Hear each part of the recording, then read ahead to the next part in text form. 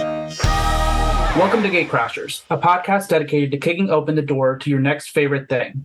Our mission, our creed, our code is this: to make all things more approachable and accessible to everyone. We want you to find a universe that you'll fall in love with. My name is Patrick Dickerson, and my pronouns are he, him. And my name is Dan McMahon, and my pronouns are also he, him. Patrick, what are we talking about today? Today we're talking about Dungeons and Dragons, the tabletop role-playing game. It's published by Hasbro subsidiary Wizards of the Coast, and it's a fantasy set TTRPG, or tabletop role-playing game, where a group of players, led by a game master or dungeon master, role-play as a magical adventuring party. This is set in an official, defined, fleshed-out multiverse, but that's not required to play necessarily, but there is this official multiverse that the game exists in, and it incorporates improvisational roleplay, turn-based combat, and narration from the dungeon master as each player uses their different abilities, weapons, and magic to defeat enemies and complete an adventure together. There are several different classes, subclasses, and species for players to choose from, and adventures can be based on either the officially published pre-written adventure modules or be homebrewed by third parties or the dungeon master themselves. And the mechanics of the game are based around what's called the traditional polyhedral dice set, which are the 7 different dice: the D4, D6, D8, D10, D12, and most importantly, the 20-sided die, or D20. That's the one you see everywhere. Yes. Dungeons and Dragons, or D&D, as a lot of people refer to it, it's currently in its 5th edition. A wealth of other media exists in the broader multiverse of Dungeons and Dragons, and that includes novels, comic books, an animated television show back from the 80s, a wealth of actual play shows and podcasts, which includes Critical Role, Dimension 20, Three Black Halflings, Not Another D&D Podcast, and tons more. They're available on Twitch, YouTube, Spotify. There's even informational podcasts about the official multiverse, including the Dungeon Cast, one that I regularly listen to. Same. I like them. And there are also several official movies, including the newly releasing Dungeons and Dragons Honor Among Thieves, directed by John Francis Daly and Jonathan Goldstein, and starring Chris Pine, Michelle Rodriguez, Regé-Jean Page, Justin Smith, Sophia Lillis, Hugh Grant, Chloe Coleman, Daisy Head, and Jason Wong. The movie's awesome. I got to see it this weekend. But I'm actually really interested in where you first got into D&D. Two things. First, where did you hear about it, and what was your first experience like with the game? Yeah, so I don't really remember the first time I heard of D&D. I think it's kind of been something that I've always been kind of aware of. I had friends in middle school and high school who played it, but I never really played it myself. And then it kind of showed up in a couple of different places. It's in Stranger Things. It's actually a huge part of that show on Netflix. The Demogorgon and the Mind Flayer and all those people are like actual monsters and creatures that are from D&D. So that was kind of one of the first major places I saw it. And then we actually got a subscription to Dropout, which is College Humor's streaming service. And one of the shows on there, we got it to watch Game Changer, which is a really fun game show. But one of the shows on there is called Dimension 20, and it's an actual play D&D show where 6 of them, and then Brennan Lee Mulligan, who's the dungeon master, they all get together and play D&D and tell a story together with improv and dice rolls and moving around minis on a map and all that stuff. And my partner and I were instantly hooked, and we decided we wanted to try it out. And one of my friends, Carla, actually has been playing Dungeons and Dragons for years and tons of other games like it. And she helped us get started. Her and her now fiance helped us, play a couple. I guess it's been almost a year and a half now. Wow. So it's funny. So the movie was written by John Francis Daly and Goldstein. John Francis Daly was actually on Freaks and he was the main character of Freaks, one of the 2 main characters of Freaks and Geeks, which is where I learned about the existence of Dungeons and Dragons when I was a child. And then we ended up, my buddy, his dad had all the original books. Oh, wow. So we just took them and we like tried to make characters. We were like children. There was no way we would be able to figure it out by ourselves, but we wanted to believe. But then I didn't get back into it until college. We we used to so we used to play it like every week or so. A gang of us, which we used to call it football, so people wouldn't judge us because still then it wasn't as cool. It was not even because it wasn't cool. We were weird, like we were just weird dudes. But eventually the group kept growing because like people would tell their friends and they'd be like, "Oh, we want to play," or people would just come and watch. It was just a weird experience. But then we didn't play by the rules. We didn't use any of the rules or anything like that. We kind of just freeballed it essentially. But then I ended up playing Masks, which is another tabletop game with some friends, and we played it for over, I don't know how long we played it for, but it was like an experience. I was like, oh, I love tabletop RPGs. Yeah. Even if I don't love Dungeons and Dragons. Fair enough. Just because I don't like the mechanics of combat in Dungeons and Dragons. I think it's too slow for me because I'm much more interested in the improv stuff. Yeah, definitely. And there are tons of TTRPGs out there. So if you're listening to this episode and you go, hey, this is sounds like it's kind of fun, but wizards and gods and magic and all that stuff's not really my kind of thing. I'm more of a sci-fi guy. There's tons of options out there. There's a big one is Cyberpunk, which the Cyberpunk 2077, the video game, and Cyberpunk Edge Runners are in the same world as the Cyberpunk TTRPG, which is actually how all that got started. So there's tons of stuff out there to go explore, whether it's turn-based combat or like Masks, which I play with you, Dan, where it's you kind of everybody just kind of says what they're going to do, and it kind of resolves more naturally than everybody taking turns and having actions and bonus actions and all that kind of stuff. Yeah. So basically, like, we're doing this episode because the movie's coming out, and we're like, it's time to finally cover Dungeons and Dragons. But in the future, we will try to cover more tabletop stuff in a different project we have to figure out. But right now, we're talking Dungeons and Dragons. So, Pat, do you want to give a brief history on Dungeons and Dragons? My friend Zach was actually at GaryCon this weekend. Oh. Which he played a game of Dungeons and Dragons at Gary's house. Oh, wow. Yeah, like pretty cool. I was like, wow, that's just next level. Yeah, for sure. Yeah. So TTRPGs have kind of been around a lot longer than people think. I was always looking this up. The history of TTRPGs said, it started with, the predecessor of chess, Chaturanga, which is an Indian board game that originated in the 6th century BCE and then inspired chess in Europe, Xiangqi in China, and shogi in Japan, and a bunch of other board games. But that's a lot of people kind of consider the same, like kind of the originator of TTRPGs, because they're kind of like acting out a battle on a board, and there's rules for each of the pieces and what they can do. So that was really kind of the origins of it. But like TTRPGs in kind of a more, kind of a sense as we imagine them today, actually originate with the Prussian military. They created a game called Kriegspiel, which just means war game in German. And they would use it to train their officers and battlefield tactics. So a lot of it, and that's kind of why there's so much around combat in TTRPGs, is it got its origin in these games that were used to train officers in the militaries in Europe.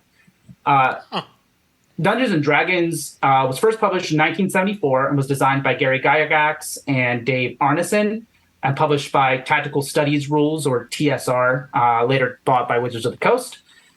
And it was based off of their earlier published 1971 war game Chainmail. In fact, in order to play the first edition of Dungeons and Dragons, you had to have the rules for Chainmail, because it just says use the Chainmail rules for combat. So you already had to have that game in order to play their new game. But they began creating not just the rules and the mechanics, but also the lore of the multiverse right from the start, creating settings and mythos and religion and all this kind of stuff inside this world they were playing in. It's gone through several editions where they kind of relaunched it, and the current edition, which is the 5th edition, released in 2014. D&D has long had the reputation of being kind of the classic nerd game. It was a bunch of weird, pasty white guys sitting around a table. And in fact, this kind of image of it was often promoted by the D&D community themselves. A lot of people were very gatekeepy, really gate kept the who played D&D. A lot of people were against women playing D&D or against minorities playing D&D. Luckily, Wizards of the Coast has made it a big change, kind of pushing towards opening this game up for everybody. Revising old things to remove racist, sexist, homophobic content. But it's been a little hit or miss along the way because even last year they published Spelljammer: Adventures in Space, and they accidentally, or as they said, unintentionally, included content that was offensive for one of the species that was included in that module. But most notable, probably what a lot of people, if you've never played D&D before, what you probably know D&D about D&D was its role in the satanic panic of the 1980s in the Reagan era, with the resumption of the moral right. People saw D&D as like this threat to their children's morality. And a lot of people even considered it as like worshiping Satan, as like active Satanism, because there were demons and devils and evil gods and multiple gods and all that stuff in this game. And luckily, the game survived this. It was actually in the most recent season. Just chime in one thing. The Yeah. game survived it. Ronald Reagan's still dead. Fuck Yes. you, bozo. You can continue. Sorry. No. Yes. We can't mention the name Ronald Reagan on our show and not talk shit about how he was a fucking monster. Yeah, the worst. And the game survived him, so that's all that matters. Anyway, the game is stronger today than ever. In addition to this major motion picture releasing this month, it's featured in a ton of media. Stranger Things is the most notable for a lot of people. But Critical Role is a huge piece of media that tons of people watch, even people who don't play D&D watch Critical Role. And it's actually been adapted into an animated series, Legend of Vox Machina, which is on Amazon Prime. Now, there has been some other controversy with D&D recently, specifically around the Open Game License, or OGL. And I just feel obligated to mention this because it was a big deal. And this license allowed third-party publishers actually to publish content to be used with D&D and the system and the world and all that stuff that was created. But they tried to kind of revoke that license, which was supposed to be unrevocable, and replace it with one that was more controlling of what content was published and like the amount of money people could make off of it and that kind of stuff. But luckily, the community united against this change, and Wizards of the Coast, more likely Hasbro, their owners, have decided they're not going to change this license. But it did prompt many longtime D&D players to try other game systems, and many other games saw a huge uptick in purchases and playtime as a result. So, always great to get more out there. And so that's kind of maybe one of the unintended consequences of all of this. But luckily, we've kind of it's mostly settled itself, but more to come in the future because this is happened over the last couple of months. So the themes of Dungeons and Dragons, there's a lot of relatable themes, and it really is based on what stories you're playing, how you're playing, your group, things like that. And it explores a lot of the fantasy media tropes and things like that. So you've got magic, good versus evil, power of friendship, questing.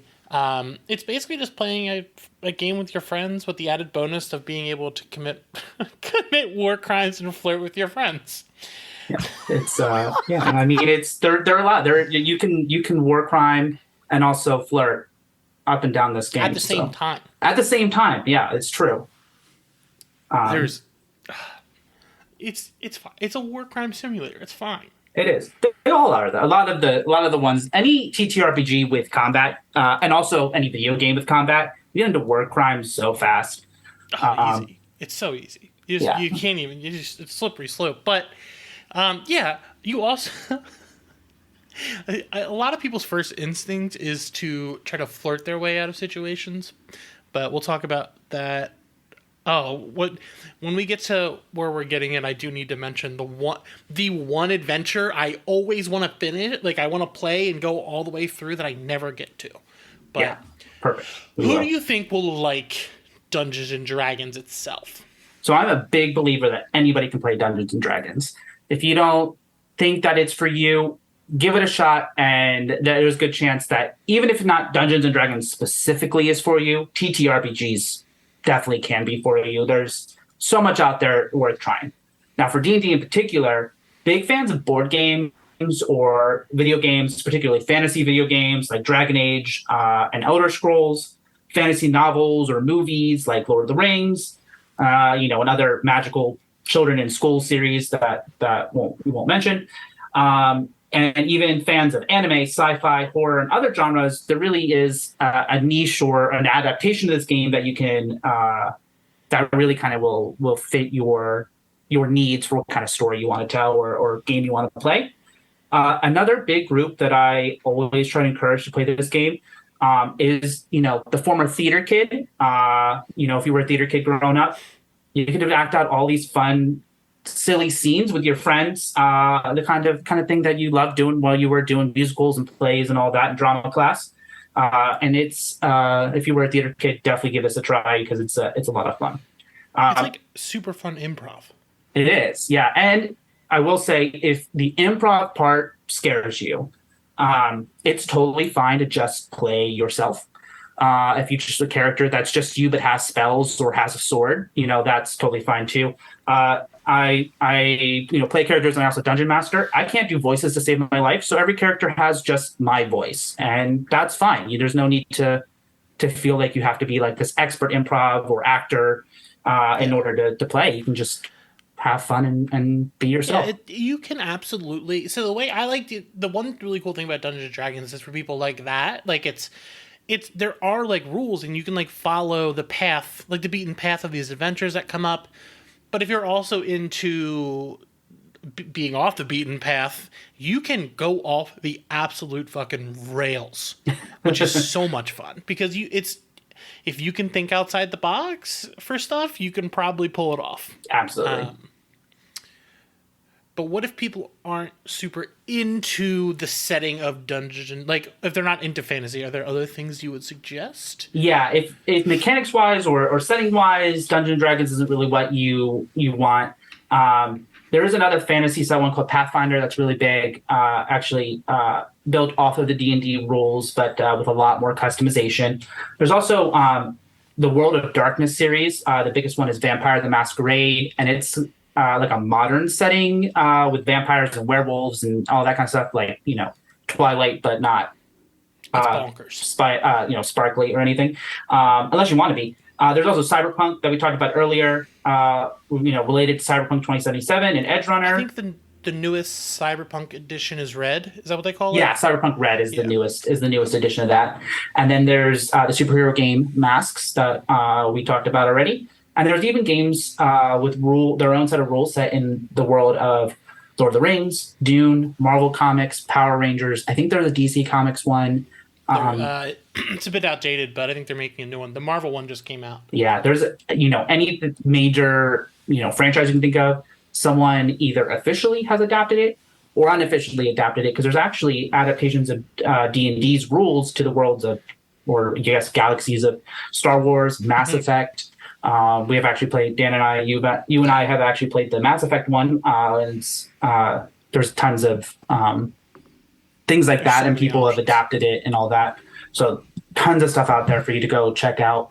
From small indie games with very specific rules to that people have published through PDFs on Twitter through these big expansive multi-book games like D&D and Pathfinder. So for D&D specifically, where you can get it, it is a series of books. So for starting players, a copy of the player's handbook is the best way to go. That comes with the additional core rule books. You want to pick up some of those. You may want to buy the Dungeons Master Guide and the Monster Manual, which lists all the monsters.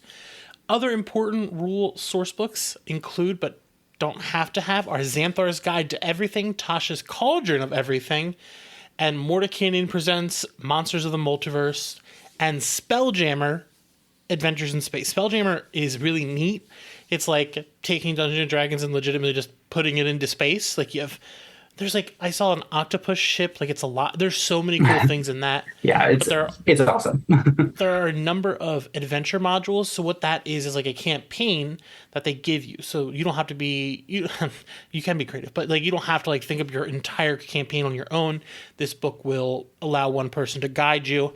The most recent was Keys from the Golden Vault, but the one that I have started 3 times now, but have never gotten to play all the way through, is The Curse of Strahd, which is a horror-based Dungeons and Dragons campaign where you wake up in a mystic land and you have to fight monsters and a vampire named Strahd. And all I want to do is just kiss him on his mouth, and then the campaign's going to end. We'll make it happen. We can do it. It's like the one thing I like. I admit it. I don't love Dungeons and Dragons as a mechanic system. Like it's not. I am much more suited for talking, but Strahd is like something I really want to play. Yeah, now we'll get it. We'll get it for sure. These books are available in print at most places that sell books, including Barnes & Noble. You can get them at other booksellers, you know where. Indie bookstores usually have them. There are game stores you can go to if you have some in your area. I know we talk about Third Eye Comics a lot on our show, but their game store actually has a huge section of tabletop books that you can check out. And some stores even run like Dungeons and Dragons campaigns in the store for groups. So you may be able to find local groups in your area if you don't have friends who want to play with you. There are ways to find groups to play with. Now, digitally, you can buy these books through Wizards of the Coast's newly acquired D&D Beyond website, which actually rules, or the officially partnered Roll20. So, there are a ton of different accessories that you can get, such as dice, that can make it easier to play, and many of these also carry additional rulebook. Like, different places will have different things. You really only need a core set of dice, but once you start buying dice, from what I understand from other people, they won't stop buying them, but you can use them digitally through both Roll20 and D&D Beyond, so you don't need to have them with you everywhere. Yeah, and both those places also have digital character builders, too, which is a huge help. Oh, it's so nice, because I'm terrible at it, and I make Pat always help me. You can do maps and all that kind of stuff through there, and then you can run your game through Discord, Zoom, Roll20, and whatever else you want to use. Now, for D&D related media, you can pretty much find those podcasts, like Critical Role does a podcast, right? Yeah, I actually don't know if they release audio only. I'm sure they do, but they do stream with video on Twitch every Thursday for subscribers, and then it goes on YouTube on Mondays. Got it. The Critical Role show streams on Twitch every Tuesdays for subscribers, with episodes uploaded to YouTube the following Monday, and Dimension 20 streams on Wednesdays on College Humor's Dropout streaming service. I always forget Dropout is the thing. Although I did buy it for a while for Precious Plum.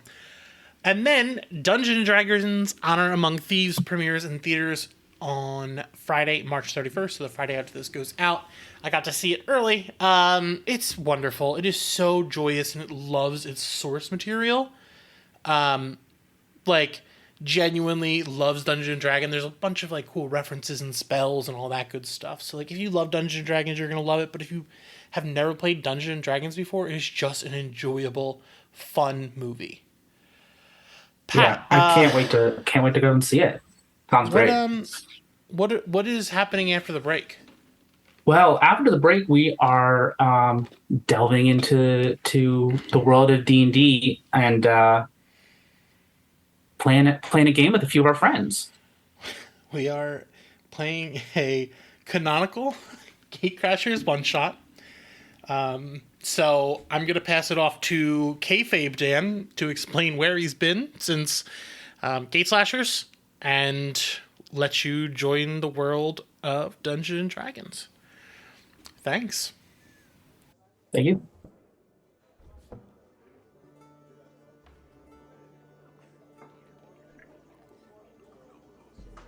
I hope this recording makes it to you, dear listeners. I've been lost in the multiverse for so long. This is Dan, coming to you live from the Rock of Brawl. Alright, for those of you not caught up on your current GateCrashers lore, it's okay. Quick rundown for you. A few years ago, the hosts of the podcast were all kidnapped by some weirdo named the Grave Robber. Jake and I kicked his ass when we covered the plot, but he said something weird about me being the monster. Fast forward a year. My obsession that we didn't beat him, turns out it was true. The Grave Robber got the Necronomicon, which was in my office desk. I'm sorry, my bad. But then he opened all sorts of portals to hell and beyond. Jake, Ethan, and I teamed up to stop him, but turns out the Grave Robber is actually me from a timeline where I died after a musical. And Jake and Mike used the powers of Dr. Manhattan's Dong to bring back the multiverse and just restart everything, brought me back to life, all that kind of stuff. Anyway, back to GateCrashers 2. Jake misread some words and threw both of us into a portal, both of us being me and the Grave Robber, so I have been lost. It's been terrible. Since then, I fought xenomorphs, I met the avatars, the blue ones, the Na'vi, not the Nickelodeon ones. I had some cool run-ins with other people, so hit that sizzle reel.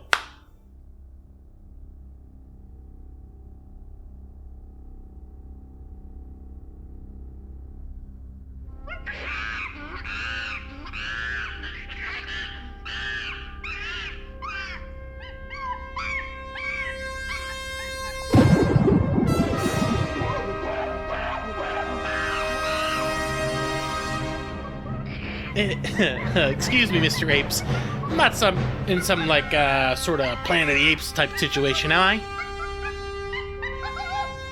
It's just a big rock. Why does it play music?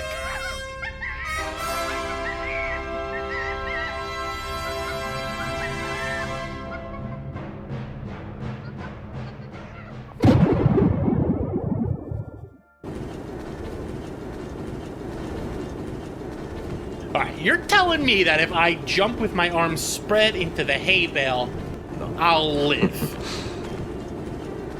Nothing is true. Everything is permitted. Listen, Ezio, I'm a little porky. I think I might die, but here goes nothing.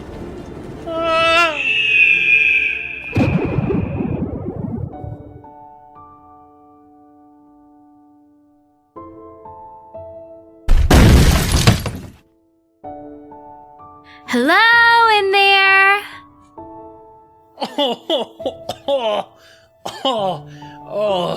That's what I get for fucking trusting a, He lives!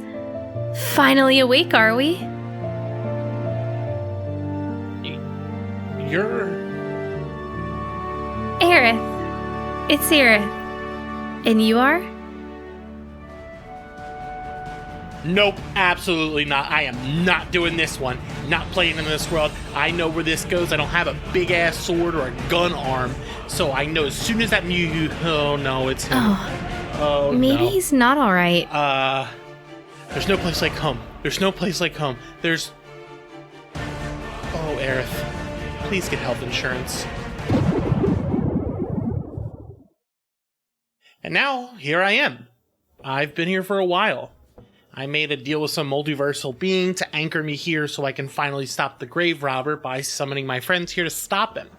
So, I guess it's time to play some Dungeons & Dragons to save the multiverse against the Grave Robber. Here we go.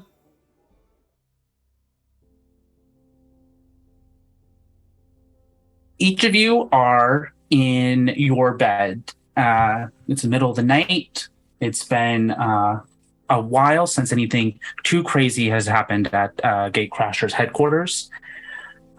Things seem to have finally started to calm down a little bit, but things haven't exactly been the same since the disappearance of Dan. But you guys have been moving on. You've been making content. Things have been happening. And so you guys are all lying in bed, sleeping, sounder maybe than usual tonight. And all of a sudden, there is a loud noise and a bright light in each of your bedrooms, and then you're suddenly find yourself ripping through a portal and going through one of those crazy multicolored lights and sounds and flashing pictures as you're being pulled through a portal and being yanked away from your regular lives. As you're going through this portal, you're feeling things. Things are changing. The vibes, the feeling of the world that you are heading towards is different than anything that you've seen or felt in your own world. Something seems more. There's some power here that's different than anything that you've previously felt kind of in Earth. You guys have run into a lot of stuff there, right? You've run into a lot of threats that have come from a variety of locations, but you have never felt the kind of power that is emanating in this world that you're barreling towards. And you are also feeling different as you're going through this, different than you did previously. You're rocketing through these portals, really unable to do anything about it. And as you kind of get to what feels almost like a light at the end of the tunnel, you guys are all rocketed into this world. And Jake, Ashley, Ethan, and Amanda, you all, at about the same time, fall out of portals into this landscape. It feels rural. You're kind of in the middle of nowhere, but something feels different here. There is some sort of electrifying power and that you guys are even feeling within yourself more than just the world around you. And there's also something that feels a bit more regimented, like things are kind of broken into very specific chunks of time. And that's going to be kind of how this world maybe operates. There's something very distinct about how the timing is almost as if every 6 seconds you guys are moving kind of to the next turn in something that has something in this world. As you each find yourself pulled through this arcane portal, you feel changed. You look down at yourself and at the others around you, and it is obvious that something drastic has occurred. Ashley, what do others see now as they look at you? What do Ethan, Amanda, and Jake see as they turn towards you? Oh my god, I'm part horse. I have 4 legs and 2 arms. I think I'm a centaur. Ginger horse. Yeah, Ashley, as you look down, you notice that you are, in fact, a centaur, a classic centaur as you've seen previously. But you also have the accoutrements of what you know as somebody who's like a wizard or a mage or a spellcaster that you've read about in all of the fantasy books that you've read before. Yeah, I have my own spell book. I'm a wizard. I'm a wizard in this world, a wizard horse, if you will. You're a lizard, Larry. I'm feeling very magical and like I could run or canter. Do you feel like you could be turned into glue at any moment? It's like I'm standing Ashley, on a razor's I don't notice edge. anything different. I am a Sagittarius, so I feel like this inside all the time. Oh my god, All right, perfect. let's can that. Actually, You don't full read magical your world. you don't read your horoscope every day like I do? Oh. This feels just right. You're in a world full of magic, and Jake's like, all right, cut the astrological All right. bullshit. I got this one figure. It's my rising sign. I feel like what I always felt like inside, but now it's on the outside. I feel great. Ashley, as they're talking to you, you're yelling out about being a horse. You turn and you see that everybody else looks different too. And Jake, as you're giving her crap about astrological signs, Ashley, you turn and you see that Jake is looking different as well. And as you kind of look down, Jake, your physical form maybe is less drastically changed, but something's different about you as well. I feel like I could become anything I want. Hold on. Let me give this a shot. I'm gonna become Ethan.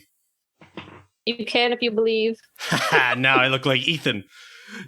This is a problem. Look at me. Hey, look at me, everybody. I'm Ethan.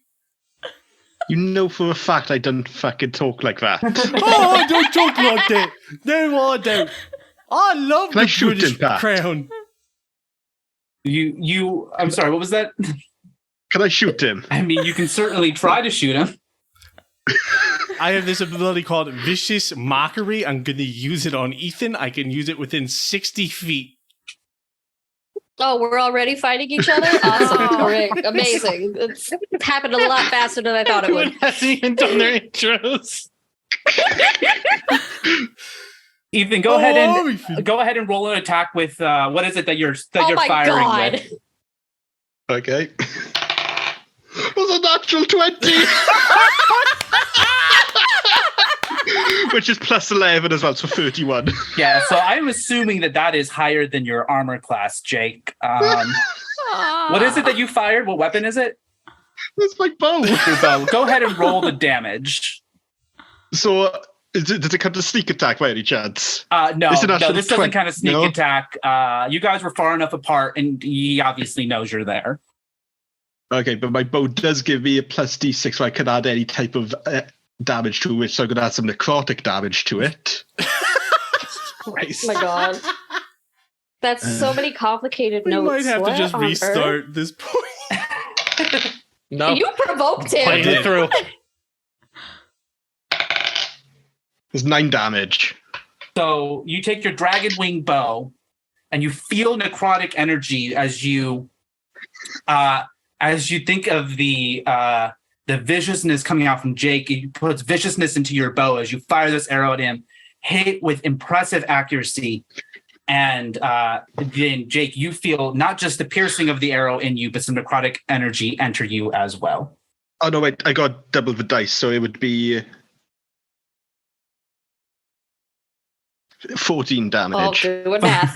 When you take 14 damage to your hit points, Jake. Fucking bastard. Well, Ethan, now you know what it feels like, how great it feels to bully you. And you're giving me all the thing I've always wanted. To die. Jesus. Well, you're not dead yet. I can sort it out if you want. I'm You gonna can just also keep let me with a hitting good him. time, Ethan. Yeah. I'm gonna summon the tentacles, Pat. You're not there yet, unfortunately. Oh, I'm not with them? No, you're not with them yet. No, we haven't even found you yet. Why are you Nobody pulling out the even knows pervert that I'm shit? a weirdo. We already have one pervert here, and his name is Ethan. All right. Well, technically, we have two because you're Ethan also. Oh, you're also right. Hey, look at me. I'm Ethan. I chose to be this class because I can look at people from afar in the trees. And they won't know I'm there. Sorry. Pat, introduce Ethan. I don't even know what class Ethan is. You're about Well, to find Jake out. hasn't even talked about what his class is yet either. My God. Oh, I got this big old axe, and I got this desire to sing and play music. So normal. Yeah, and as you pull out this big axe, you realize that it's not just a great axe, big great axe, but there's strings on it too. And you realize that you could probably play it as a lute. And Oh my God, isn't it a lute, an axe lute? it is, in fact, an axe lute. It's That's an pretty axe cool. lute. But as Ethan is firing the arrow at you, you notice that Ethan certainly looks different as well. Ethan, go ahead and describe what you look like now. Pervert. So you see it's an elf. There's no other word for it. Pointy ears, long, straight hair going far down the back. And I could see I've just slung a bow across my side and fired that into Jake somewhere in his body, aiming for the heart. You can I'm an feel elf. Ethan has gained the ability to really kind of sneak around and hide in the shadows and take that to his advantage, and is an expert at finding the best way to move around an area in order to remain undetected. Voyeur. I'm sneaky. And finally, you all turn to the last one to come through the portal, which you recognize as Amanda, but there is some sort of something celestial to her. Amanda, describe what you look like now. Oh my god, am I God?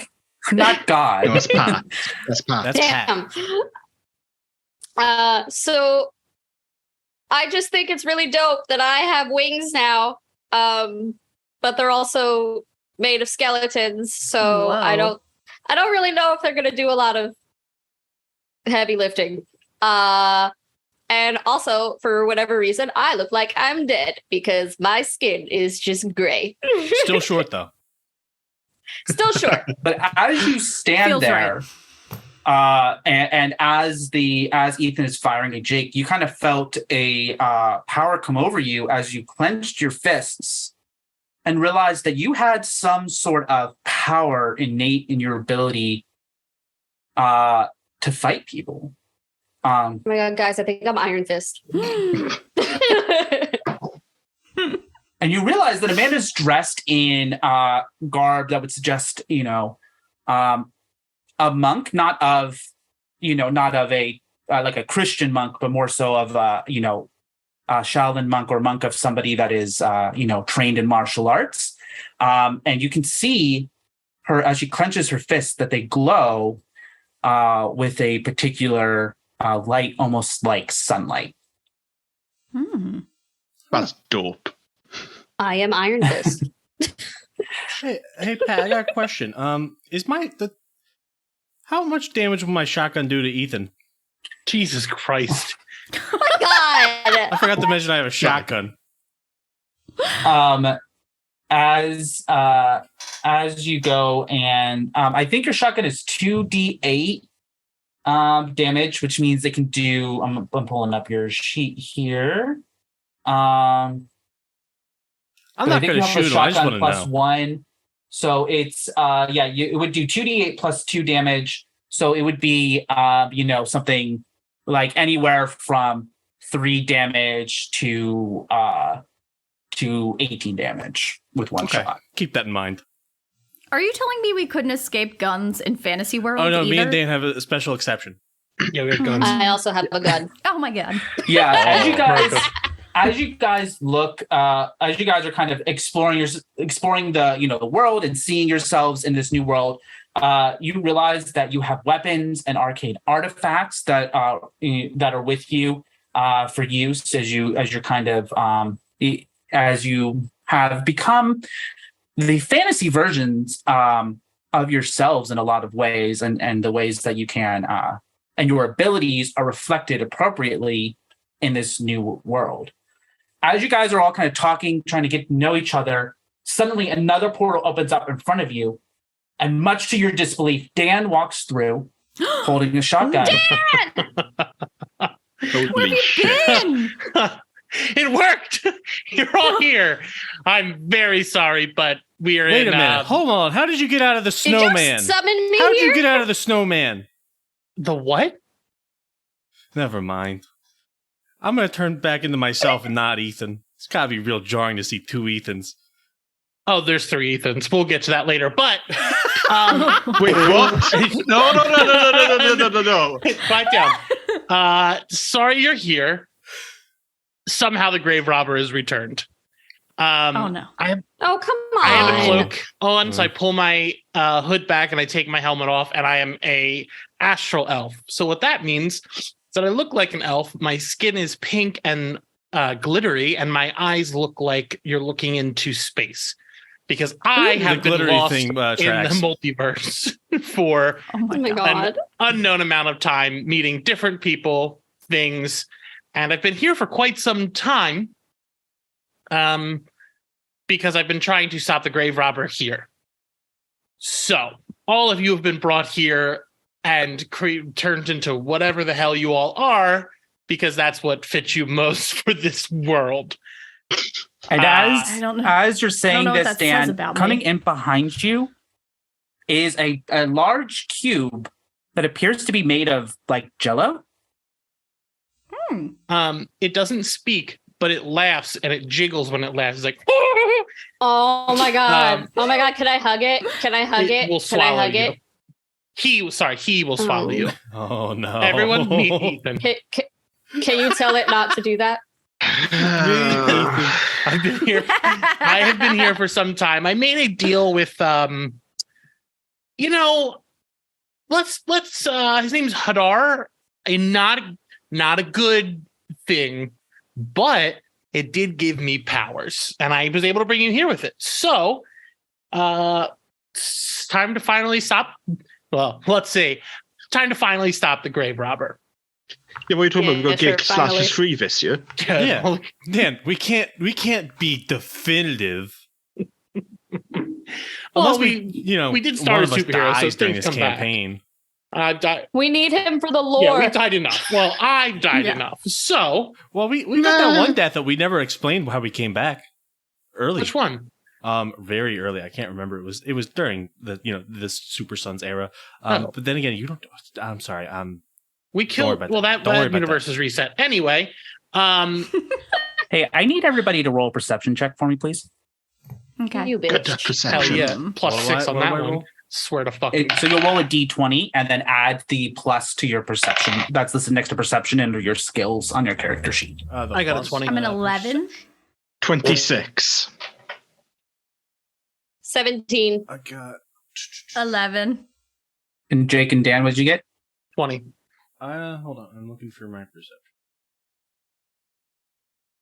I mean, Jake, Did you get Jake? Oh, did I you- got I rolled a 15. I have a plus 3, so 18. 18. Okay, perfect. So those of you who got 20 or higher, so Dan and Ethan, you begin to hear a sound coming from the portal that's still open behind Dan. Dan, Dad, did you leave anything in the portal? It sounds like squeaking. Oh my god. I raised my bow. If anybody wants to go ahead and roll either a history or an arcana check, go ahead and do that now. Either one, whichever you want, but let me know which skill it was you used. I'm gonna roll our 24. Arcana. I got 28 Arcana. 7. 7. Which one do I roll? 7 for that? history. So Amanda and Ashley, you guys definitely, for some inexplicable reason, you know exactly what it is coming through the portal. For some reason, you have this knowledge in your head now about this multiverse that you're coming through, and you know the sounds you're hearing coming from the portal behind Dan is a creature known as a space clown. Oh no! Christ. No, Why? no, Why? no, My no, worst no, nightmare. no. Dan, send me back. Dan, sick fuck. send me back. I don't like scary things. Dan, I don't You're want the it. worst, Dan. As you're begging Dan to send you back, they emerge laughing through the portal, and 3 of them, armed with ray guns, come through. I need everybody to roll initiative.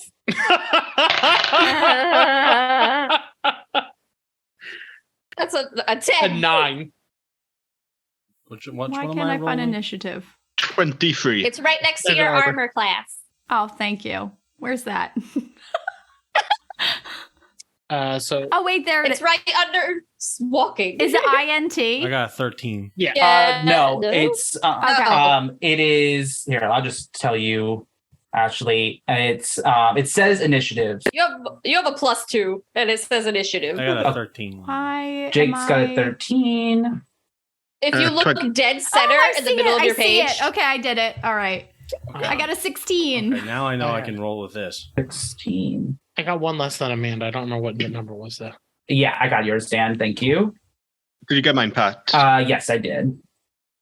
1 second. And oops. So yeah, you see these 3 space clowns appear in front of you, and first in the initiative order is going to be Ethan.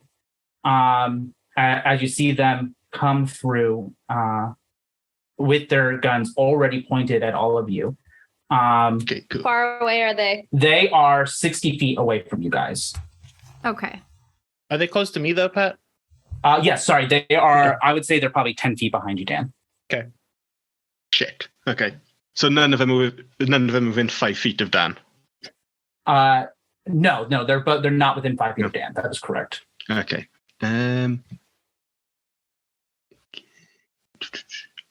Okay, so I'm gonna bonus action Hunter's Mark. Oh, looks like the lead clown. Okay. You will have to maintain concentration on that Hunter's Mark spell and be sure to mark your spell slot to keep track of that. Yep. Okay. So I'm just casting it now.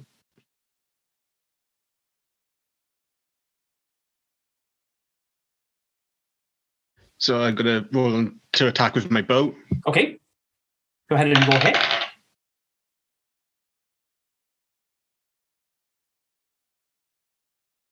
$16 to hit. That hits. Nice. So I'll do D8.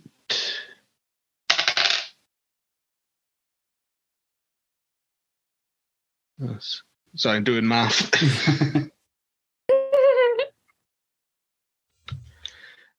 I'm gonna dump a D6 of poison into it. Okay.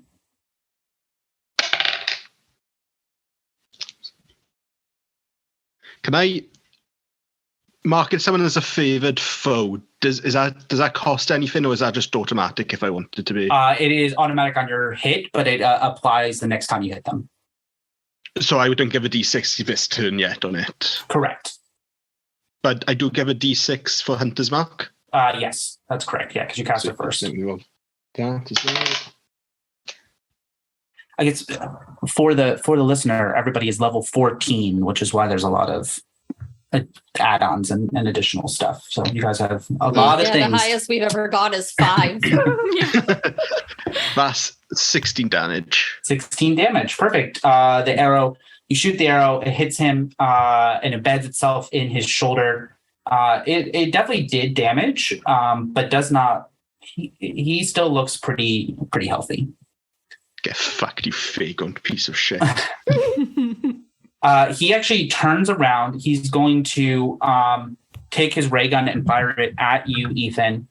That is going to be it's only an 8 to hit. Misses. The other two, one of them points its gun right at Dan.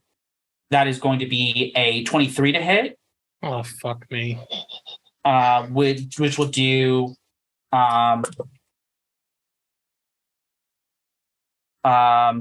8 psychic damage. And then Dan, I need you to make a wisdom saving throw.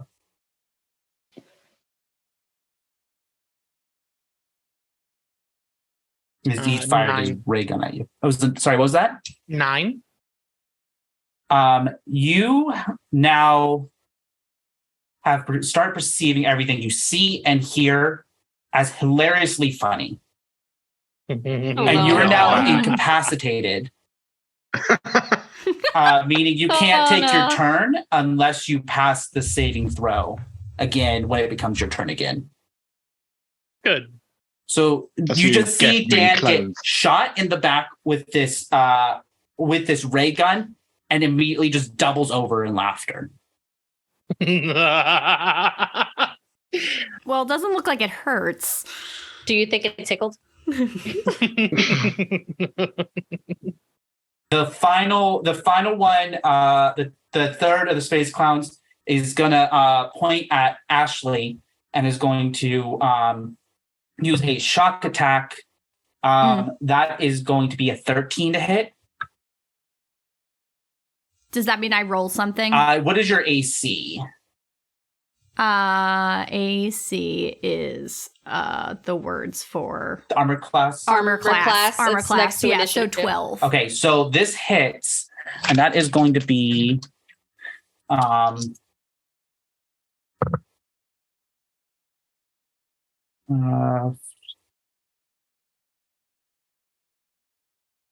15 points as lightning arcs over to you, and you take 15 points of lightning damage.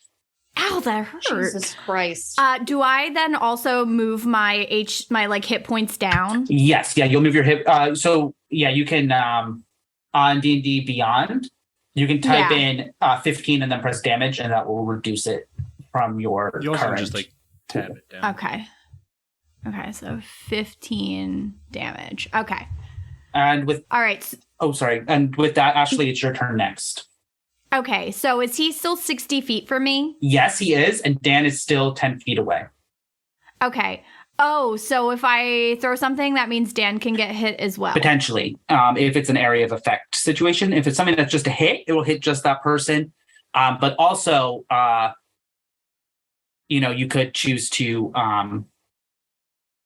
you could choose to do it and try to center it far enough back that it doesn't hit them, because you were in an open area, so you can position it far enough back that it doesn't hit Dan.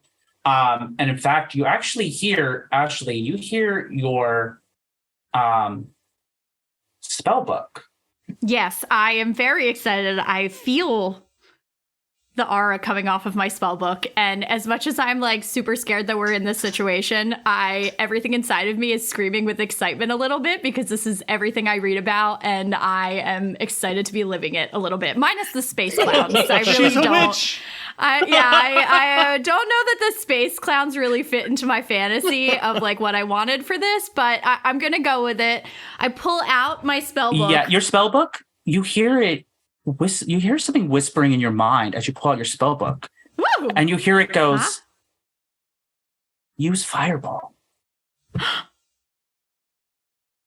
Are you talking to me? That feels like a. Why is it talking? Does everybody hear you? He goes, "It's I'm an arcane sentience that lives in your spell book. Your magical abilities are strong enough that you've been able to awaken the sentience. I'm telling you, you should use fireball." So wait, what you're telling me is I have a new friend. Is it RJ? Is it RJ's consciousness? RJ, is that you? Oh. I hope not. He's gonna sing a lot if that's the case. Okay, so Start singing. fireball. So you think fireball's the way to go? It's just a classic spell. It does a ton of damage, and it's a big fireball. I mean, It does. I feel like this is the way to go. Let's do fireball. okay, so you Let's do it. you go ahead and cast fireball. It's a 3rd level spell. It's a 20-foot sphere, so you are able to position it far enough back that it'll just not hit Dan, if that's where you want to center it on. So you go to cast fireball. Unless Dan really wants to get hit by a fireball, but that's you go ahead, do that. Everybody, they're gonna make. Yeah. They see the spell as you cast it. What does it look like as you cast a spell? What does your magic look like? When I cast my magic, looks like I feel like there's a lot of glitter. I don't know why, but it just feels like glitter shoots out, and it just feels, I don't know, magical. It just feels like every weird fantasy I've had since I was 10. Just glitter shoots out, but then fire comes afterwards. It's like glitter fire. As this fireball goes out, the clowns see it coming towards them, and they try to dodge out of the way. One of them was kind of on the edge of the sphere and is able to sort of get out of the way. And one fails the dexterity saving throw in order to avoid your fireball, but 2 of them do succeed. So 2 of them jump out of the way. One of them kind of gets caught up there in the middle. Go ahead and roll damage. It's going to be 8d6. Okay. Ooh. 33? 33 damage for the one space clown, the one that was in the middle. He is looking fucked up. He is looking. He is singed. He is burnt. He clearly has been hurt pretty bad by this fireball. And the other 2, they definitely got hurt as well, but they definitely are looking a little bit less injured. And I would like to change that. But the one that Ethan had already hit is, of course, looking a little bit more damaged as well. And in fact, he's looking a little bit bloodied, meaning that he's taken a good amount of damage. Anything else you wanted? Do you have a bonus action or anything like that you want to do, Ashley? Is that mean like a cantrip I can do as well? You can do a cantrip if it's a bonus action. But other than that, I don't think you have a ton of bonus actions, to be honest. Wizards generally don't. Yeah, and it looks like they're all within like 30 feet, so it doesn't seem like they could be very close. They're close enough. That's how that works? Yeah. Okay. All right. So I think I don't have anything to do. Perfect. Next is Jake. Oh, they're 30 feet away? They're 60 feet away. Oh, 60 feet away. All right. Can't use my shotgun then. Can I just point at the portal? I mean, you could get closer to them. Can I just point at the portal and intimidate them to leave? Yeah. I mean, if you want to try to use your intimidation, you certainly can. I will say your shotgun, you can use your shotgun. You'll just roll with disadvantage on the attack because it's the 30/90 means a regular attack is 30 and rolling that with disadvantage for 90, which means you'll roll 2 d20s and take the lower of the 2 scores. Nah, I want to intimidate them. Yeah, go ahead. What do you say or do to intimidate them? Hey, clowns, fuck off. Fucking weirdos. Get the fuck in the goddamn portal. That's you real too, terrifying. It's real terrifying. Roll intimidation for me. 1931. Jesus Christ.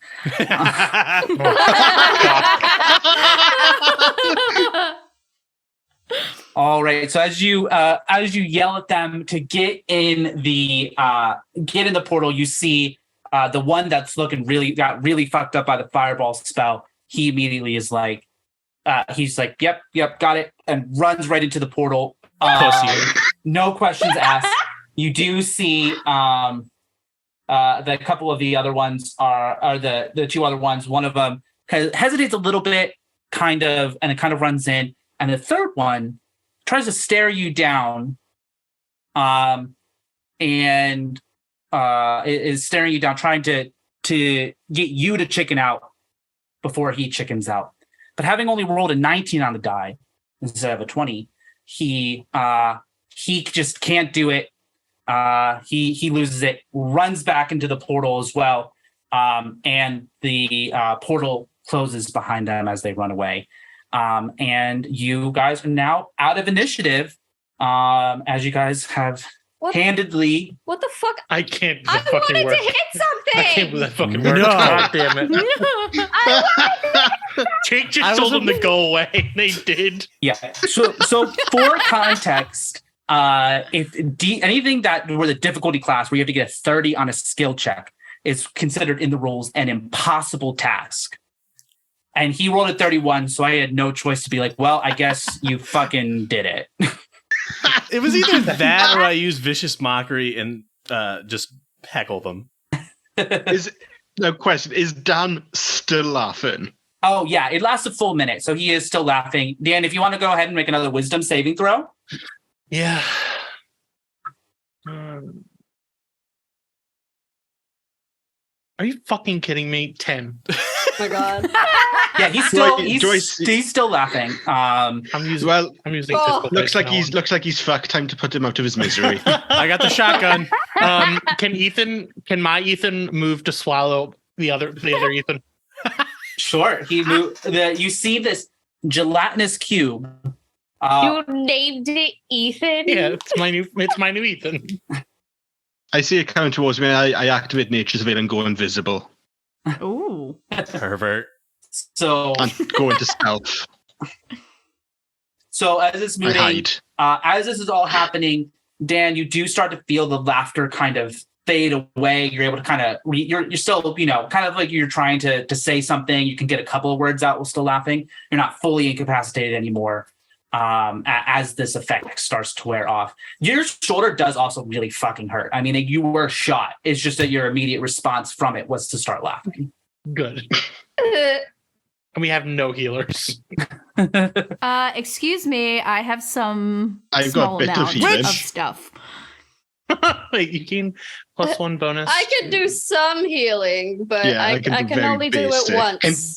Importantly, as you guys are reassessing your new powers, you do lack a skill that's pretty critical, which is that none of you have the spell Revivify, meaning that if you guys die, you fucking die.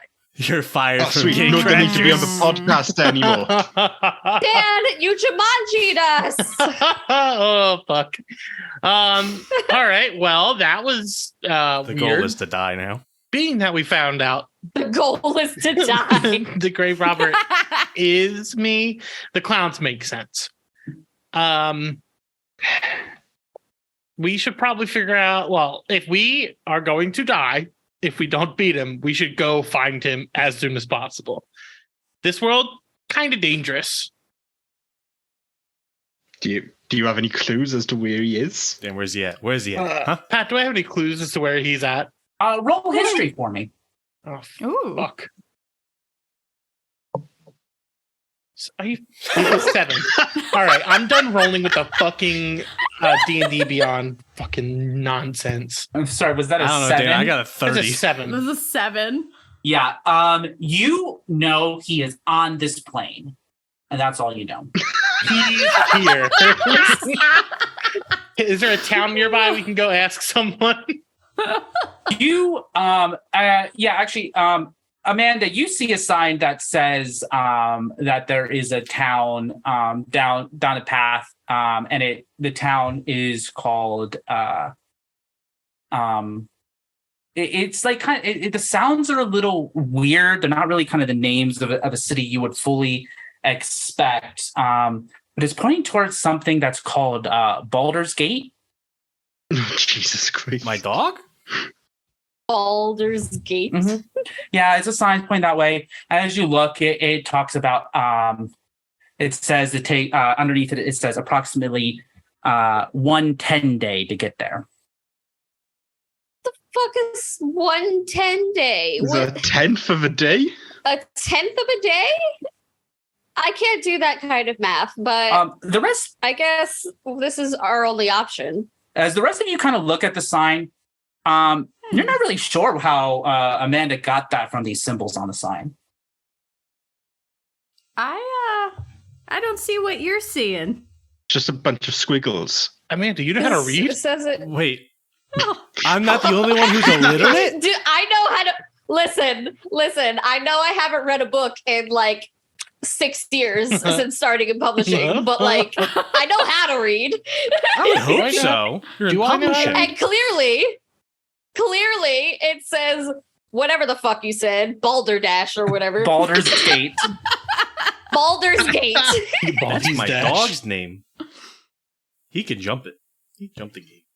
And it's a town, and it's 1/10 of a day away, I guess. As you guys start heading in that direction, you can walk down the road. You guys are, you were able to handle the threat that came towards you, but it's definitely a weird experience that you guys were able to come across space clowns. You got magic. There's a talking spell book. Amanda can somehow read and nobody else can. You guys have magic weapons. You all have access to You're all spells. illiterate.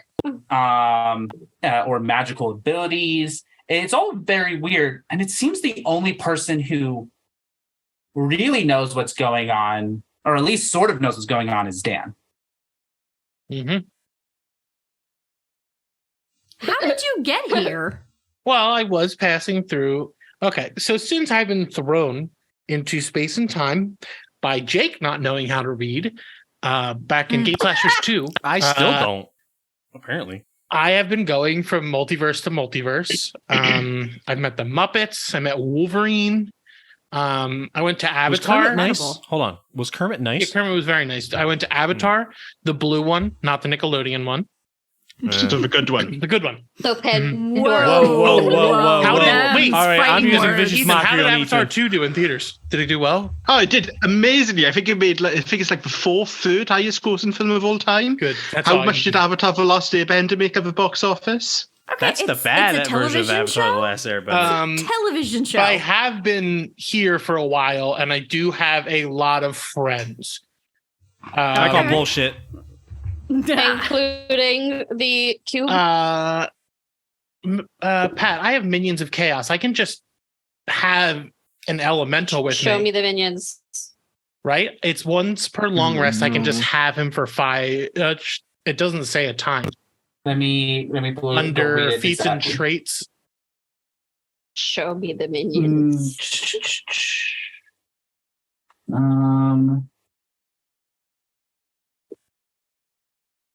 What is it? What is it under? Sorry, I can't. It find is Minions of Chaos. I found it under feats and traits. It's under Grass of Hadar.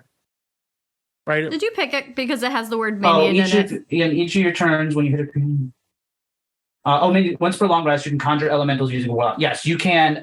If you want to use a spell slot, you can cast conjure elementals and have an elemental summoned. Okay. But you have to use one of your How spell long slots. does it stay? How many spell slots do I have? Not a lot. You're a warlock. Warlocks Hey, have he just- 3 spell slots, which is nothing compared to Ashley's, for example. But your spell slots refresh on a short rest as opposed to a long rest. So you just gotta rest a little bit. Do it for the plot. Yeah, I'm going to summon an Do it elemental. for the plot. Yeah. What elemental you summon? Probably the water elemental, because that is what my deal was with Hadar. So I summon a giant water monster. Yeah, this water elemental is conjured in front of you by Dan's arcane power. That his magic is tinged differently than yours, Ashley, because you can tell that Dan's magic comes from a deal with somebody. He didn't just create. He didn't just like have the magical ability from learning or innate magic like some other folks might have. This is because he asked for the magic from somebody in return for something. As you cast this spell, Dan, what does the magic look like? It is, so I would say the area around me like grows darker. Because typically it's done like a lot of tentacle stuff. Like I have a lot of like octopus type things and a lot of darkness and water. So it's probably very dark, and a portal opens and the 10-foot tall water creature comes out, and it's got like a human shape, no legs because it's just water, but it's got like a face and 2 arms.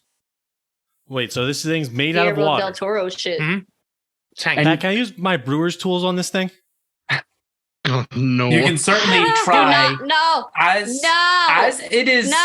summoned, you all hear it opens its mouth and hear gurgling and bubbling but it's moving its mouth as if it's talking. Amanda, you hear it say, how can I serve you today? And does kind of a bow. But the rest of you just hear gurgling and bubbling, including you, Dan. Good. I have no clue what it says, but I've just been calling it Bertha for her the entire time I've been here. That's Bertha's Bertha. brew. He said, "What's up?" Let's get to the town and figure out where. I'm sorry, real quick, Amanda. You said he says what's up to. Do you say that to Dan? Okay. Yes. Yeah. Go ahead, Dan. Sorry. Oh, you can understand them? I sure can. Wow. Oh my god. Oh my god, this is amazing. I finally know other languages. Wow. Wow. Can you ask him if he's having like a nice time? Does he enjoy going on adventures? Are you having a good time with Dan? Have you been enjoying your adventures? When Amanda, you say that, you just think that you're speaking English. As she's saying that, the rest of you, she is doing all the gurgles and bubbles and all of that sound. It's like a wave crashing, all of that kind of stuff. That's what you hear come out of Amanda's mouth as you do this. And in response, the elemental says,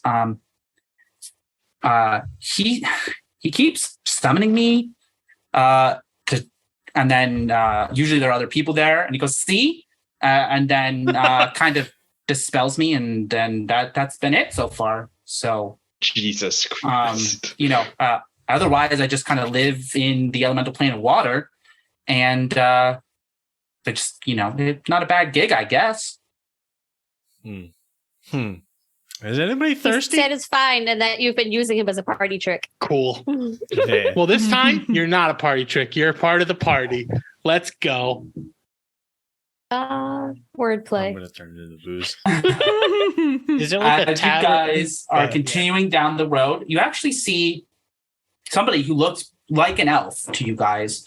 Has the classic pointy ears, fair features, tall. They have darker skin, and they were wearing what appears to be mage robes. Ashley, you certainly would recognize this as probably somebody who's a mage. As you walk down, and start speaking in a language that you guys have never heard before. It's very elegant and flowy. Feels pretentious right off the bat. But Just even like though Ethan and Dan, you guys are fellow elves, at least in this world, you guys can't understand it either. But Amanda, you hear him say, "Oh, well, hello, young folks. It looks like you guys are some powerful adventurers. How long have you been traveling around fighting monsters?" Well, most of us have been here for maybe 5 minutes. And the big one's been here for, I don't know, however time works. He's been here for a very long time. Oh, how time works. That's an interesting question. It depends what plane you're on, and have you been the subject of any particular spells? It's Oh, God. time's a little weird here. But you guys just arrived here in the Sword Coast then? Yeah. That. Should we be telling a stranger our business? You guys have no idea what Amanda is saying. You don't know what I'm saying. Yeah, you just hear Amanda respond in this language.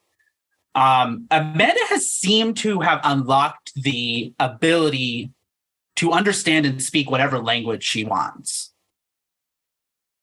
I have unlocked the ability to jealousy. I wish it was me. Listen, you're a horse. So he goes. You can't have everything.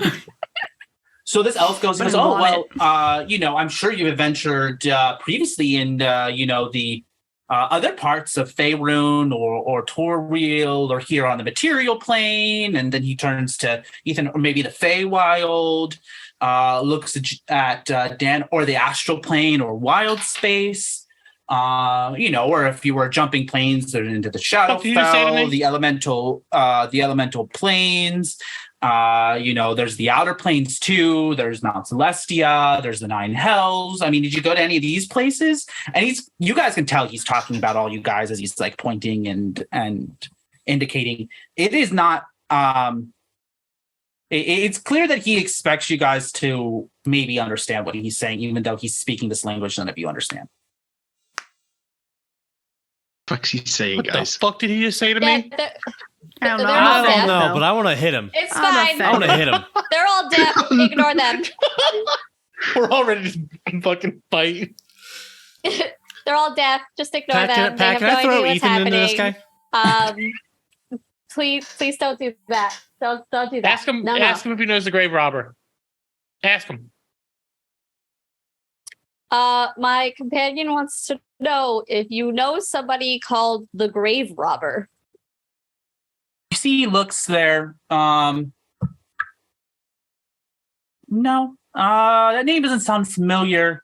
I don't like the dice roll. I don't like how that sounds. I know the Gravesmen. I'm also aware of the Grave Keeper. There is the Grave Mages a couple towns over, but no, I don't think I know a Grave Robber per se. I mean, probably know Grave Robbers, but not somebody who goes by the Grave Robber. Amanda, ask him where A tavern is. No. So like, where's the nearest tavern or pub or gathering place? Well, there's a couple of small villages. They don't really have taverns. They really just kind of, they each kind of gather in the town square or something like that. Really, probably the closest tavern is in Baldur's Gate, but that's a full 10-day travel away. I'm sorry, you said 10 days? Yeah, 10-day. It's it's there's like 4 10 days in a week, or in a month. I mean, 4 10 days in a month. It's it's 10 days, and there's 4 of them, and then they pass. A 10-day.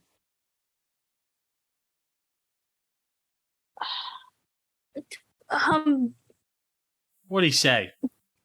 He just keeps talking about 10 day. I don't know how that kind of math works. Say 10 day these nuts. I'm not gonna say God, that. It'll be funny. He notices that you seem really confused. He goes, "Yeah, I guess maybe if you're from a different plane, they measure time a little bit differently. It's going to take you 10 days and nights to get to Baldur's Gate." Oof. Why can't you just add an S to the end of the fucking word? Just 10 days. I'm not saying this in Elvish. just 10 days. Okay. Thank you. He goes, It's great. He goes, actually, you guys look like competent adventurers. I think that's a stretch. He goes,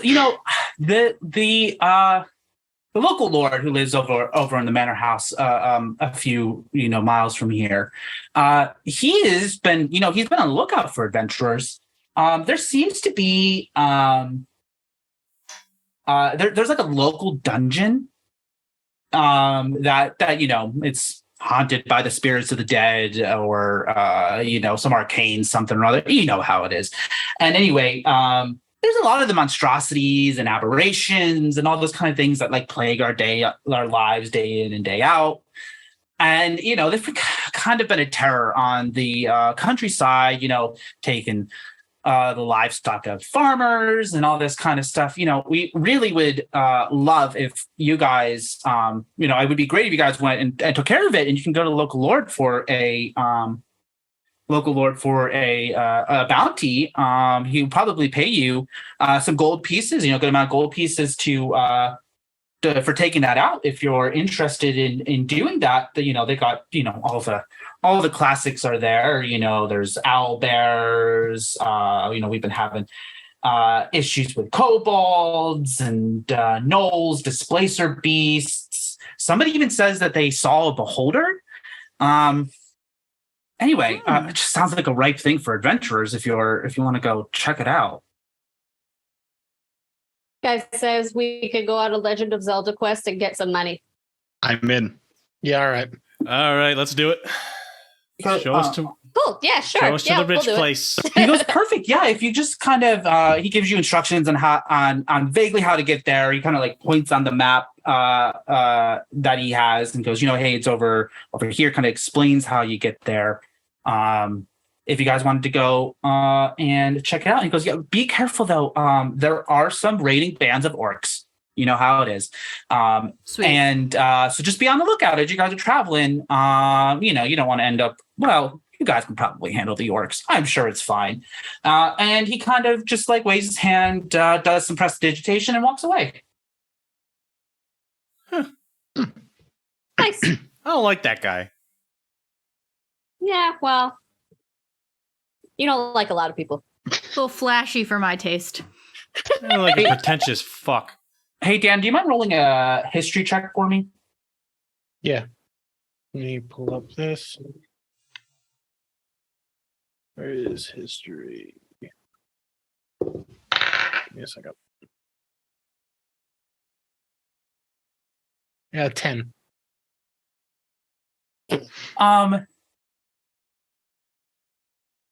Yeah, I don't think anything kind of crosses your mind. Great. Never does. Energy. Never does. Hey, Not a wrinkle on this bad boy. can I look around for a Great. wagon? What are you looking for in particular? Just, a one-horse wagon carrying up Okay. people. That's a good idea. Are you Do you gonna want hitch a horse it to me? attached to it? No, what? What? No. Oh, Is that what you're implying? Actually, you're a goddamn horse lady. He is right. I may have forgotten that could happen. You could have just asked. Somebody could have asked for a ride. The okay? Wells Fargo Or wagon. we all is want to go. coming. Yeah.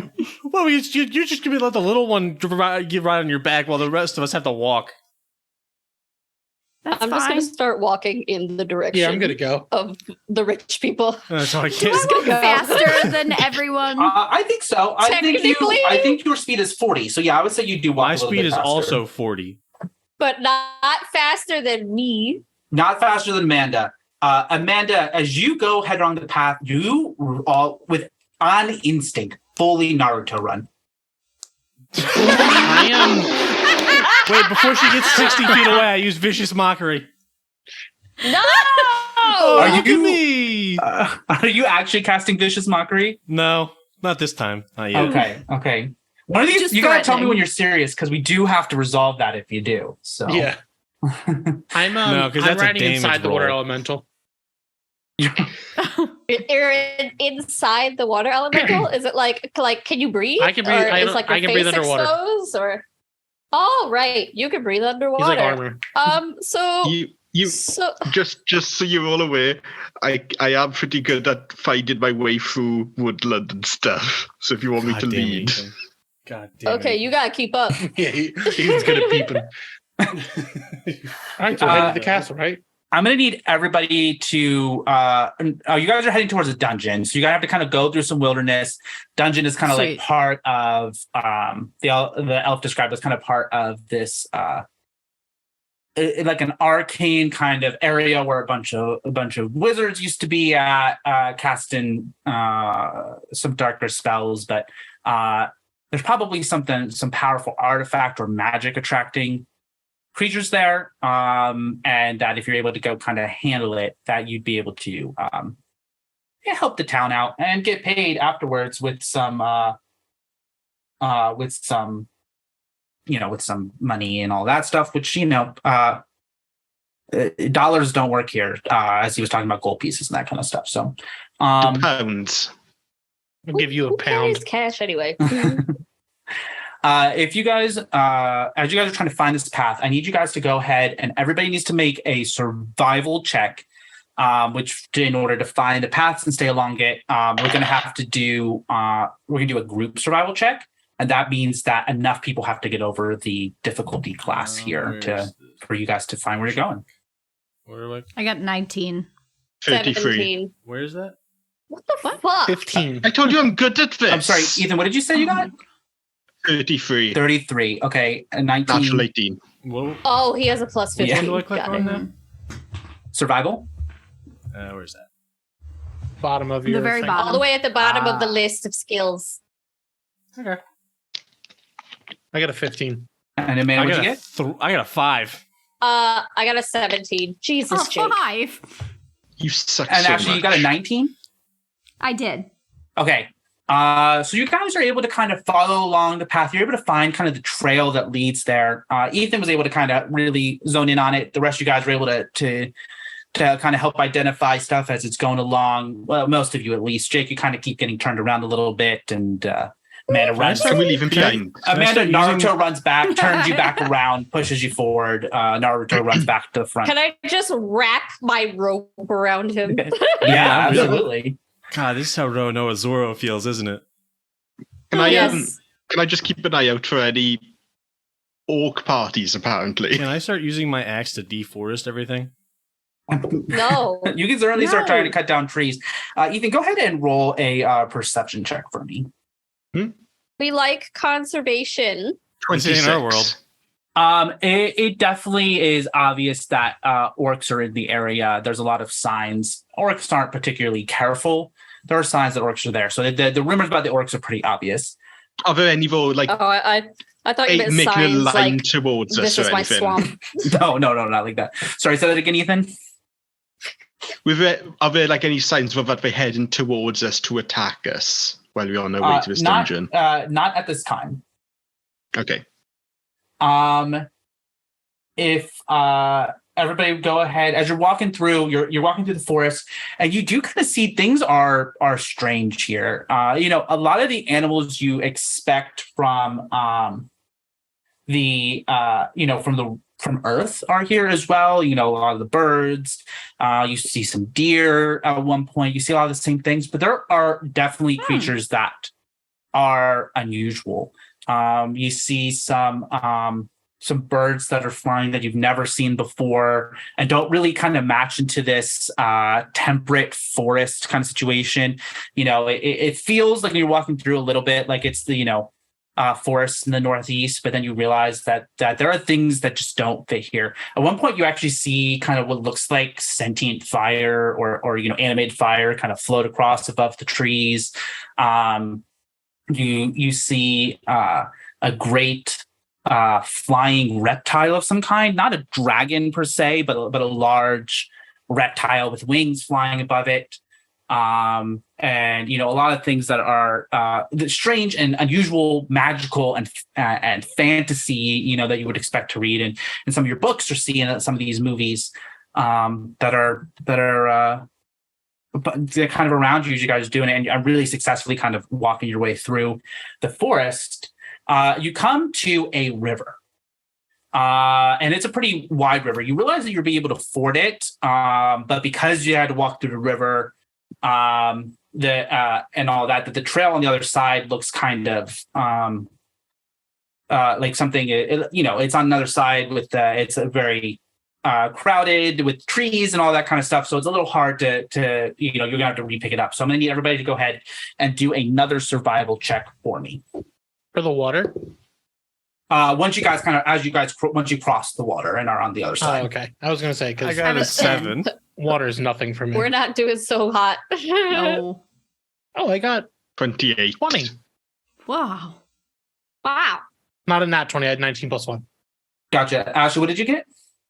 10. 10. And then Jake, you got a 7? Yep. And Amanda, what did you get? 12.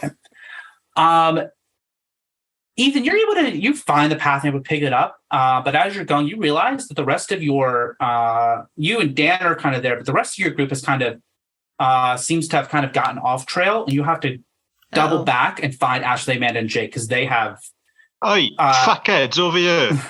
Just Naruto ran in a different direction. As you guys are following what you thought was the trail to this place, as you guys are walking, and Ethan, again, as you follow up, you realize just too late, Ethan, as everybody, as Ashley, Amanda, and Jake burst into a clearing, and this trail was created by an orc band that was roaming the countryside, and you have broken into their camp, and you see in front of you 6 orcs sitting around the fire, and they look up at you. You see one looks up at you. He has a lot of regalia on. He's covered in like bone and seems to be the leader. He has an air of leadership to him, and he turns to you and says, and the language has a lot of grunts and guttural sounds. He says something, and Amanda, you hear, right? Who is this? What have you guys done? What are you doing here in our area? We ought to kill you. Hey, hello. We are stupid and just got lost, and we are trying to not be here. We are stupid. He goes, well, you shouldn't have come in here at all. We don't let people get away. Certainly not people who are going to be prisoners. And I need everybody to go ahead and Pat, roll. as he's talking, I want to attack him. I just don't even care. Yeah, go ahead. How do you attack him? I'm going to do an Eldritch Blast, which I can do total of 3 because I'm a higher level. So You said how many were coming towards us? There are 6. Okay, I'm going to hit the center 3, especially the one that was talking. Yeah, go ahead and roll hits for all of them. So 1. Does a 15 hit? It does not. Okay. I fucking hate this. Does a 20 hit? It does. And does a 28 hit? absolutely. All right, so 2 hits. You know what? Can I use it if I split it? Can I use it on the same person? Yeah, absolutely. I want to hit the one that spoke twice. Yeah, go ahead. Go ahead and hit him. Go ahead and hit him twice with your Eldritch Blast. And tell me what your Eldritch Blast looks like. So it'd be 16 damage. Okay. The Eldritch Blast, I just lift one hand and like crackling, like dark ethereal green lightning comes out of my hand, and it leaves like a black smoke in the air as it passes through. So Coming out of the walls. what'd you say? Well, I Is it dropped coming out down of the my walls? balls. Out of the the 2 beams hit him in his eyes though. Got it. And you said that was 12 16. damage? 16 damage. Okay, perfect. Yeah. Everyone, go ahead and roll initiative and hold that for just a second. I'll be right back.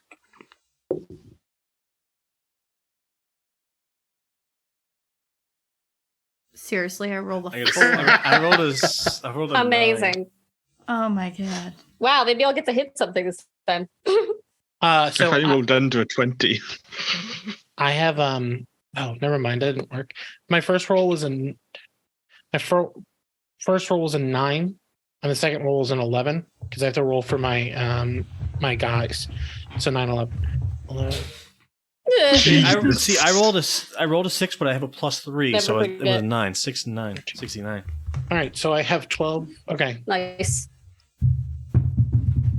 Man, All right. What did I was going to Ethan, what did you roll? 19. 19. Dan? So I rolled a 12, the cube rolled a 13, and the elemental rolled a 13 as well. Okay. So they rolled higher than I did. So many. Water elemental also rolled a 13. It's cute. Okay. Actually, what did you roll? A 4. Amanda? 16. Okay. And Jake? 9. 9. Okay. Let me roll a couple dice real quick.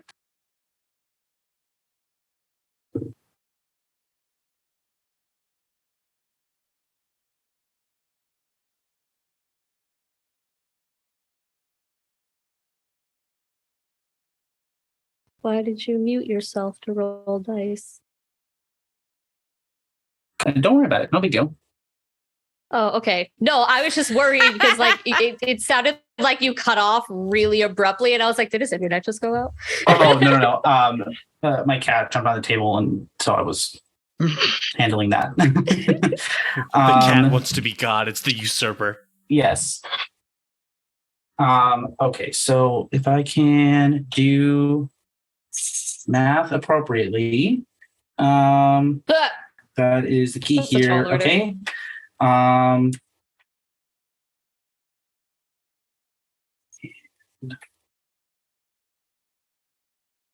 We love math. Yeah, there's just a lot of it. And okay, perfect. All right, so first is going to be Ethan. Hey. So okay. you see in front of you there are what appears to be and they're about 30 feet away. It appears to be a chief, somebody or a leader of some kind, 3 orc soldiers, and 2 they seem to be bedecked in something. If anyone wants to go ahead and make a religion check for me. Oh, yes. 5. Hold on. Wait, all of us? 25. Yeah, everybody. For what? Okay. A religion check. Religion. 25 as well. First one in my life. I have 12. So those of you got a 20 or higher, you realize for some reason, you don't know why, for some reason you realize that they are wearing regalia of the orc god Grumsh. Grumash.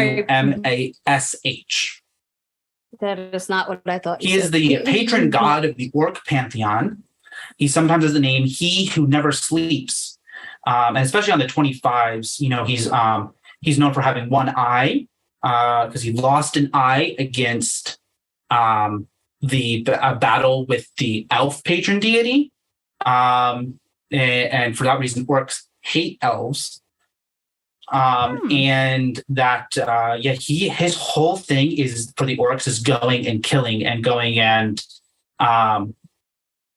particularly elves, but going and just causing destruction and conquer the world on behalf of orc kind.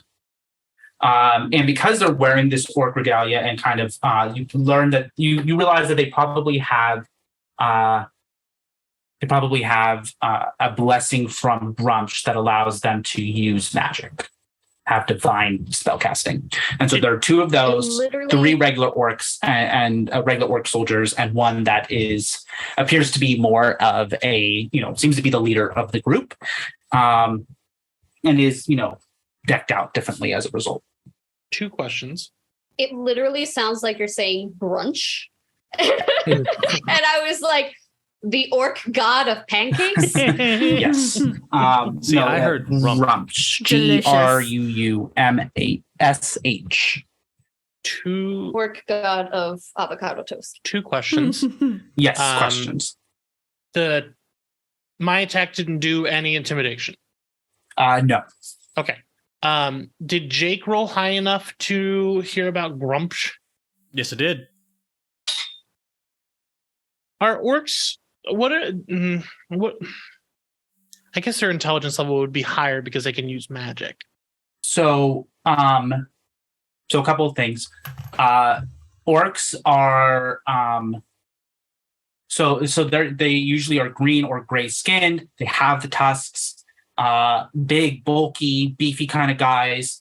Even the spellcasters. That's something that kind of is prominent among traditional orc society. You would also know, Dan, you've probably been here long enough, and certainly because you're a warlock, intelligence isn't necessarily the only. You don't have to necessarily be smart to have magic, because you, for example, use charisma for your spellcasting. Yeah, you dumb fuck. Wisdom is another one. In D&D, the 3 mental skills, wisdom, intelligence, charisma, are all used for spellcasting. So, and orcs have a reputation for not being very smart. Okay. Can I do my action now? Wait, I'm gonna talk. Let me talk to Jake real quick. So What's up? Gameplay. We all saw this. I need you to transform into their god. I have a plan. I can't do that. I've never seen him. Jake, I have the knowledge. So listen, he looks like them. Okay. He has one eye. Okay. That is very important. The one eye is important. He big. Okay. Could do that. But not like a cyclops, only one eye. Like he lost he the got second jabbed. eye. So put a cloth across your face. And with Jake, I know if you polymorph, you change your armor and stuff, but if he's a changeling, does his clothing change? Pat? No, his clothing does not change. Okay. I'm gonna polymorph you, Jake. Like a Polly Pocket? So we are gonna have to wait until it's your turn. Yeah, that's fine. Okay. Because you already did that for sure. Yeah, that's why when there's cool things that happen, D&D stops you. But yeah, we'll wait till our turn, Jake. I'm gonna transform you. We're gonna trick them. Sounds like the structure is too rigid. It really is. Anyway, I'm gonna take my turn now. I'm gonna dart off into the woods, bonus action hide. So do I need to roll a stealth check, Pat? Please. I got advantage on stealth checks. Say bonus action hide? It's a rogue thing. Oh, right. It's a 33. Yeah, you hide. Rolled a natural 18. You definitely hide. And then I'm going to take a shot with my bow at the leader. Yeah, go ahead and roll hit. Okay.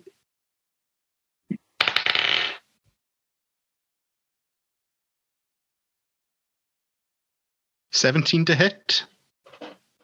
That hits. Nice. So, do I get sneak attack on this because I'm hidden? Absolutely. And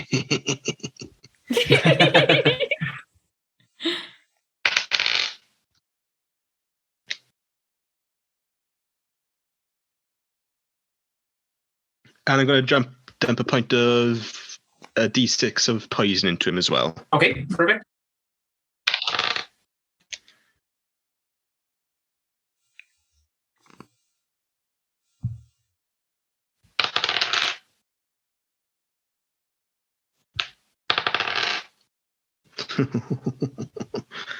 So that's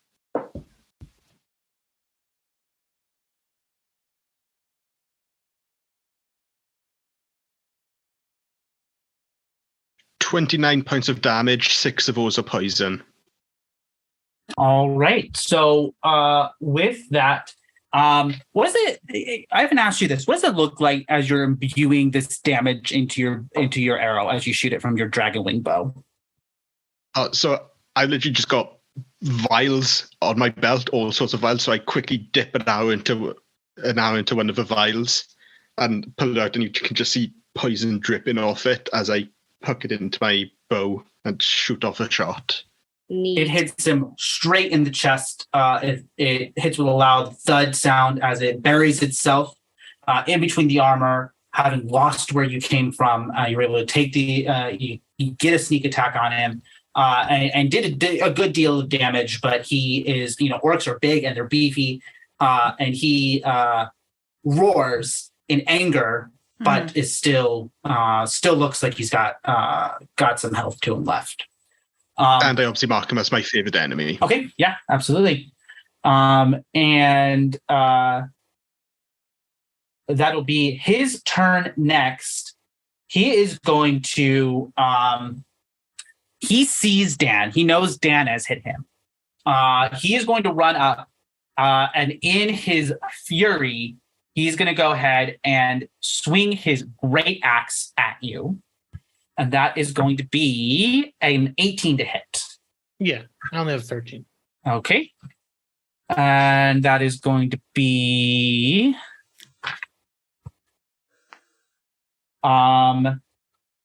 16 points of slashing damage as he brings this great axe down on you. And then he'll pull it out and try to hit you again with that axe. And that is going to be a 21 to hit for an additional 16 points of slashing damage. The different types of damage don't matter, right? They do if you have resistance to any of them. I think you have resistance to Cold. at least one of them.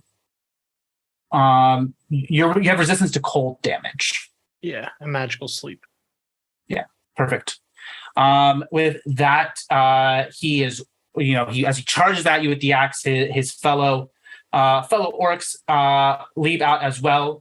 One is going to run at Amanda, and he is going to swing with his great axe, and that is going to be a 24 to hit.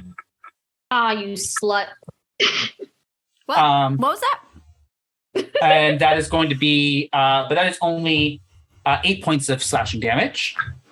But we'll swing it again, this time at 21 to hit. Still hits. For 12 points of slashing damage this time. Ah. Okay. The next one is going to throw a javelin at Ashley. And that is only going to be a 9 to hit. So I believe that misses. And then the third one here will run at Jake. And that is going to be a 21 to hit. What am I looking at? I believe that hits, right, Jake? What am I looking at? Jake died. You said a 21 to hit? Yeah. It hits. Okay. Is he there? Huh? Jake? Jake, you take 13 points of slashing damage, and he's going to swing again with his axe, but in the second one, it's only an 11 to hit, which misses. So he misses on his second attack. And so they're coming at you, and you guys, probably for the first time, are facing a real threat in this world as these orcs come at you with this fury and anger and rage. And next is you, Amanda. Oh my gosh. Okay. So how far away are they? They're 30 feet away from you.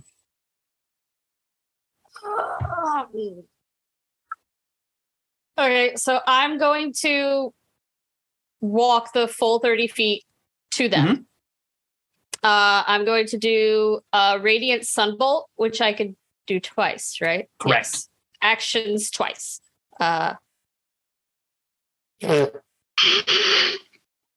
Okay, well, I don't think the first one hits. That was a 10. Yeah, that one will miss. Amazing. Wow, a 2. That's an 11. Wow. Cool. Nothing happened. Yeah, you missed with both of those. I hate that. Yeah, I hate that for me. What is it cool. as you're going and you go to do your Radiant Sunbolt? What does it look like even as it misses? It just looks like a giant bolt of light that's just like a giant arrow, like what you imagine angels can do, like that, from my fist. Yeah, this light energy erupts out of Amanda's fists as she punches at them. Any bonus action, Amanda? Yeah, I'm spending 1 key to dash the fuck away. Yeah. So you have 25, or you have 25 feet of movement left. You want to use your key point to disengage. Oh, it left? Yeah, because you have. So you want to disengage with that, so you don't get hit, right? Yes. Okay. So you use your key point, disengage, and run back the 25 feet. Yes. Perfect. And sure, you mark the key point. And next you see these two Grumsh priests stand up as well, and you see that one of them takes a spear and is going to throw that at Ashley, but on a nat 1, definitely misses. And the second one is going to throw it. The second one is going to it's going to throw a spear at Jake. And that is only a 10 to hit. I believe that misses as well. So they both miss with their spears. And next is Cube Ethan. Right. The one who is attacking me. Just looking at his thing. Okay. The creature is going to move into that space to swallow him. He has to pass a successful DC 12 strength check. Okay. And this is the one that is attacking you. Okay. That is he fails that. He's engulfing him. Okay. The cube enters the space and the creature takes 10 3d6 acid damage. So how do I do 3d6? So just roll 3 d6s and tell me that total. And what is the 10 for? That's the average of that roll, which you could choose to use instead of rolling, or I could choose to use instead of rolling if I was controlling it, as a DM. All right, so 9 and... So he's 9, he cannot breathe, is restrained, and he takes 21 6d6 acid damage at the start of the cube's turn. He's engulfed. He can try to escape on his turn by making another DC 12. Got it. Okay. So he is fully engulfed. Should I say 21 d6? Yep. 60. He has to take 21 or 66. 66, 66 damage. Got it. Okay, next is the water elemental. pull his sheet up. I just had it. How many are close to me? There is certainly 2 of the orc soldiers are right near you. And He's the going to go between those 2. okay. Each creature in the elemental space, this is called Whelm, must make a DC 15 saving throw. What type of saving throw? Strength. Sorry. God, I am rolling like shit. All of a sudden, that is going to be a fail for both of them. Okay. One of them rolled a nat 1. So I need to do He should trip over his own feet. 2d8 of blood. If it is large or smaller. Are they large or smaller? Yeah, they are. Okay. So they both take 2d8 plus 4. Okay. This one. 7. 8. One takes 12. Okay. And one takes 9 damage, and they're both grappled. They're restrained and unable to breathe unless they can breathe water. Otherwise, they're drowning. Okay. Yep. And they immediately are started grasping for all 3 of them. You got the cube around one of the orc soldiers, the water elemental around the other 2, and they're all grasping for breath. Okay. And then that's your turn now, Dan. perfect. I'm going to use. So if they're engulfed, can I still hit them? Yeah, you can. Okay. I'm going to use Eldritch Blast again. So not polymorph. no, because we're fucked. So it wouldn't even be able to use a cool thing because now we're in full battle. 21 to hit. Yeah. Who are you hitting? All 3 of them because I have 3 blasts of the Eldritch Blast. Yeah. Can you roll 3 different hits for me, please? Yep. Wait, no. Do I have to do 3 for each beam? Or 1 for each beam? I thought so. Because a spell creates more than 1 beam when you reach higher levels. So it's just 1 roll. Yeah. It says make a separate attack roll for each Okay, beam. so 1 was 21. Okay, that one definitely hits. 12 and 28. So the first and the third one hit. Okay, so I'm gonna do the one in the leader and then another one. Okay. So 14 and the leader 14 damage and the other one 8. Whatever one looks weaker. Yeah. Okay. So you'll hit one of the ones with the in the water elemental. I'm sorry. The second amount was 8.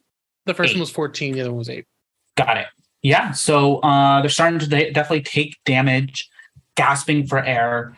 And any bonus actions?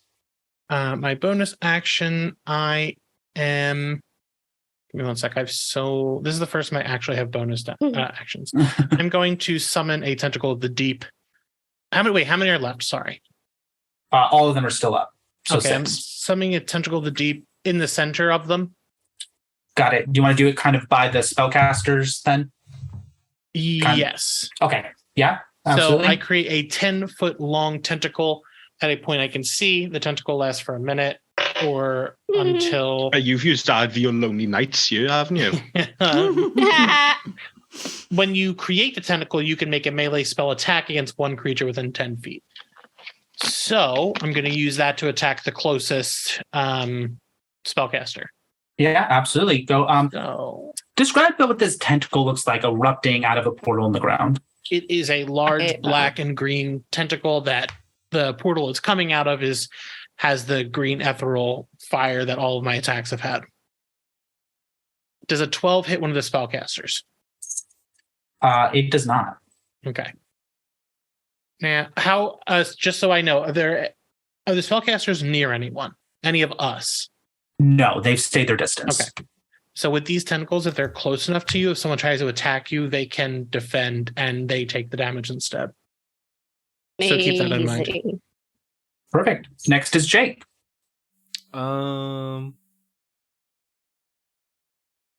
Jake. Yeah. You hear me? Yep. Yes. Yeah. All right. Okay. I'm gonna cast Thunder Wave. Yeah, and the one that ran up to you. Yeah, absolutely. You Yeah. can. I would actually say you're probably close enough that you can hit. That you can hit it. And this is being restrained by the water elemental, and you can hit that and the other one, but you're going to hit the water elemental as well. So I should not do that. You probably could tell from it. The water elemental is pretty strong. Okay, so I can still do it. All right, so I can just cast that, right? Yeah, and then if I remember correctly, they all need to make strength saving throws. Is it not? What?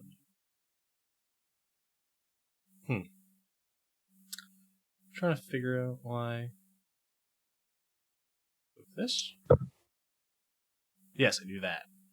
Yeah. So 16. So I rolled for the two orcs, and they succeed. So they still take the damage, but they don't get pushed away. Dan, if you could roll strength saving throw for your elemental, please, and just add whatever the bonus is for its strength. Yes. Let me. And then Jake, you can go ahead and roll the damage for that spell. It's 16. 16? Perfect. Yep. His strength saving would be the +4, right? Correct. Okay. 18. Yeah, that succeeds as well, so he doesn't get pushed away, so he's still there, kind of engulfing them with its water body. One of the orcs looks fucked up. They're both both of them look pretty hurt. One of them looks really close to death. And any bonus actions, Jake, or are you good? Can I use my shotgun? Shotgun is an action, unfortunately. Okay. All right, no, I'm good. Awesome. Next is Ashley. Excellent. All right, so I pull out my spell book. Yeah. And I'm like, I have an idea. Okay, yeah, let's hear it. How are we feeling about magic missile? Magic Fucking do missile's it. great. Hit You can bitches. send that because if you want to use it at a higher level, you can send out more Yes. missiles, and they always hit. That's what I'm thinking. Yes, that's what I'm thinking. Let's do Done it. that with Thunder Wave. Oh, What is the You're what late. is the what level spell are you gonna cast it at? how about is the 4th level? Would that give me enough? 4th level is going to give you let me see. Hold on, it was 1st level, 2nd. Yes, that'll give you 6. You're right. Yep. Okay. And you're gonna shoot one All off at right. each of them. Yes. Okay, so I hit cast first, right? Yeah, and it should mark it on. That'll mark it on your spell Okay. slots if you want. And now I can roll. Yeah, go ahead and roll your damage. Okay. That came up as a 3. Okay, so each one is going to you cast each one out. It absolutely hits them, and you do 3 damage for all of them as it goes out and hits all Excellent. of them. So these missiles explode out from your spell book and are doing so they all go and hit the different orcs.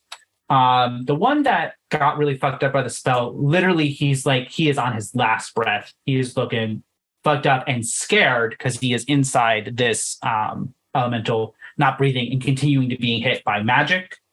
His last breath is being taken, actually. And with that, we're back to you, Ethan. Okay, so question. Yeah. If I was to do lightning arrow to the one inside the water elemental, would that do what I think it's going to do? If you do a what inside the what type of? If I shot a lightning arrow into the one inside the water elemental. Yeah, we'll say that when you do that whatever you roll for the lightning damage will hit the other guy as well, but also the water elemental is going to take damage too. Dan, do you mind if I hurt your water elemental? I'm just looking at it. I mean, you can do whatever you want, but he has an armor class of 14, and he doesn't. It doesn't say anything about electricity on his thing. So go nuts. Yeah. nice. Andy's got a ton of HP. He started with 114 Yeah, HP, he's so really strong. beefy. Okay, sweet. So I'm gonna cast lightning arrow onto my bow, which I just shoot with a normal D20 with my hit. Yeah, and you're aiming for the one that isn't the one that's almost dead, right? Yes. Okay, perfect. So that is 18 plus 11, 29 to hit. Yes, that hits. So that is. Would I have sneak attack because he's in melee with an ally? Yes, absolutely. Okay, sweet. So it's going to be. I'm just doing the math. Yeah. 2d6 plus 4d8 for the one I hit, plus an additional 2d8 to the one I not hit in direct, but the other one. Yeah. Okay, cool.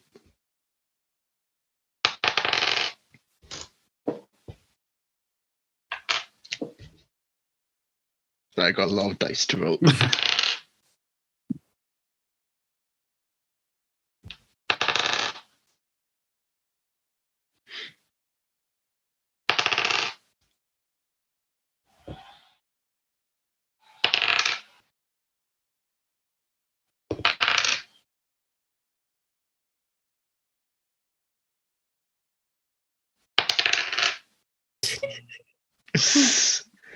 It's just so funny. Jesus Christ. Sorry. It's great. Lots of dice is fun.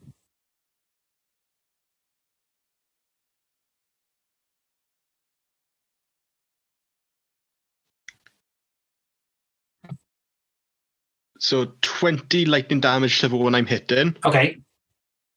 and then 13 damage to the other one. Okay. And the water elemental will take 13 damage as well. What is it? So this you pull it back, fire this arrow. You guys see it come out from among the trees. It is streaking across. It doesn't look like an arrow at all. It just, as soon as I let it go, it transforms into a straight up lightning bolt. You see this crackling lightning going through the sky as it goes and hits. What does it look like as these two orcs die? Hell yeah! Oh, so you just see a massive, just like light explosion as the lightning bolt digs into the one guy's chest, and then you just see a crackle shoot off and go right into the other one. But instead of it hitting the other guy who's inside the water, who's in contact with the water elemental, it instead dissipates over the entire water elemental's body before then directing itself right into the guy. So we don't see their skeletons at all, like in cartoons? Yeah, you can see their bones as they get electrocuted. Yeah, that would be cool. Yeah.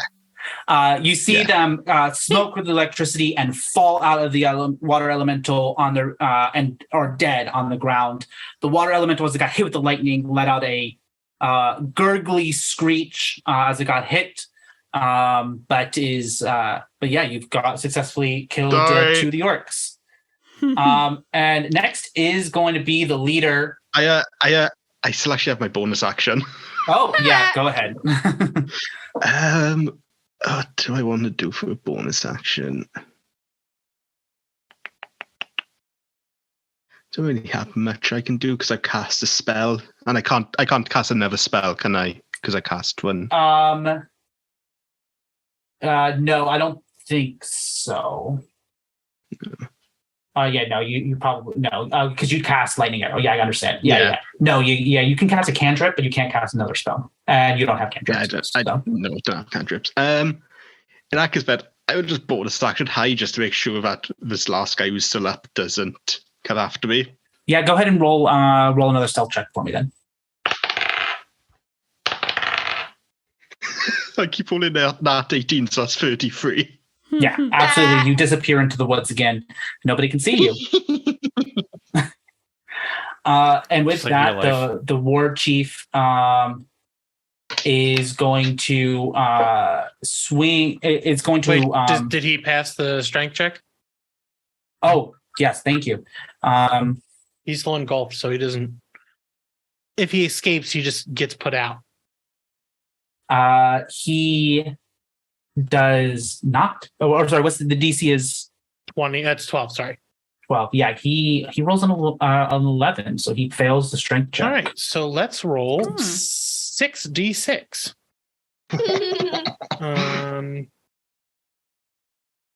Hold on. How do I? Oh, here we go. But you see him as you're rolling this. You see him try to get 22 away damage. from the gelatinous cube that Ethan as he's trying to go out, you see that the ooze kind of comes around and keeps him in and keeps him suffocating and taking this acid of this cube as leaching into his skin. He got 22 damage. How do you kill this guy? Or does it look like when this So guy dies? I don't want him to die. I want his head to get out. And as the rest of his body is destroyed, I'm going to do Spare the Dying, which I can do on touch. So he's still alive. Yeah, but he can't perfect. do anything. Got it. And we'll have the gelatinous cube. Just hold him for now. Yeah, perfect. Awesome. All right. This other guy is going to come. One of the last soldiers is going to come. And he's the one that threw the javelin at Ashley. I'm going to have him run up and try to swing his axe. That is a 14 to hit. I believe that hits. Was that at me or At someone you, Ashley, else? Yeah. Okay, so I add 14 damage? No, that was a 14 to hit, which I think your armor class is 12. Okay. And that is going to be 11 slashing damage. Okay. And he's going to swing it again at you and gets a nat 20. Crits, and that is going to be 19 more slashing damage. As he perfectly gets the axe lodged. He clearly knows the anatomy of centaurs well enough to do maximal damage. He's read a lot of books. Yeah, big centaur guy. Asshole. Am I allowed to respond back? Not at this. Unless, okay. You can, if you wanted to cast one of your spells that's a reaction to this, you can. Okay. Is that a cantrip one? Or you would have to use a spell slot, but you can use it like shield. You can use shield as a reaction. It'll take a spell slot, but you can do it. Okay, I'll just leave it for right now. Amanda, you are next. Okay. How many of them are left? There are 3 of them left. There's the 2 casters, the Grumsh clerics that are over by the fire, about 25 feet away from you are, and then there's the one that just attacked Ashley with the axe. Okay, so we're gonna try this again. We are going to run up to them, to one of them. I don't care. So one of the ones that's 25 feet away. Yeah. We're gonna do Radiant Sunbolt. Yeah. Please, for the love of God. Yeehaw! 22. Yeah, it hits. And then I'll just do the other one also. And a 24. Yeah, absolutely. Are those to either, like, to each of them or both on the same person? One to One each. each? Yeah, absolutely. Go ahead and roll damage for each of those. That's a 10 for one. Okay. And a 9 for the other. All right, absolutely. You see this radiant energy lash out against them, and they're temporarily blinded with the bright light as you punch this light energy towards them. And they take the full brunt of this radiant damage. Any bonus actions? Yeah, which one of them looks the most hurt? I mean, the one right in front of you is slightly more fucked up. Cool, that one. I'm going to spend 1 key point to do Flurry of Blows. Yeah, go ahead and do 2 unarmed strike attacks. I do 2 unarmed strike. Oh, unarmed strike and Flurry of Blows are both the same. Well, stuff. yeah, because the flurry of blows uses your unarmed strike. Yeah. 20 That hits. and an 18. That hits as well. Go ahead and roll damage for both those. Okay. That is a combined 21 bludgeoning damage. God damn. This guy is looking fucking hurt. Yeah. He looks as you go. You hit him with the radiant sunbolt. This light explodes out your fist, and you follow up with 1-2 punch in quick, rapid succession. In what could only be clear training in martial arts, as you're able to do that. Do you just punch him in your flurry of blows, or is there another strike you use? Kick him in the balls. So you follow up with 2 quick kick to the balls, then, and Yes. and he's looking hurt real bad. He actually will turn to you because you're right there. He's is going to take his spear and try to stab it at you, and that is going to be a 11 to hit. Nope. All right. The other one is going to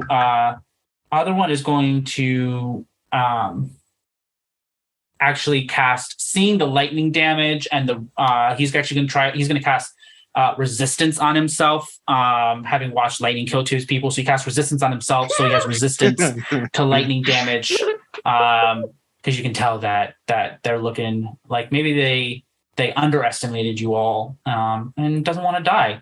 Next is the gelatinous cube. Pat, because Go, Ethan, go. how many are left? 3. One of them looks real fucked. One of them is a caster, right? 2 of them are casters. One who looks almost dead is caster, as is the other person that Amanda just hit with her radiant sunbolt. Okay. So can I have the gelatinous cube hold the leader who's like kind of been held? Mm-hmm. Can I use deception on him? Yeah, go ahead and how are you trying to deceive him? What I want to do is whisper into his ear that if he tells his men to stand down and pledge allegiance to me, I will let him live. Yeah, go ahead and roll deception. 26.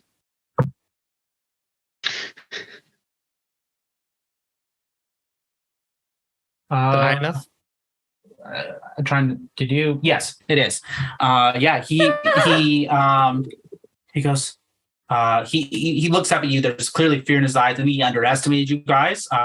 Having stumbled upon their camp, they assumed you were lower level, and that you guys weren't as strong as you seemed to be.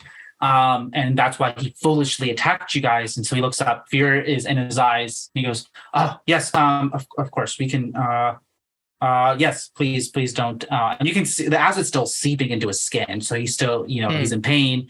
And he goes, "Yes, we can." Yeah, and he calls out the rest of the men. Stand down. We're not. These are our allies. And he's going to go ahead and. I didn't say allies. Their allegiance is to me. Christ. To be fair, how do they know what he's saying? Oh, I can't. Yeah, I can't speak that. Well, he doesn't know deep tongue, does he? Because he's an orc. Oh, you're gonna give him the deep tongue? Deep tongue. Wait, does my Pat? Yeah. Yes. Pat, it's only deep tongue. Deep speech. I have an extra tongue. speech. An extra. I like deep tongue better. I know. Oh, yeah. I had an extra language I never what's got, but I going on? also have that worm. But he's think the only worm. deep. I think the Deep Oh speech. yeah, the word. I think the earworm is specifically detects thoughts. I think I'm looking at it real quick. He's deep speech, but didn't I have another language I never had? Well, everybody gets your language plus. deep speech. You know deep speech from this earworm, and then common. That's just because you are still new to this. But let's see. No, you only know it teaches you to detect thoughts and dissonant whispers. So not the languages one. But the reason you're saying this in common, and actually the orc replied to you in common. Okay. So basically, he responds to you. Well, you guys realize in English. So he was using a different language, and man understood it. He responded to you in English. This just seems to be English just seems to be some language here. Okay.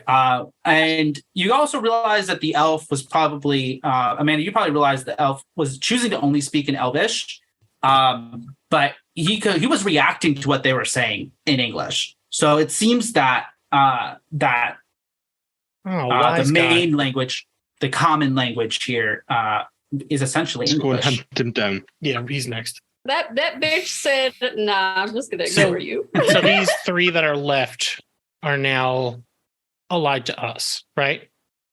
Well, to you. So he has said, stand down. We're gonna we're gonna work with them, and you see that they go. Wait. Well, I told what my deception was is that I said their legion. I said something along they are mine, right? Yeah, was to convince them, and he has to persuade them. Still, they're not going to magically be bound to you. He gives says that, and they seem to be convinced by it. But what do you do then to get them to serve you? I'm not going to kill them. That's the first thing. I'm going to have the cube move out of the way and just look at them and be like, you get to walk away from this if you pledge allegiance to us.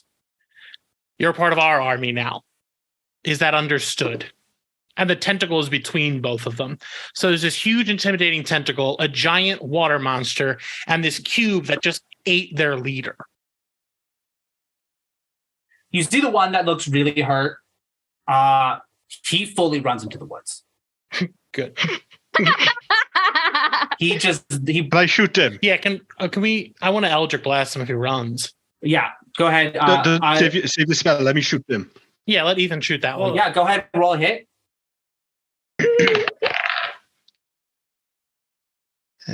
20 to hit. Yeah, that hits. I don't even. He's really hurt. You don't even need to roll damage. The arrow hits him in the back, and he falls over dead. Am I understood? Dan, roll intimidation. Did you get advantage because I shot that guy? Yeah, I would say so. Yeah, roll with advantage. So that gives me 2 rolls, right? Yeah, and just choose the highest one. Yep. 13.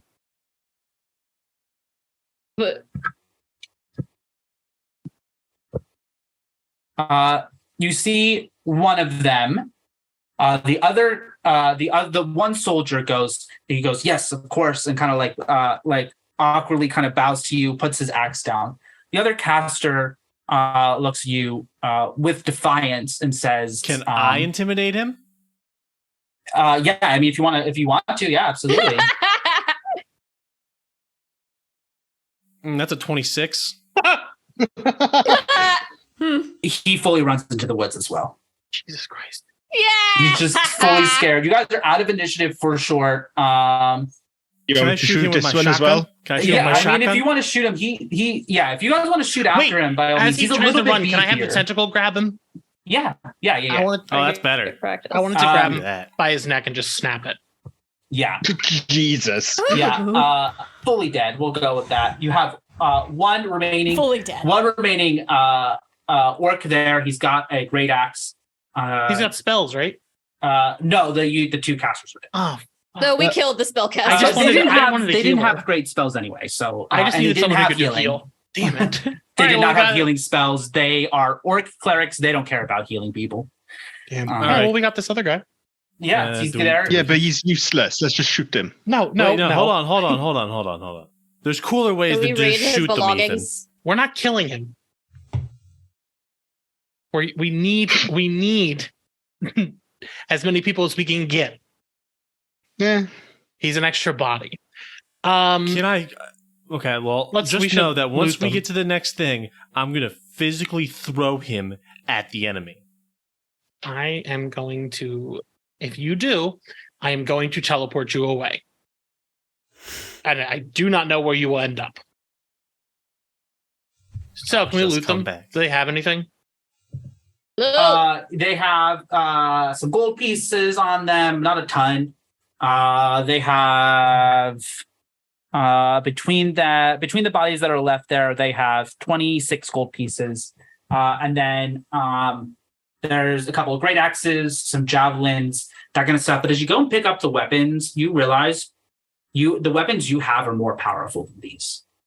This is Yes. junk. It's a fucking toothpick. Let's see, what use is he going to be in a fight? He's Come going on. to be another. Let me, He's let going me, to be let me- another. let me target. chop his head off. No. Let me chop his head off. Okay. He's a shield. This orc, he's like 8 feet tall, tons of muscle, and you guys are just talking about. He's like, oh, he's useless. He's not going to be any good. This guy looks fucking scared. Yeah. He is double. He is at least double Amanda's height, and he is scared of. That's you not guys. hard though.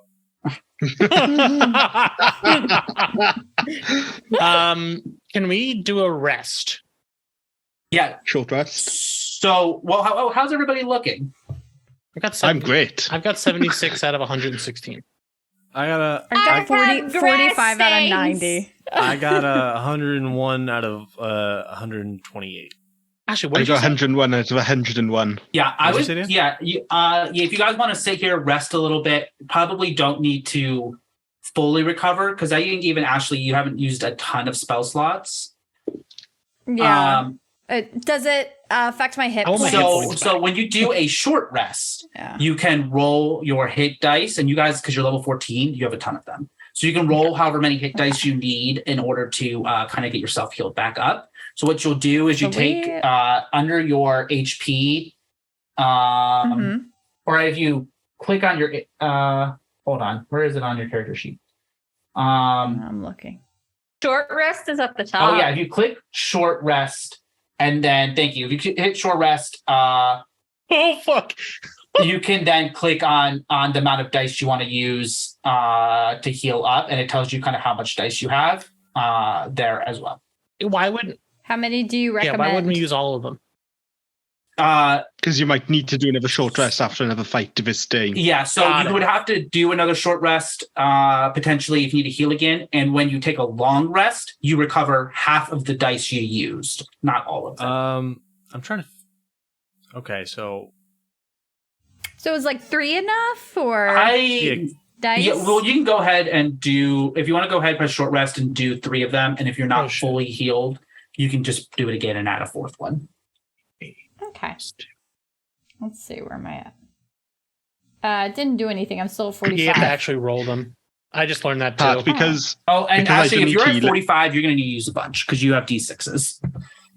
Oh, okay. Sorry, what was that, Ethan? Pat, because I don't need healing, can I just use this short rest to more just like scout ahead a bit, just to see if I can find the trail again to get us back on track? Yeah, definitely. So Ethan's going to go. He's going to go scouting ahead. Go ahead and roll a survival check for me, Ethan. Mm-hmm. That is 28. Yeah, you definitely are able to find the trail again. You're able to give back to where we were or where you all were, and get back on the trail that heads to the dungeon. Yeah, so it's more so that we don't have to keep doing another group check, so I can just help guide us all straight there. Yeah, perfect. Absolutely. No worries there. Ashley, Amanda, Jake, Dan, as you're all sitting around the fire, kind of resting up, getting some things back. Dan, you get your spell slots back. Oh, wait. You can finish a long rest in 4 hours if those hours are spent in a trance-like meditation. So You I can can. take a What'd you say? Yeah, you can. Yeah, so You I would- can take a long rest in a short rest. No, a short rest is only about an hour. Okay, got it. Where 4 hours is about half of a long rest for everybody else. all right, that'll get enough. 2 points shy now. I just stand. Poor Ashley. I'm just What laughing happened? at all of the rolls Ashley is making. I didn't know what I was doing. You do also have cure wounds if you wanted to use cure wounds on yourself, Ashley, for some of the. I do? Where is It that? should be under your. Oh, I do. I That's have for that. that. You took that because you have that. Yeah. A cleric initiate feat, which is from your understanding of multiversal pantheons and fantasy books. You have a little bit Yep, of that sounds like little me. bit of divine magic there from that. Do I can I use that on friends also, or is it You just can, myself? but I think you're the one who Okay. probably needs it the most because you're a wizard who's very squishy, and you got hit with a nat 20. So Yeah. So I'm at 82 out of 90. Do you think that's good right now, or like? Yeah. Yeah, Okay. I think you're fine there. So you guys are sitting around the Alright. fire, healing up. Anything you guys talk about? Well, I'm not. Well, Ethan's off fucking around in the woods, but the rest of you guys are sitting around there at the fire. How do you guys think I sit down? Like Like a horses, they horse? like bend Like a their legs horse. and sit Like a down. horse. Yeah, like a horse does. All okay. right. Are you thinking you just sit on your ass with like Like a dog? your front legs in Yeah, the I air? was trying to picture which way was going to be the best for me, Yeah. but I guess you're right. How does a dog wear pants? Straight on the ground. Ashley, like I was saying before, Yes. it just be one little wagon. Uh-huh. We can't even drag a wagon through the woods. There's too I'm many not your trees. pack mule. Yeah, Ashley is definitely already, as you guys going through, definitely like breaking a bunch of branches and all this kind of stuff. Because I you're a mean, centaur, do we you're already technically too know big what for breed this. of horse? Yeah. So a wagon definitely wouldn't have made it through. No. Bad ideas. Yeah. Come back with me with a better one. I remembered that if I hold someone's head underwater while I'm also underwater, I can understand any language. I've been doing a lot of Jesus waterboarding. That's Christ. cool. It's been going very Dan's been going around the Alright, fish multiverse, fucker, calm holding down. people underwater to be able to talk to them, because that's the only way you can speak. I learned that from Can the I just- avatars, The Way of Water. Yeah, Can I just practice prestidigitation right now? Will that do Yeah, it's just a anything? cantrip, so you can do that as much as you want. So you're just doing a little, I'm very interested in the sparks. just do lots of sparks and all that. But yeah, you guys are starting to heal up. Ethan, you find the trail. I imagine you come back and grab everybody. Yeah. Oh, But he's go, folks, I back. found where to go. He's All right. back, everybody. Oh, I got to figure out how to stand On up the road. now. Does the orc have a name? Then you gotta name him. Yeah. Oh, no. I want to give him You gotta a name him name. something we can understand. Garfield. All right. That's Come Garfield. on, Garfield, let's go. You I- stupid pig man. I'm Yeah, just he's looking at he's not really responding to you guys. He understands you. He's not really responding. He just kind of grunts and follows along. Fair. Dan, if you'll go ahead and add I'll go ahead and add to your extras. I'm just going to put you in charge of them. the In your extras, orc. Dan, you could've named him. I'll add it My to extras are a you. nightmare. It'll be under miscellaneous, but it'll say Miscellaneous orc. it says Damn. Orog because they are Okay. slightly smarter than regular orcs, and so they're called Orogs. And I did learn how to change the HP. The water element doesn't get HP back for resting, does he? No, it would have to be a long rest for him and the cube to get any HP back. Okay. So the water elemental is at 85 HP, and the cube is at 84 HP right now. Wow. And this guy doesn't get back any HP. He's at 29 HP right now. Yeah, he's fine. Yeah. All right. So you guys, you get the trail. Ethan, you come grab everybody, and I'm assuming you all just head out back on the trail. Mm-hmm. Yeah. Can I still get lost? Do a survival check. I was very purposely trying to find a trail so I could keep them on track. Yeah. No. And Is that Ethan a got If Jake the- gets lost, if Jake gets lost again, he's riding in Ethan, not British Ethan. Taking all the damage at the same time. Yes. Yeah. Well, No, you guys are can able I to just stand the ride on trail, and actually, it kind of becomes more clear as you guys got through the woods, the denser part of the woods. You guys are able to follow on the trail a lot easier. None of you really get lost. And as you head there, you actually see this kind of like broken tower that stands there, and it looks like it's not that safe to climb up. It wouldn't be something that you guys would really need to climb, but it's definitely in ruins. And you're actually able to see pretty prominently what looks to be an opening into the ground, which you can all assume is a dungeon that you guys can go and explore. And it seems to be there was an opening kind of in the woods and a tower on this L's map. So it seems like you guys are in the correct place. If you guys could go ahead and give me a perception check. Perception or Arcana. I have I'm 4. gonna do Aw, Arcana. I'm gonna do then. both. I was a nat 90, so nat 19, so that's 34. 21. I got a Perception. 4. 25 perception. 28 Arcana. These are There the dice I put in my is- mouth. There is higher. arcane energy here that is Mm. stronger than anything you felt yet coming into this area. There is something powerful here. There is, it's very obvious that it's not just powerful, but also evil. Hmm. Is it Dan? Can I do detect is. thoughts? You can, but I believe the range on detect thoughts is only 30 feet. Oh yeah, I'll How use it far when we away get are closer. we? You guys, I would say you guys are like 100 feet away from just the entrance at this point. But even that far out, you can feel this like rippling arcane energy that feels dark. And did anybody get higher than a 25 on? I had 34. But that was on And I perception, have right? Nah. I had 28 on Arcana. With your 28 on Arcana, you are. It feels like necromantic magic. Oh. Ooh. Pat, Hmm. I, I say we send in Ethan as a scout. For gelatinous cube, Ethan, yes. No, you, No. Ethan. I don't want him to die.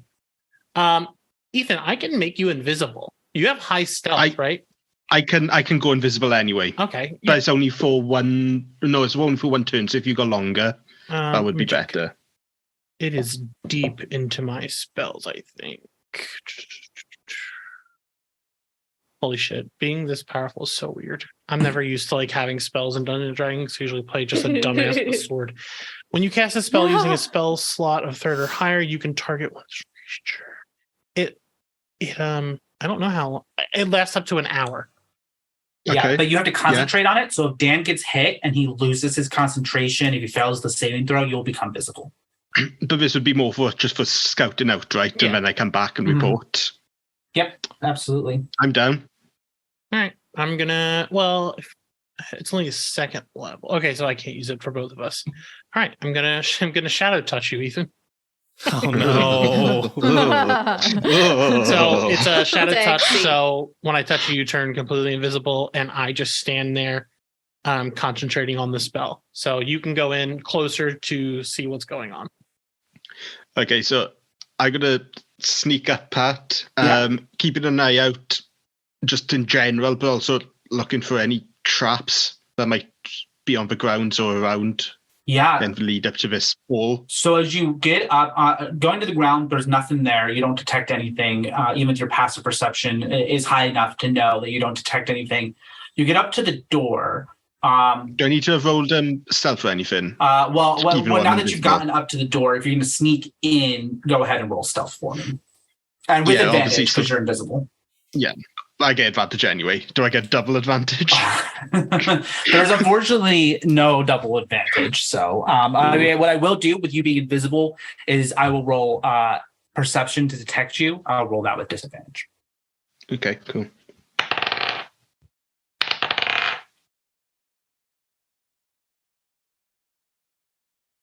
$28 stealth. Yeah, so go ahead and sneak in. As you're walking through, Still keep an eye out for traps. of and course, everything. you're not really feeling any trap or detecting any traps. One of the things you do immediately notice that you enter in is the unmistakable smell of death. Mhm. There is a lot of things that are dead in here. Okay. As you're walking through these initial kind of hallways that lead down deeper into the earth, you come across what appears to be these like shorter, kind of draconic looking lizardy folks, lizardy people. And for some reason, they're called kobolds. Mm-hmm. And there's a couple of them there just lying dead. It feels like something has been drained out of them. As you keep going, you come across this large creature, also dead, has the body of a bear, but a large owl face on the front. This, of course, is an owlbear, you realize. And again, it is lying there dead. As you keep going, you see a chest. And you get closer, you realize it has teeth and a tongue. Again, just lying there dead. And as you keep going, there are no traps. Nothing is there. But the power of the arcane energy is getting closer and closer to you. Can I hear anything or see any firelight in the distance? So you do, as you kind of make a turn, you do see there's a doorway that's open on the far end of this hallway, and there is light, candlelight coming through there. But you don't hear anything yet. You see, you pass some gnolls. These are like hyena people, big, kind of bulky in the same way the orcs were, but very demonic in their nature, lying there dead. There's like 3 of them there.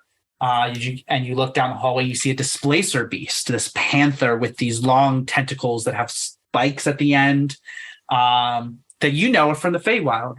For some reason, you're aware of that fact, and see them in Wales all the time. And as you get closer, you're staying stealthy. Go ahead and make another stealth check for me with advantage.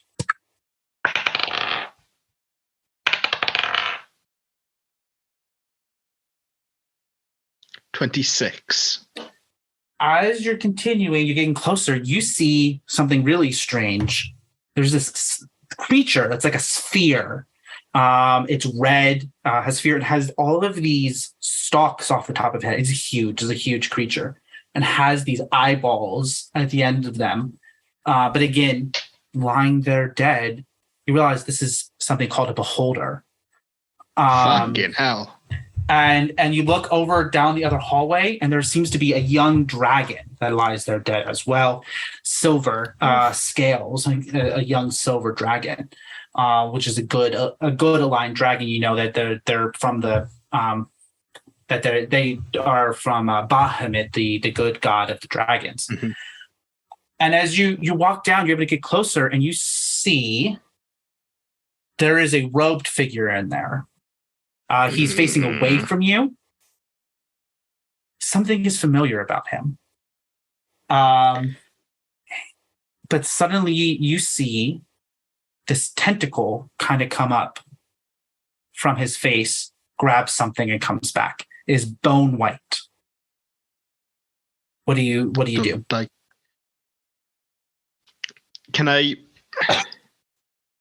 So am I looking like through a doorway into the room this guy is in? Yes, there's a doorway opening up to this kind of like inner chamber. You're far enough away that you can kind of see him and not much else is in the room. If you want to get closer to the door, you can do that. But right now you are able to see that there's something here that's got these tentacles coming from his face. Is there anything switching anything clicking in my mind of who or what this could be? Go ahead and roll me either Arcana or History. I'm not good with those. Just note that only Jake, Ethan, and I have ever seen the grave robber up close. Mm-hmm. Okay. Oh, no, I actually rolled just generally well. So I rolled a 17 and I got a +2 to History. So 19. Yeah, so this is a mind flayer, something that has come from the far realm. They have tentacles on their face, but there's something different about this one. It's not a regular mind flayer. And you know enough on that 17, you know that mind flayers abhor arcane magic. They cast people out of their society who use arcane magic, focusing on psionics instead. And so to have this arcane energy emanating out, this is somebody who is he's not a regular mind flayer. Something is different about it. Go ahead and roll me a second history check, this time with advantage.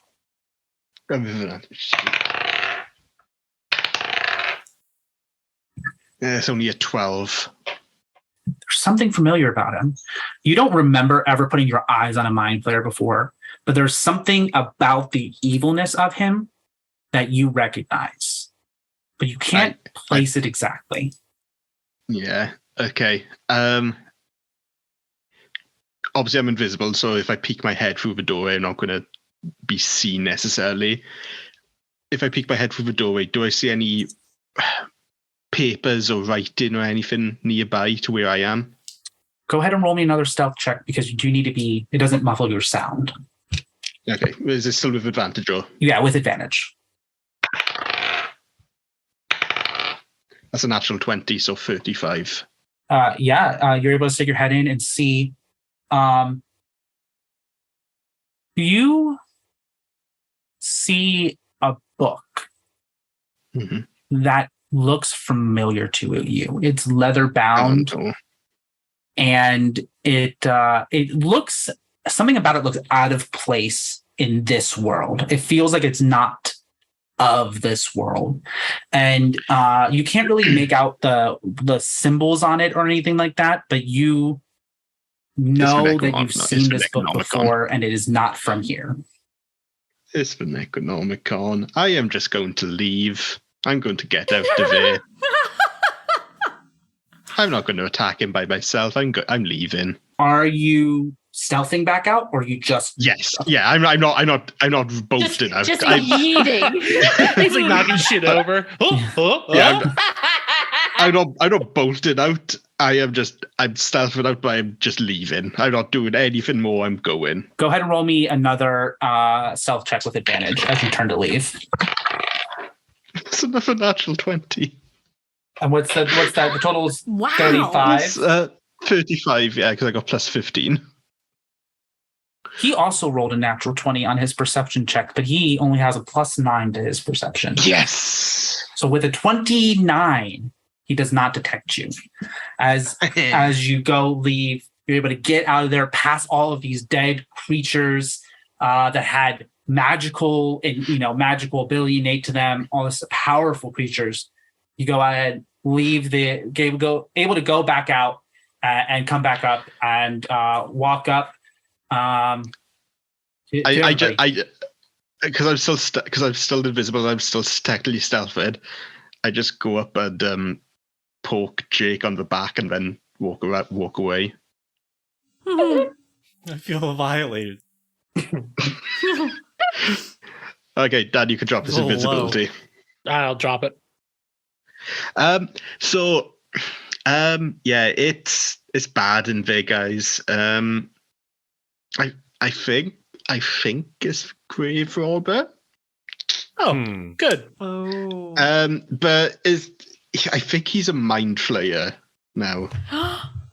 Like from Stranger Things? Yeah. They just stole it from this, Jake. Yeah. But still, I mean, probably Stranger Things. Technically, this was Yeah, first. it's easier to be non-original. You just steal from Dungeons and Dragons. And I think I saw the Necronomicon as well. Oh, good. Necronomicon, dude. Who the what? The Book of the Dead, It's Hada, the hada, Book of the Dead. Yeah. written in yes. blood, bound in human flesh. Nice. It's got that song too. That's bad. Hmm? He's got it again. Yeah. And it's just a bunch of dead things in it. I saw a dead dragon in there.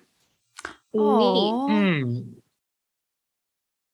Why do we think there's so many dead things in there? He's called a grave robber.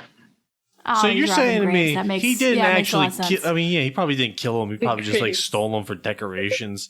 Like, yeah, that's impressive. I guess you got a shovel. But all I'm thinking about is if he's got a Necronomicon, he could theoretically bring all those things back to life if we went in there. And they could all attack us. Or we could just make a lot of noise and lure the grave robber where there isn't dead things. He's not going to come out of there. Always just do the worst psychic damage possible. He's literally doing what I'm doing.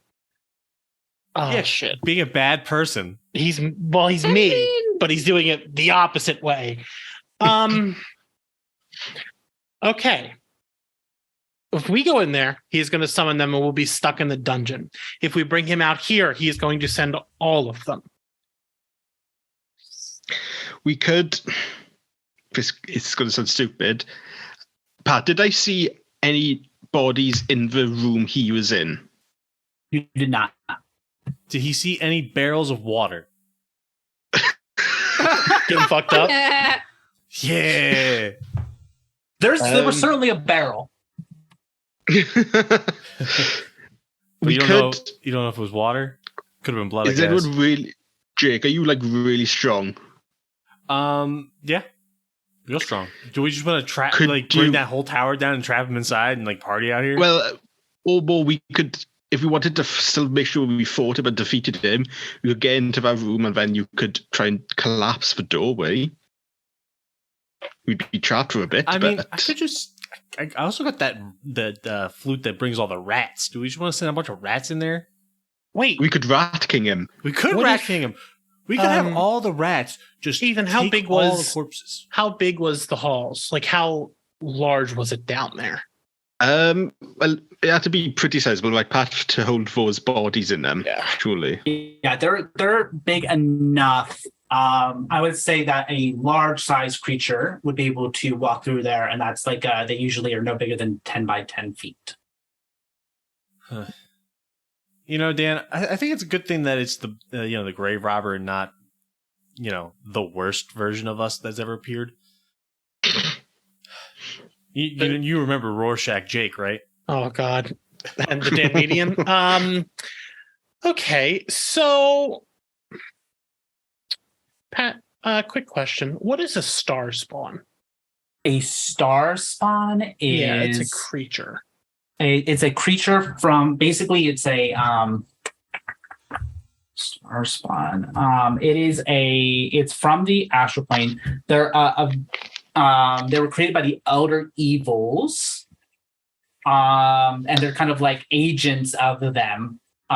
So they like basically were created by evil gods, and they're like humanoid in shape, but clearly there's something going on with them. They're never mind. I googled them. They're scary as fuck looking. Okay. Yeah, they're creepy. Can Okay. I just use I- Earth Tremor to close the whole place in and just trap him underground? And we never have to deal with him ever again. He's got I the Book of the doubt Dead. that. He could get out of there. Yeah. So we're gonna Some have to rats face in him the either way. kitchen and We just have to. We want to be. Yeah, we've got to fight him. Again? I don't think he'll come out. If we even try and just get him out, he's not going to. He's got the upper hand. He's a little Well, bitch. hold on. I have a spell that gets rid of gravity, essentially. No, we Would like he gravity. fall out? Would he fall out of his cave? If we destroyed the top of the building, isn't it like a tower? I mean, It's the room he was in, Ethan. You'll know the room he was in had a solid stone ceiling. what if, Yeah, Okay, it's so we have it's to a get rid of the cave. ceiling. So, Okay, wait, all right. if I use Yeah. Earth Tremor level 2, could I do that? To the You ground? can certainly cast it. Eh. Do we want to try? So Earth Tremor is Yeah, a but small area, Jake. So you wouldn't be able to like Earth Tremor the whole area and take down a building. I guess. Okay. Nah. I think we just got to go in there and I think fight we have to him. go. Let me summon everything that I can summon before we go in there, just so we are. Let We're me not. turn the water elemental into booze. The booze elemental. I don't know if that'll make Yeah, you shrunk. actually, the conjure elemental actually, as I'm thinking about it, I think that only lasts. Yeah, he's probably the one conjure that- elemental only lasts an hour. So because of your short rest, your elemental would be gone.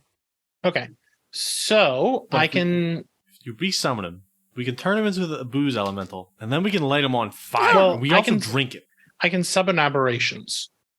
So I can summon when you cast the spell using a spell slot of 5th level or higher, use the higher level wherever the spell's level appears in the stat block.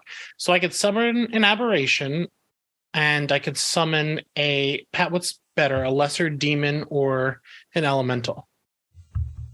You can. So lesser demon is a bunch of demons. Elemental is just going to be the one, but it's much stronger. Okay. What? I don't know if this makes any difference, but I also have Dragon's Breath. Am I allowed to like put that on Dan's elemental, and then they can spew? Yeah. So When I don't think. so when it my- says range, what does it say there? 15 feet. What I mean, like when we're in the room, essentially, is that like Yeah, I think you should be. I something think that you could can cast happen? it on somebody else. Yeah. It says a willing Yes. creature. I wasn't sure if that was a Yes, creature. it is. Yeah, a creature is anything alive. I don't have conjure. My element, I already used that slot, so I can't bring it back because we didn't do a full rest.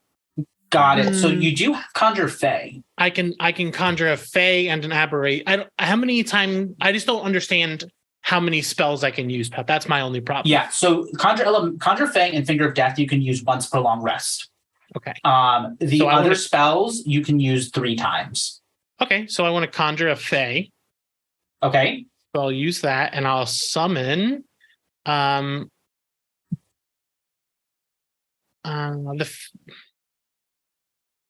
gonna say the Annis Hag. You think that's probably super strong, Pat? Yeah, and attack's pretty strong. Yep. She can do fog cloud, so we can. Well, I don't know if that would give us a full advantage. Fog cloud. If you cast that, they won't be able to see you and roll with disadvantage when they attack. But you won't be able to see them. That and was also- the fear. yeah. Okay, so the hag's attack. You can every time she attacks, she multi-attacks, so she has a bite and 2 claws. So Nice. I'm gonna summon the hag. This decrepit old woman comes out of the ground cackling. She's 10 feet tall. Yeah, and she goes, What's her name, Dan? let's go and mess with the world. I love friends. And she's scary looking. She's hideous to look at because hags favor hideousness as their form of beauty. Excellent. That's fine. I just love Dan's ability to just collect people. Yeah. She's here. So an aberration. Are those in my extras already, Pat? Yes. So no, that one isn't because you use that aberrant spirit spell stat block that's in the spell.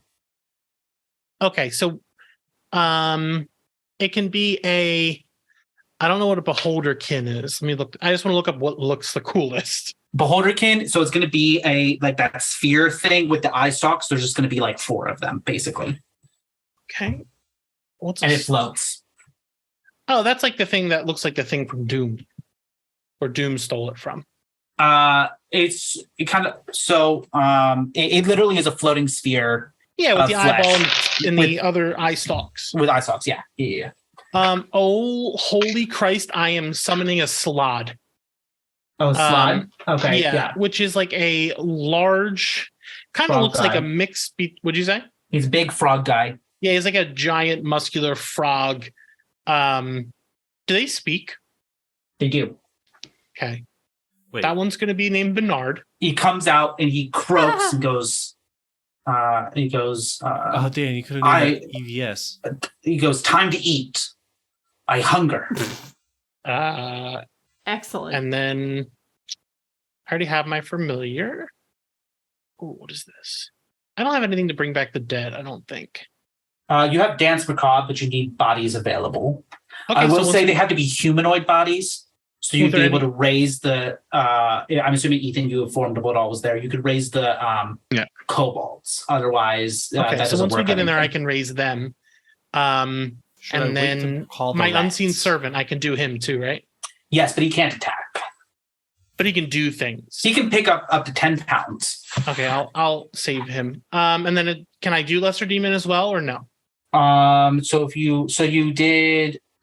can do, if you want to keep a spell slot for Dance Macabre, then yes, you can do summon lesser demons if you want, but you will be then in charge of, if you wanted the strong ones, you'll be in charge of 2 demons as well. But we can definitely do that. And then they would, Yeah, let's do the two demons, and then I can use Dance Macabre when we get in there.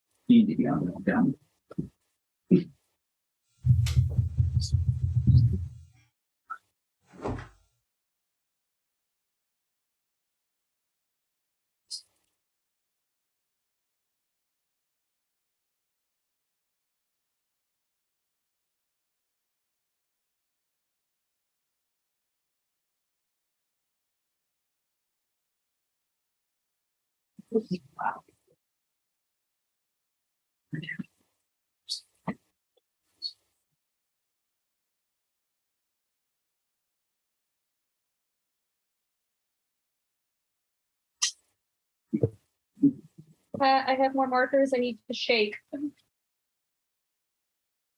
Oh, Pat left.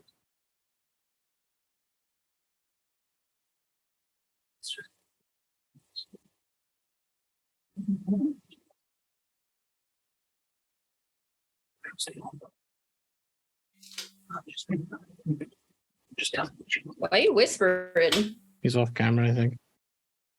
Talking to Justin. Do, do, do.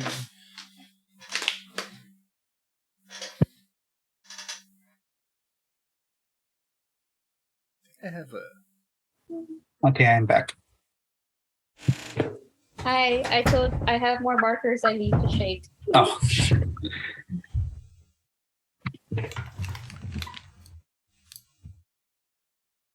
oh, I think it might be back. Ooh. Let me see. Yeehaw. Hee-haw. Hee-haw. There we go. Cool. Awesome. And then You win? yeah, I still can do Dance Macabre when we get inside, right? Yes, but I think Let me look at Mage if you were to do Armor. a mage armor, oh no, you can do that at will. Yeah, so you can go ahead and cast mage armor. Basically, No, that'll just how make do I your do AC plus it'll be your AC will be 16 instead of 14 if you cast mage armor. Okay. It doesn't let me do it. It just says at will. Yeah, so you just know your AC is now 16. Okay. Cool.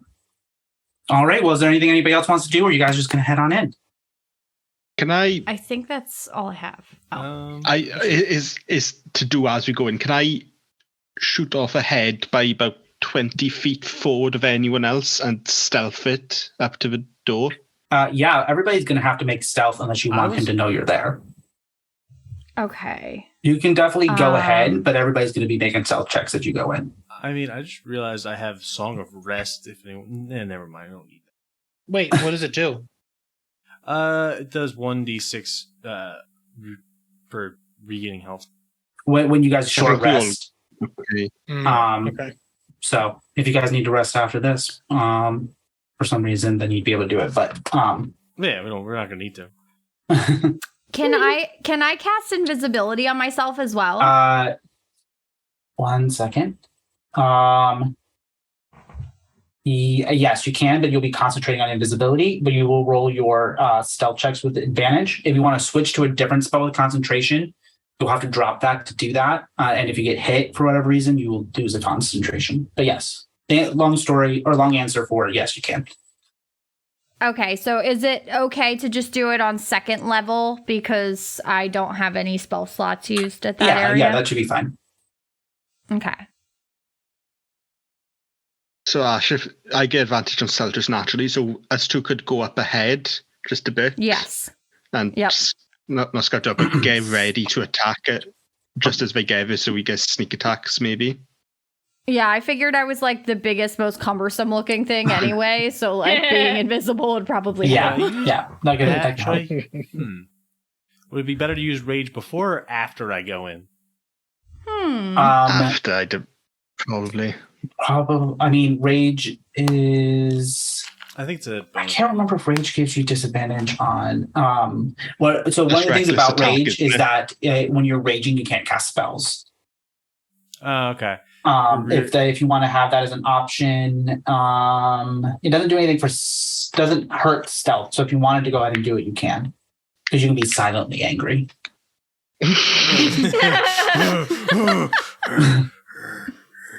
All right, so you guys see, go into the dungeon then. Yep. How Think far it's into time. are the kobolds? The kobolds, what other names They're are? pretty close to the entrance. Okay, I'm gonna dance macabre them. Yeah. Can you tell me for the Dance Macabre spell, the Oh, range is 60 feet. Holy moly! does there actually I can look real quick. I could do 5 corpses. Yeah, there's 3 of them there, so you can get 3, and you can use either the skeleton or zombie stat block, which I did put in your extras for you. There is a verbal component though, so roll stealth for me to see if you're able to do it quite enough that you're not detected. 5. Okay. As you guys you raise these kobolds, so you have those in addition. So you see one more crazy horrific thing that Dan has summoned. Three skeletons. 3 skeletons, yes. And so let me go ahead and add those to my list of things we got to keep track of. Hey, why don't I just turn into a cobalt now that we've seen them? 3 skeletons. Okay, so you guys are continuing through. So can Ash Knight go up ahead of everyone else and stealth it? Yes. But as you guys are going, I do need everybody to make a stealth check now. Ethan and Ashley, you'll make them with advantage. Okay. 22. 14. Do I have to do anything extra for You advantage? roll Just roll twice twice. and take the highest number. Okay. 34. 8. Dan! I got 14. And Jake, what did you get? I got 14 as well. Okay. So you guys are continuing through your sneaking through there. You see all of these dead creatures that are there. You're trying to be sneaky as you can with your large contingent of terrifying creatures following you. You're walking through. You see the owl bear. These are crazy things that you guys have not seen before, except for maybe Dan. You see a dragon, beholder, all of these things, and you see this light in this room at the end. And as you walk up to the door, you are able to see him framed by the door, facing away from you. And Dan and Jake, you guys certainly know this is the grave robber. You know it's him. As you approach his inner chamber, you're able to see this, but something is different. He's faced away from you, so you can't really notice it at first. But soon you see what Ethan saw earlier, and you see this tentacle come out. If anybody wants to make an Arcana check, you can go ahead and make it now. 13. Natural 20. I have 24. 7. Nat 22 total. Nat Pat, 20, by the way, 26. Nat 20. So Dan, Ethan, Ashley, but especially Dan, Ethan, you realize, Ethan, especially now as you look at it the second time, he's undead. Oh, great. And he has these tentacles, but this powerful necromantic magic is emanating out of him. He's a lich. He's a mind flayer who has become a lich. He's an undead, powerful, never dying wizard who has to be taken out by force because he has gotten the power and the magic of this world and has used it to become an even more powerful arcane version of himself, tentacle faced and full of necromantic undead energy. Without turning to you guys, he says, I've seen you've made it. I knew you would be here eventually. You were not able to defeat me in the last world. What makes you think you will be able to beat me in this one? He turns around and looks at you, spell book in his hand, 4 bone-like tentacles sprouting from his mouth. His skin now moist and squishy like a squid's. But you can see it's the grave robber underneath all of the trappings of necromantic arcane power of this world. He's still the grave robber there underneath. He's abhorrent now, but it is still the slasher threat that you remember. As you begin to approach, he is able to see Amanda, Jake, and Dan. He sees you guys through this door as you're approaching. He lifts a finger and points it at you. A glowing yellow bead forms at the tip of his finger before it crosses the 60 feet between you guys and centers itself before you, hovering there. It is a beautiful, arcane sphere of light, fills the space with light, and it rests there in front of you. If anyone wants to make an Arcana check on this now, you can. 17. I got a Another 3. Wonderful 13. Yeah. 23. Actually, on that 23, you know this is a powerful spell. This feels reminiscent of the spell you cast earlier, Fireball. But something is different, of course, because it didn't explode in a fireball. Because it's sitting there, the ball kind of contained in the sphere. And he's waiting for the perfect moment for it to explode as he has cast a delayed blast fireball. He goes, "You will never defeat me. I now wield the greatest magic of the multiverse." And I need everybody to roll initiative.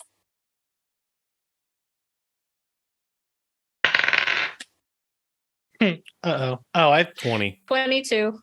Oh, Pat, which ones do I 5. need to roll initiative for? All of them? So I believe because you have so many, we can go ahead and have them all on your turn.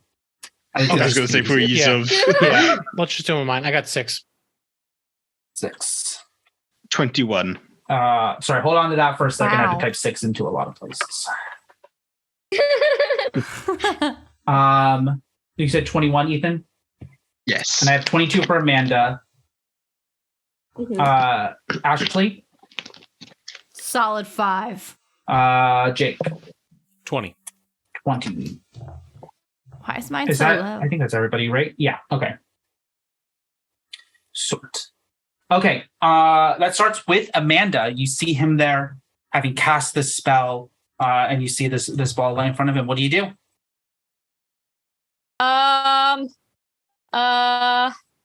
Please hold. I need to read what this one particular thing does because I don't want to be that close to him.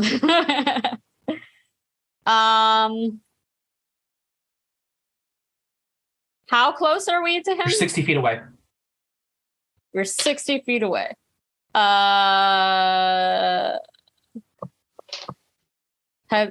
He hasn't raised any of the dead yet, right? No, he's just cast this one spell. Boo. Okay. I would like to do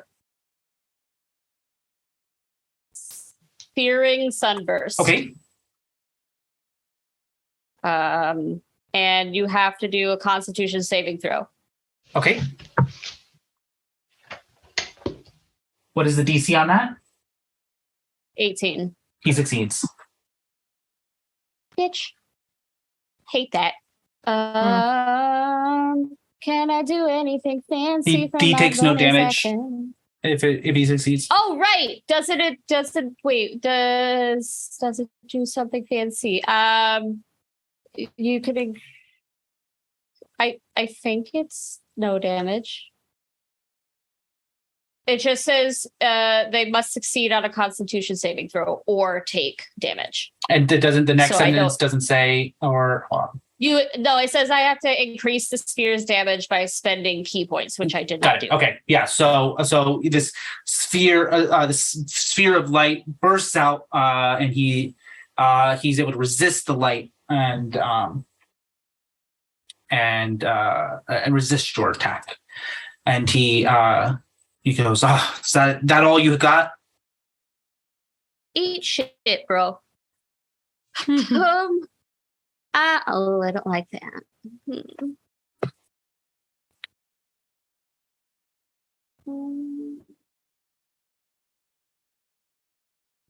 I am going to just not do anything for my bonus action for now. Okay. Any movement? No, I'm staying where I am. Okay. Next is Ethan. Question: because I had rolled a 34 on stealth when we come in, would I still be considered hidden, or would he know I'm there? He has not indicated that he has seen you, but it's pretty obvious he's seen Dan, Amanda, and Jake. So I would theoretically have sneak attack if I was to hit him. Yes, that's correct. Okay. In that case, then I'm going to bonus mark Hunter's mark him. Okay. So add that on. And then I'm going to shoot him with my arrow. Yeah, go ahead and roll hit. Actually, I'm just going to go full out. I'm going to lightning arrow him. So I deal that extra damage on top. Okay, sure. So that's 4D. So to hit, it's... I've got to stop rolling well. It's 14 plus 11, that's 23 to hit. That hits. Okay, it's math time now, guys. I'll be back in a bit.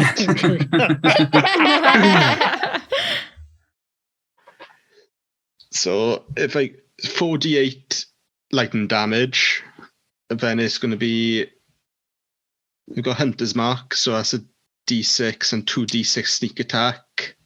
Yep, that is correct. Can I also then put in my d6 on my bow of other elemental damage? Do I do that as well? Yeah, I think you can. Yeah, you can go ahead and do that as well. So that's 4d6, 4d8. Okay, let's do d8.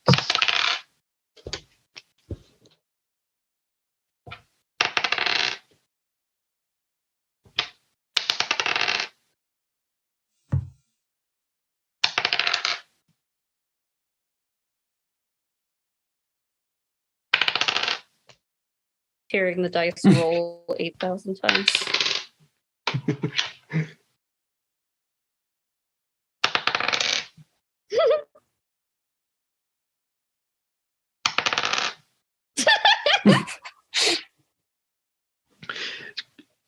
One question: Does it also just do the general bow damage as well, Pat? Actually, the 1d8 plus 4 on top as well. Yeah, I would say so. Yeah, okay. So that's another d8 on top.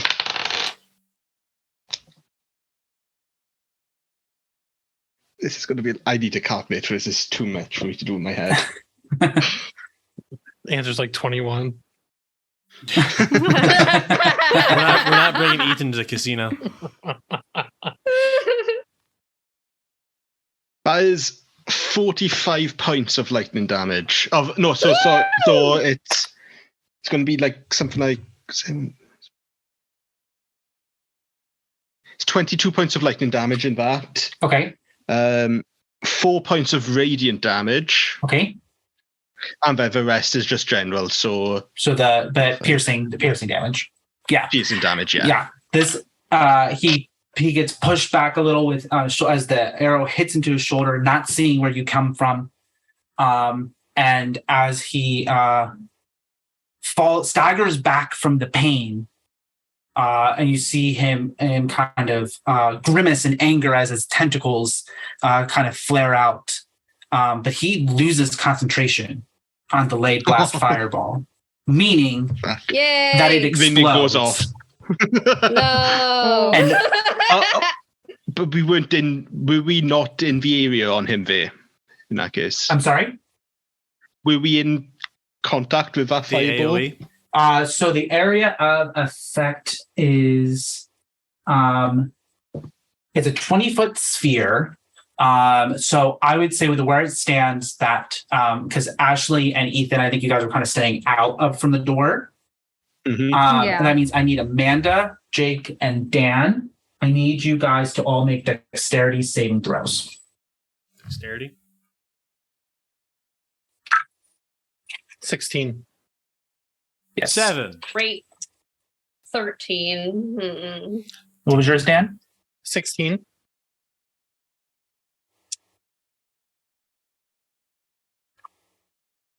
Just real mad that I have plus 10 I have and D&D Beyond said, okay, roll a 3. Pat, I have +1 bonus on saves. Is that for all saves? Yes, and it would have automatic okay. if you the number that's on D&D Beyond reflects that. Okay, cool. Because it just says Oh, yeah, 12 I plus forgot. 4. Yeah, so none of you got above a 20. Is that correct? Correct. No. Sure didn't. God damn You, it, Ethan. you know that. You didn't have to make me say that. You just wanted to make me say that for fun. This is bullying, God. 7, 15, 27. 30. This fireball explodes and you all take 40 points of fire damage. Oh, Jesus Christ. As it explodes out, you see the sphere explode outward in this 20-foot sphere as it erupts into a true fireball, similar to what Ashley cast earlier against the space clowns. And you guys' inability to get away in this moment means that you take the full brunt of that as it singes your skin and hair. And you, as you take this 40 points of fire damage. I'm glad I'm a tank. And with that, Jake, you're next. All right. Now I'm going to use Vicious Mockery. You're going to need to do a saving throw that's got to be 15. And Wisdom, I believe, correct? Wisdom, yeah. What do you say as you cast this? What are you mocking him with?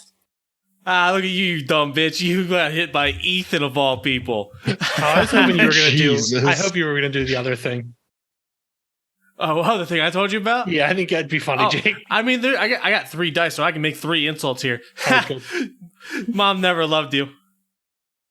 And Dan, good old grave robber. It's not your fault. It's not your fault. Oh, God. What is the DC on that saving throw?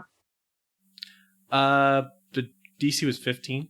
He rolled a 14 as your Hey, 10 carefully crafted insults from your experience fighting him cut into him like a psychic wound. 10 damage. 10 damage. Goes ahead and takes damage and as he snarls back at you. And in response,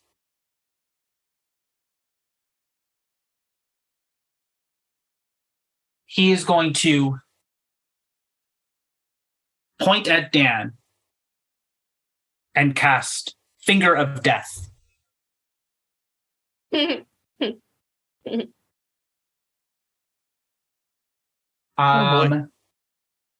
can make a Constitution saving throw for me, Dan. Mm-hmm. If only Garfield would just jump in front of it. That's a 5. You see this Nice. necromantic energy ink out of his finger towards you in this horrid beam. And as it makes contact with Dan, you see it kind of creep over him as he takes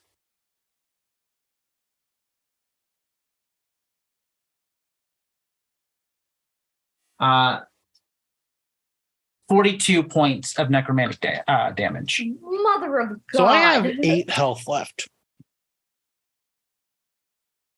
Do you have any healing potions? No. Okay. He growls at you. Cat is using. I'm Good. sorry. Using an item is an action, right? It depends on the item. A healing potion. We don't start with healing potions or anything like that, right? I fully have a potion of healing. I think I think Amanda might be the only person with a potion of healing. But yeah. Oh, is it because I was retrofitting a different character that I have a potion of Yes, healing? but I also think it's Too bad I have it. yeah, because I didn't give you guys potions otherwise. Yeah, Dan is fucked up, but it also, I would say, pushes you back enough that you are out of the door and you are not in the main area of his focus anymore. As this We also didn't tendrils put of my death army energy. of people in front of me, which we Sorry? probably should have. Can I? We probably should have put my 8 people in front of me as shields. But we Yeah. didn't do anything. I Yeah. like, You could have Sort of just stole. sacrificed Garfield. yeah, it's okay. So I have 8 health, so I'm out of the room at least. Can I just yeet a potion of healing at him? Is that allowed? You can certainly try to throw it on your turn. But it is Dan's turn. Dan and his collection of monsters' All right. turn. So no one's got heal. I have cure wounds. Nothing that I can do when it's not my turn. Yeah. I'm not allowed to use that either. Dan, actually, also, can you make me a Constitution saving throw, please? Oh, Jesus Christ. Don't do that. It is a 20. Okay. You just manage to save on that and maintain all of your monsters and Good. be able to remain concentrating on your spell. But how do you send your horde of demons and fae and aberrants and gelatinous cube and skeletons at this guy, and what do you do with your own action? Okay. So, sorry, I'm just looking at what the hag can. If he is grappled, he get hurt more? Does he You get get disadvantage? If he's grappled, he can't move, and I think you get anybody who attacks him gets advantage on that attack. Okay. Can I engulf? Is that because we could hit him before, so that would be the same thing, right? Yeah, whichever order you want to do it in. Oh, all right. Let's do engulf first. He has to beat a 12 dexterity saving throw. Okay, Does he beat it? he rolled a nat 20. Okay. Bitch.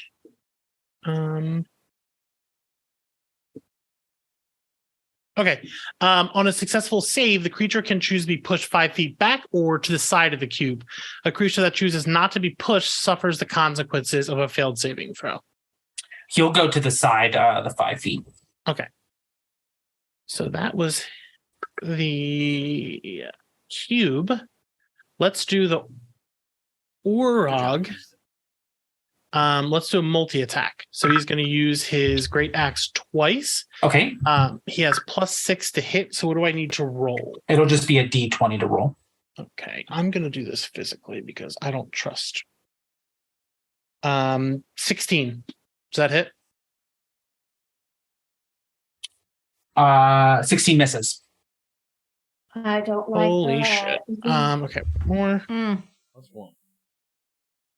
Nope, that misses as well. So the Orog doesn't do anything. God damn it, Garfield. Must be on Monday. All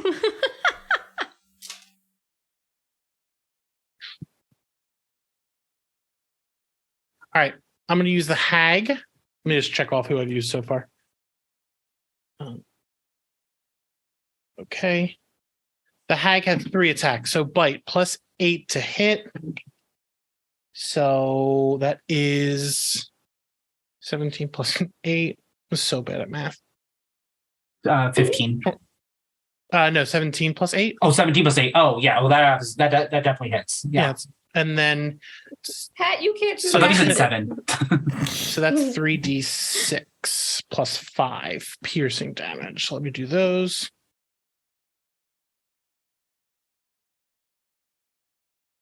$14 damage. And then I have 2 more. Yeah, go ahead. She cackles as she bites into him.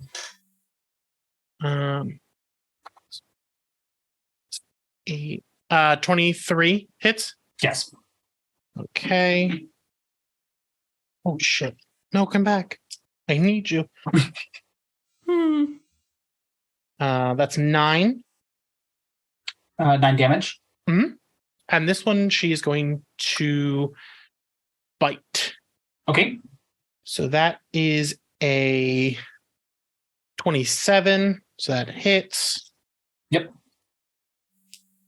And that is 10 damage. So she bites him for 10 damage. Okay. So that is all 3 of her moves. And his hag. Now let's do Bernard, the slag. Do I? Oh, that's that one. I just used the thing that's on the sheet. Correct. The aberrant spirit stat block. Yep, that's correct. Holy moly!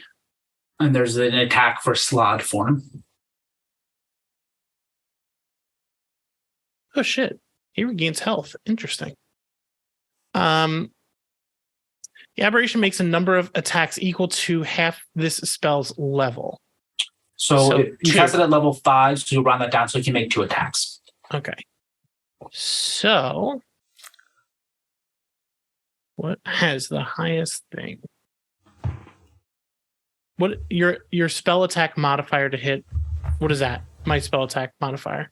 That will, for you, Dan, that is whatever your plus is to like your Eldritch Blast. So that will be plus 11. Okay, so he's going to do claws. So that would be plus 11. Let me roll this.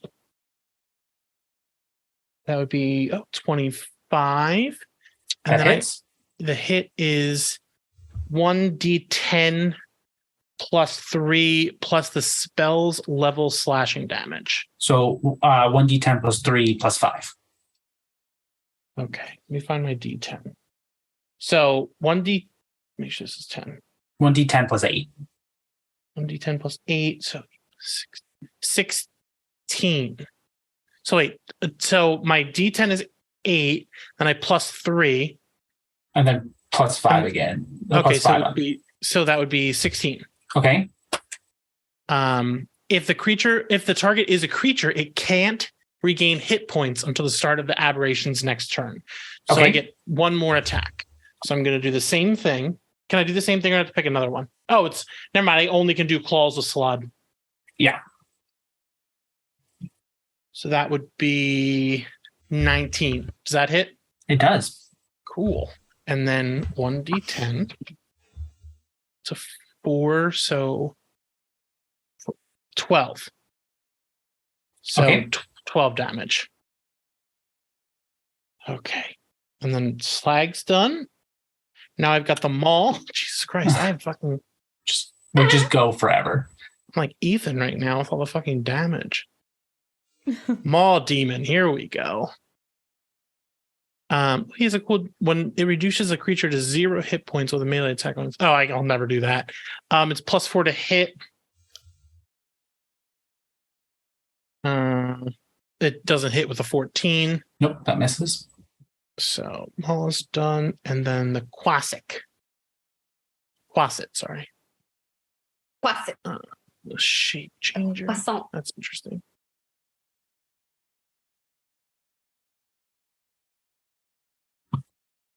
Is his wisdom high? Can I know that or no? No. Okay. Let's just use.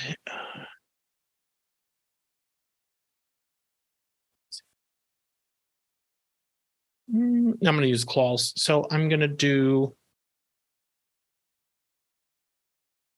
18 doesn't hit, right? It does. Oh, cool. So it's 1d4 plus 3. 1d4. What the fuck does a 4 look like? Is that the triangle? 4d4 is a triangle, yes. Okay, thank you. So that is 4 piercing damage, and the target must succeed on a DC 10 Constitution saving throw or take 2d4 poison damage and become poisoned for 1 minute. He succeeds. Okay, so he doesn't get the poison damage, but he does get the 4 regular damage. Got it. And now the skeletons. Scary, Each, I think their shit's super low. Let me go to them real quick. Your skeleton is going to be, if you use Plus it the 4? swords, it'll be +4 to hit. Okay. 18. It hits. And that would be 1d6 plus 2. Oh, shit. It's 5. That's 7 damage. That's the 1. Okay. That doesn't hit. That hits because it's 18 plus 4, so that's 22. Yep. Then I have to roll another. So that would be 4. So 4 damage on that one. Yep. All right. And then me. So if I'm not in the room, that's a touch. Can the ray I'd have to because chill touch is you create a ghostly skeletal hand in the space. Do I have to be able to see him? Yeah, but you'd be able to. You're far enough away that you could like move over a bit, cast it, and move back if you want to move back behind the wall. Oh, I'm gonna move. I'm gonna do Eldritch Blast because that's my most powerful. Yeah, go ahead. I'm gonna shoot that at him, and that is. You're gonna shoot all 3 bolts at him. Yes, so Okay. that's 27. That hits. 30. That hits. Move, you fucking numbers. And 26. So 3 full hits. Yep, those all hit. So go ahead and roll the damage for those. 13, Okay. 7, Okay. and 13. And Oh, sorry. Go ahead. No, go ahead. It's my bonus attack. Good. So go ahead. Okay. You send your horde of terrifying creatures. The hag cackles as it bites into him, slashes at him. Maw Demon and Slod, the Closet, this Cobalt Skeletons, the Cube, and then your Eldritch Blast all fire off, hitting him one right after the other, and tearing away flesh from him, undead, preserved flesh from his body that is moist and oozy and squid-like as this is happening, as you do hit after hit after hit with him with all of your horrors that you've gathered and befriended in your time here in this multiverse, in this realm. And he is looking bloodied isn't the right word. He's undead, but he is looking hurt. He hasn't at death's door yet, but he is looking fucked up, to say the least. Very, very battered. Yeehaw. I am going to summon a tentacle of the deep in front of me, so it will stop any blast that he shoots towards me. Okay. Oy vey. All of your little guys. And next is Ashley. Woo! Here I am. All right, I'm gonna whip out my little book. Whip My it. book. Okay, so is Dan really injured? Because I do have the cure wounds. Dan, you can tell Dan is looking really fucking hurt. Okay. I think then probably cure wounds would be helpful, and if I use a higher level than 2, it goes up a little bit more. That's correct. It looks like I only have it on the first level. Is that okay? Yeah, go ahead and I'm brewing that you can use it at a higher level. So yeah, go ahead and cast it at a higher level and adjust it as appropriate. Okay, so does that mean I hit use, but then get rid of the slot in first and then just like move it up to like 3?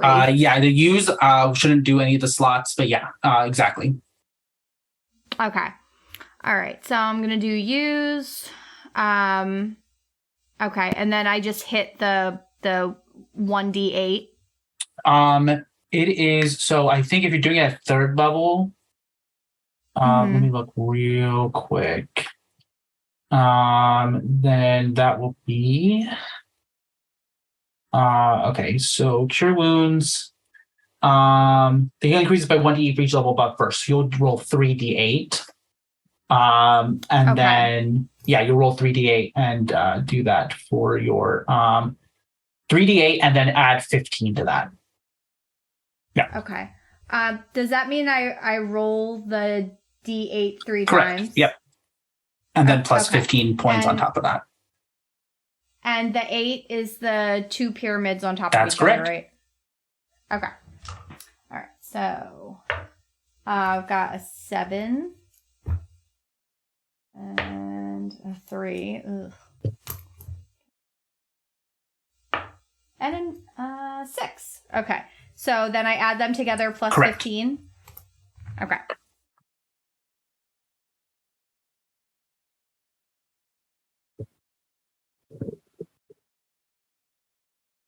All right, we've got 31. So Dan, you regain 31 points HP. Actually, what does this spell in particular look like as you go and cure wounds, Dan? When I cast the spell, it's like almost a fog-like substance that just kind of envelops Dan, and the fog kind of seeps into skin and just heals the wounds. Yeah, and as this is happening, this is, of course, you're still invisible, so this just kind of appears and comes around you, Dan, and envelops you and heals you. Thank God. Yay. All right, and then does that mean my turn's over? So that was your allowed to do action. I don't know if you have something anything else? for a bonus action Okay. that you can use. How would I'm know sorry. if I have Actually, a as you bonus? did that, it was coming from you when you're visible, Mm-hmm. but because you cast a spell, your invisibility does go away. That's fine. I'm still behind the door, essentially. Yeah, you like correct? had gone to the opposite side, basically. But yeah, that's correct. Okay. How would I know if I had other moves? So, mostly, I think as a bonus action, if you go down to bonus action, you do have charge, which is a centaur thing. I'm gonna skip that for right And then now. Dragon's Breath and Misty Step are the other. But those, because you cast a okay. spell, you can't cast another spell as a bonus action. Okay. All right. Yes, I will. That will be my solo action Okay. for right now. Perfect. Well, with that, we are back up to you, Amanda, top of the initiative order. Neat. I'm sorry. I forgot how far away the Great 60 River feet. is. 60 feet. Okay. I'm going to get 30 feet closer Okay. so that I'm within range. I'm going to use my javelin. I am going to spend a key point to use stunning strike. So if I hit you, we have to do a saving throw. Okay.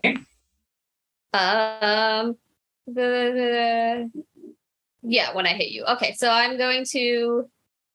There's the first one's a 20. Okay, that hits. Okay, and then the second one's a 14. So you threw your javelin, is that right? Oh right, yeah. So the first I hit you. It's a 20. Ignore the 14. Yeah. So the 20. Yeah, you throw the javelin, it hits, and you're doing searing strike. Is that correct? No, just javelin, and it's called stunning strike. So you have to do a Constitution saving throw. Got it. 1 second here.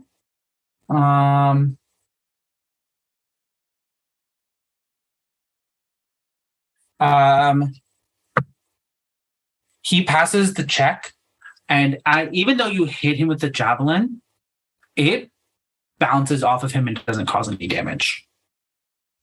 Is he immune to piercing damage? At a minimum, he is immune to your javelin.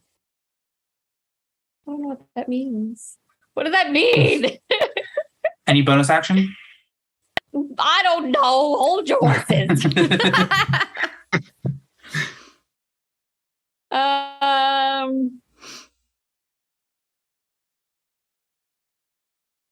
But I have to. I should probably just suck it up and get closer.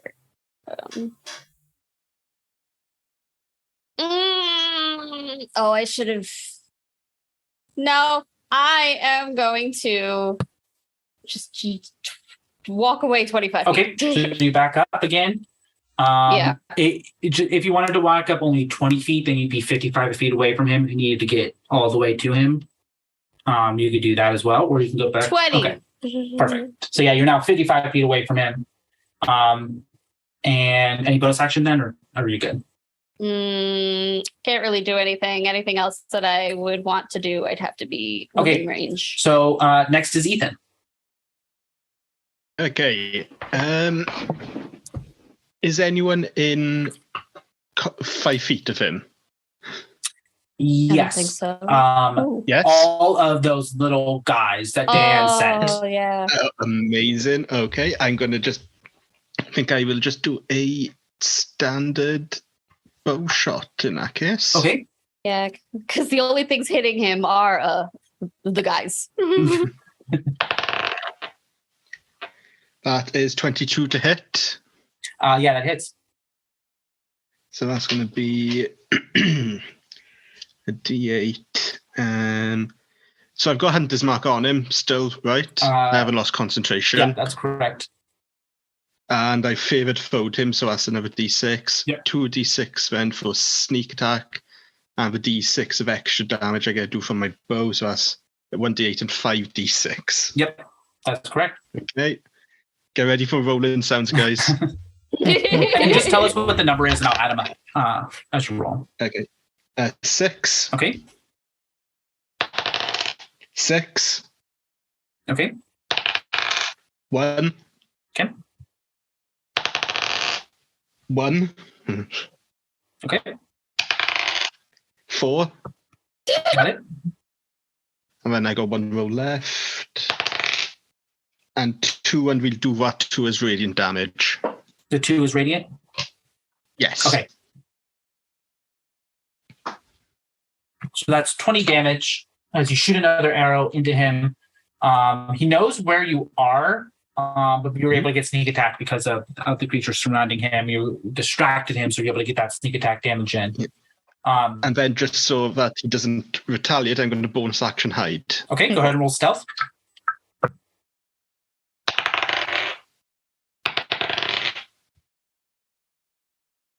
That is... So I'm just doing math. 25. Yep, you're able to successfully hide. He's lost track of you. And next then is Jake. I have a question. Because Yeah. it said on my bonus actions for my storm aura, it says you gain a 10-foot aura effect when you start your rage. Would that need to be done as a separate turns bonus action? Or would that be automatic? That'll be automatic as you go into a rage. So part of your bonus action of going into a rage does that, but it's you're not close enough for that to hit him. You have to, unless you run up to him. Yeah. Okay, perfect. Another question. Can I use 2 weapons in the same turn, or it has to be the same weapon? So you have 2 with your 2 attacks. Yeah, you can do 2. You can use 2 different weapons. Yeah. Okay. And moving up doesn't count as an action, right? No, movement is separate. Okay. I'm gonna use my shotgun. Okay. Which is if you move forward 30 feet, you can use your shotgun and roll regular. Oh, okay. So yeah, I guess I'll move up within striking range and then use the shotgun, which is 12 to hit. 12 misses. Okay, and then I use my great axe, which is 21. So you're not, in order to use your great axe, you have to be right up on him. So you have to. I said in striking distance. I meant within like 5 feet of him. Because your movement is 40 feet, right? Yep. So you're able to get 20 feet away from him. Oh, okay. So you can use your shotgun twice. Okay. And so if you want to do the shotgun again. Yep. 23. That one absolutely hits. And the damage is 11. So you fire your shotgun off, hit him in the shoulder with the second bullet as you fired both bullets in the barrel. And you see that it staggers back with the weight of this gun. He goes, even in this world, you guys managed to find shotguns. And Jake, he's going to turn to you then. And he's going to cast a spell that Dan is familiar with, Oh no. and cast Everard's Black Tentacles. Ew. It's going to hit you and a number of creatures around you. Go ahead and make a dexterity saving throw. And then, Dan, if you don't mind making a dexterity saving throw for 12.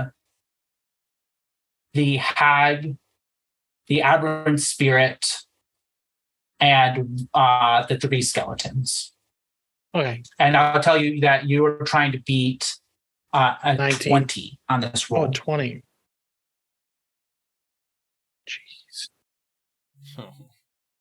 Sucks to be me. Oh no, I can't do that. Hold Oh. on. All right.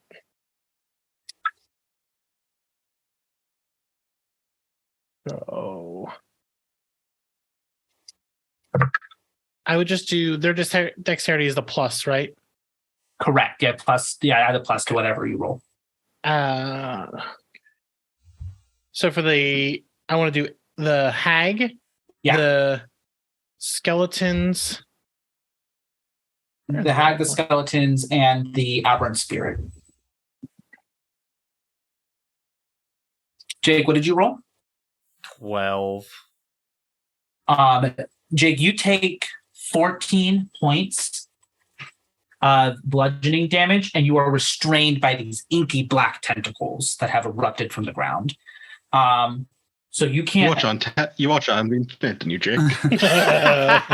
They wrap their tentacles around you. You can feel their suction cup on your skin. And Ugh. you can't move until you break free, but you feel the other tentacles, as there's a lot of tentacles erupt out, they're hitting you as well. And you know if you can't get free, you're going to continue taking damage.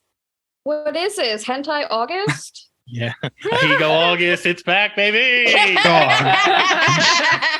Dan, Just did any kidding. of those One sec. beat the DC 20? Only the hag. Everyone else failed. Okay, so the skeletons fully dead. R.I.P. Again. I mean, they already were. yeah. Yeah, well, they're gone RIP now. too. Iron Spirit is also restrained. It can't move and takes the 14 damage. So that it was at 50, so that's down to 36 HP. Only Ethan used lightning arrow on me. And he laughs and says, turns to where he knows Dan is, laughs and says, I have Jake this time. Oh, fuck. This is a reversal. Oh no! All right. Whose turn is it next? It is yours, Dan, you and all of your little guys. Oh. Worse than the time I had to watch Halloween.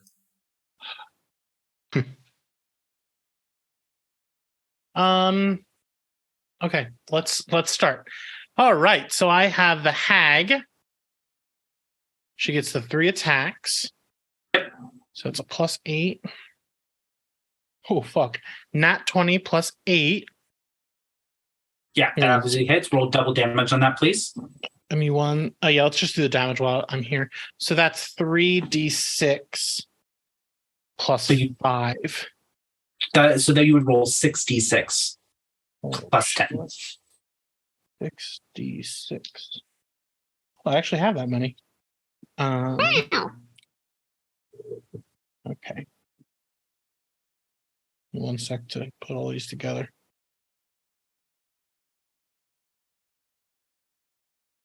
So that one would be 24 is the first hit. 24 damage. Okay. So her second hit, that is 19 +8. That hits. That'll Yep. be 3d6. Not mixing them. Holy shit. 15. Okay. And the last one is 16 +8. Yeah, that absolutely hits. Perfect. That's 7 damage. Okay. So that's the hag's attack. Good old Tabitha. She's cackling as she bites and slashes into him. Love that lady. And then let's do the aberration next because he gets 2. So his is you're gonna tell me this again. My spell attack modifier was it 3? It's whatever the Eldritch Blast is, but the Aberrant Spirit is restrained, and because he didn't attack last, he would have had to move away from him so that like the skeletons could get into attack. So if he's 10 feet away, so if those attacks can't do it 10 feet, then you can't do them. Can he move? He can't move. You can do another dexterity saving throw in order to try to free him. Okay. He'd have to do it with his dexterity bonus. Okay. Does 18 break that? It does not. Ow. And you see he takes another 14 points of bludgeoning damage. So Who, me? Where's he at now? The spirit, Aberrant Spirit. Or no, the grave He hasn't. robber. He has not moved. He hasn't moved. He's been staying there in the same You're place joking. at his altar, if you will. He doesn't have any like hit point damage or anything. Well, we don't know. We've We've hit him hit plenty. him. He's taken tons okay. of damage, but he is strong. He's starting to look hurt Okay. for sure, but he is All strong. right. Okay. Can he roll? Okay. Oh, you know what? I can attack. Oh, I can do a melee attack with the. That's not very good. I'm gonna try to engulf him again. Does he beat a 12 dexterity saving throw? He does not. Fuck yeah! Now he's trapped. So he Nice. he takes 3d6 acid damage. Let me roll this. Okay. 10 acid damage, and he is stuck. So he is at disadvantage now, right? Correct. Okay, let me check off that one. My skeletons are dead, just crossing them out. So now we've got Garfield, who has a multi-attack. This That's orc that you bullied into fighting for you to his death, most likely. yeah, that wouldn't hit.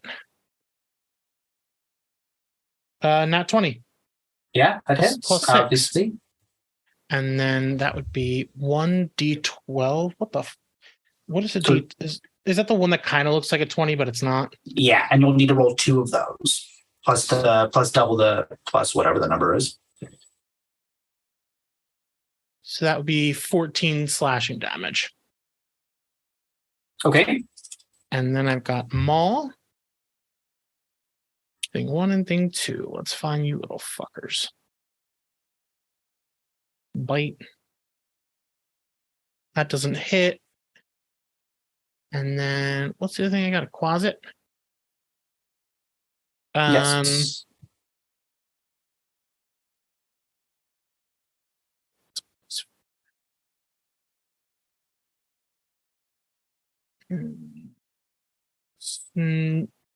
19 doesn't hit him, right? No, 19 hits, 19 hits. Yep. but it's only a 1d4.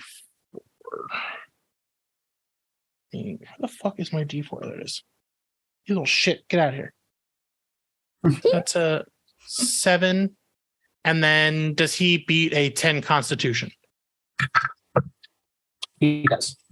Okay, so he just takes 10 damage on that one. And then it's my turn. How fucked up does he look? And he's at disadvantage now, right? Because he's engulfed. Correct. Yeah, and he's looking more hurt than he ever has for sure. He looks like he's getting closer to being defeated.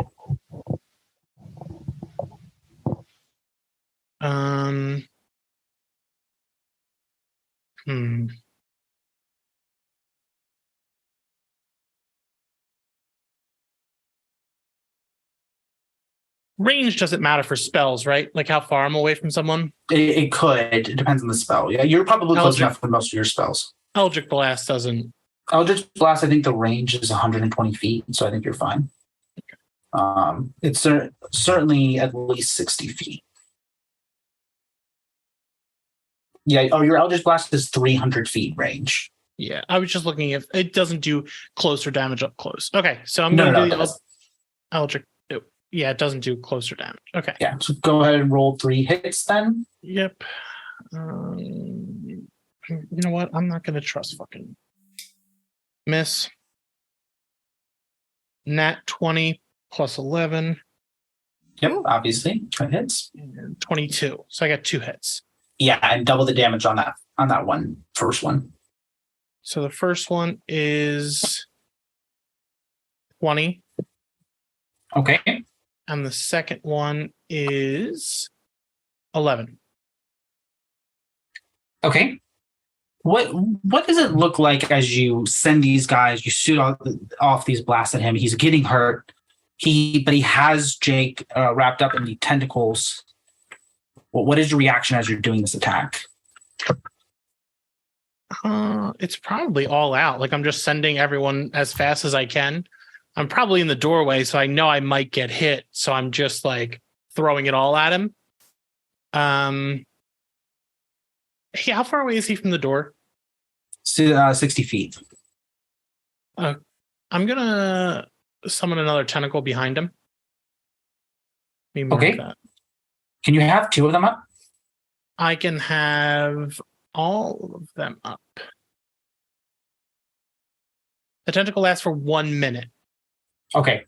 Or until you use this feature to create another tentacle. So the one in front of me is gone, but there's one behind him now, which I can attack with when I summon it. Okay. So that's a plus 10. That is 17. That's hits. That's a 17 plus 10. And then the damage is 8 ice damage. 8 cold damage, sorry, not ice. Got it. So that hits him from behind. Awesome. So yeah, he's looking really, really hurt. He's for his creature this strong, the amount of HP he has left, it looks like he's on his last leg. And with that, Ashley, it is your turn. Woohoo! All right. I'm gonna pull out my book. Is anybody like critically damaged? Like I can't use cure wounds again, can I? You can if you use another spell slot, but nobody is looking hurt. Dan's still the one who's hurt the most, but he's not dying like he was last time. Dan is the hurtest. The hurtiest of all of us. All right, so I'm gonna pull out my handy dandy little spell book, and I'm gonna ask it if it's got anything special for me. What's our spell that could do the worst damage to this guy? Do you have any suggestions for me? Well, it's these liches. They're kind of weird. You never really know what they've managed to get resistance to. There's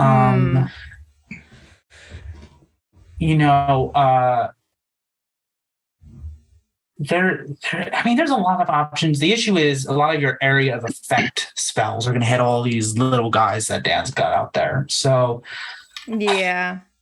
So you probably want to do something that's a bit of a specific hit. You could do Magic Missile. You could do Witch Bolt. Ice Knife would probably not cause too much damage. If you wanted to do something like that, but like your Lightning Bolt and your Fireball, that's going to take out a lot of these guys too. So really just anything that you're feeling. Okay, so Ice Knife, is that going to be more direct? Ice Knife will hit him and then it'll explode and could potentially cause more damage to him and the other folks that are like right around him. But in this case, the way everybody kind of moved around, it would be the gelatinous cube that would take the additional damage if it were to hit and explode. All right, I'm gonna look at little Ethan and I'm gonna say I'm sorry, little Ethan, but we're throwing Ice Knife. Are you gonna cast it at first level or do you want to cast it higher? I'm gonna cast it at 7. Does that mean it does more damage to the grave robber? Yeah, it absolutely does. Yeah. What you'll do, casting the first level spell at 7th level, what you're gonna do is you're gonna roll. The damage, if it hits, will be 1d10 plus 8d6. Okay. And then it'll explode and we can do the it'll be 1d10 when it hits, and then when it explodes, if he fails the save, it will be 8d6. Okay, so I do.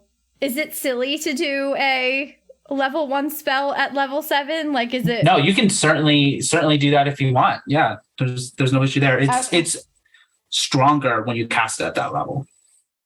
Okay. All right. So I throw the D10 first. Roll a D20 first with plus 10 to see if you hit.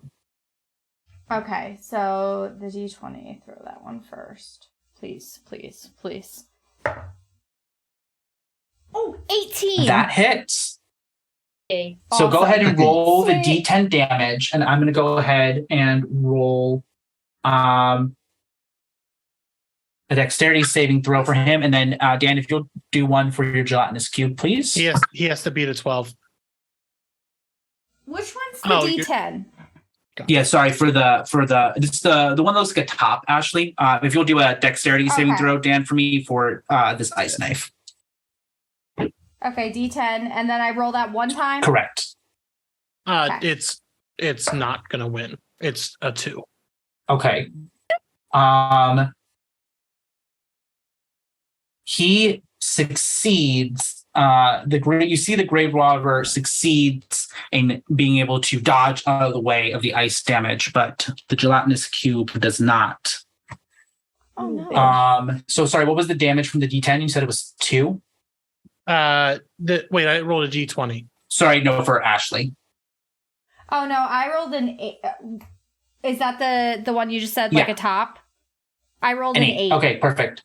And then roll the 8d6 to see how much damage God. the gelatinous cube Jesus. takes. The 6 is the one that's the... It's just the regular dice. Okay. Wait, The cubes. Yeah, the cube. Okay, sorry everyone. All right. I got a 2 on that one. Yeah, did you roll 8 of? You have to roll 8 of them. Oh, okay. So roll 7 more. Yeah. Okay.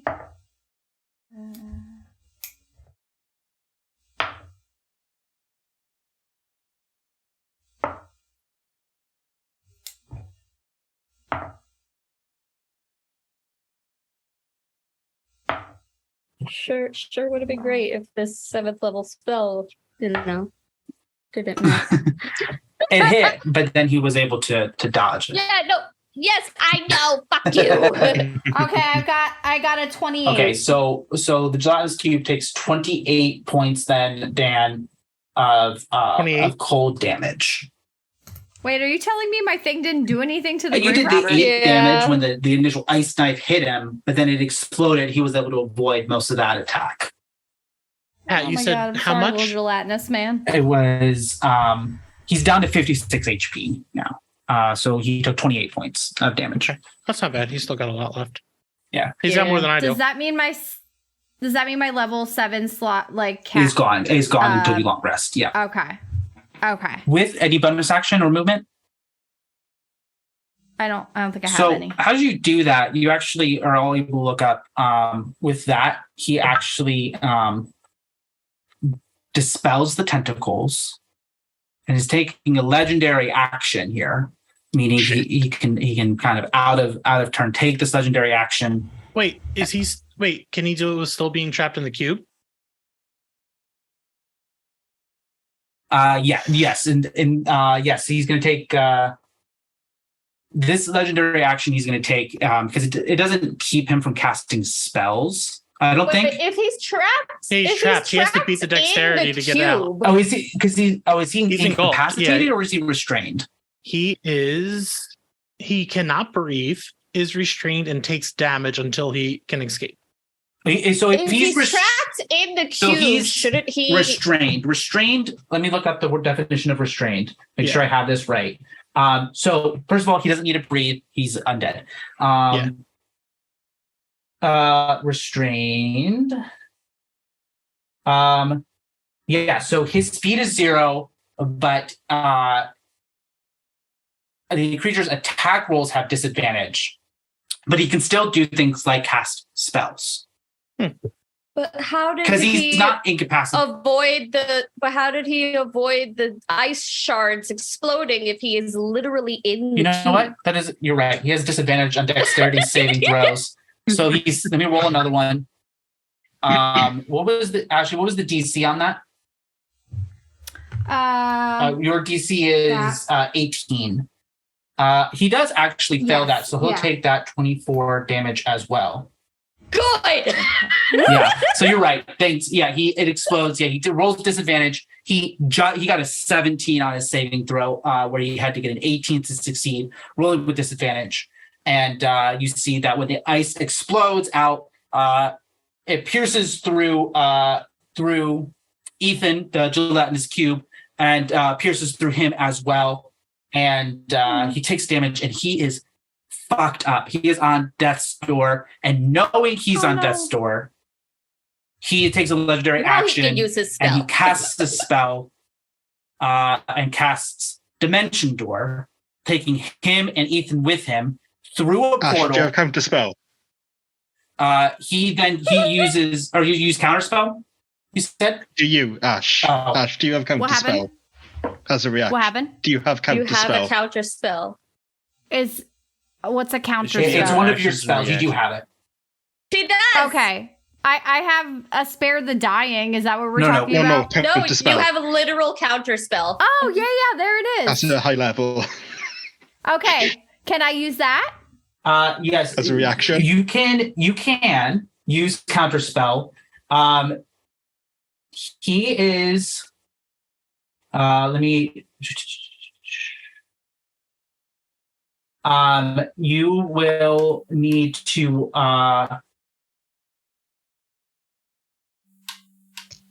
use your spell casting ability.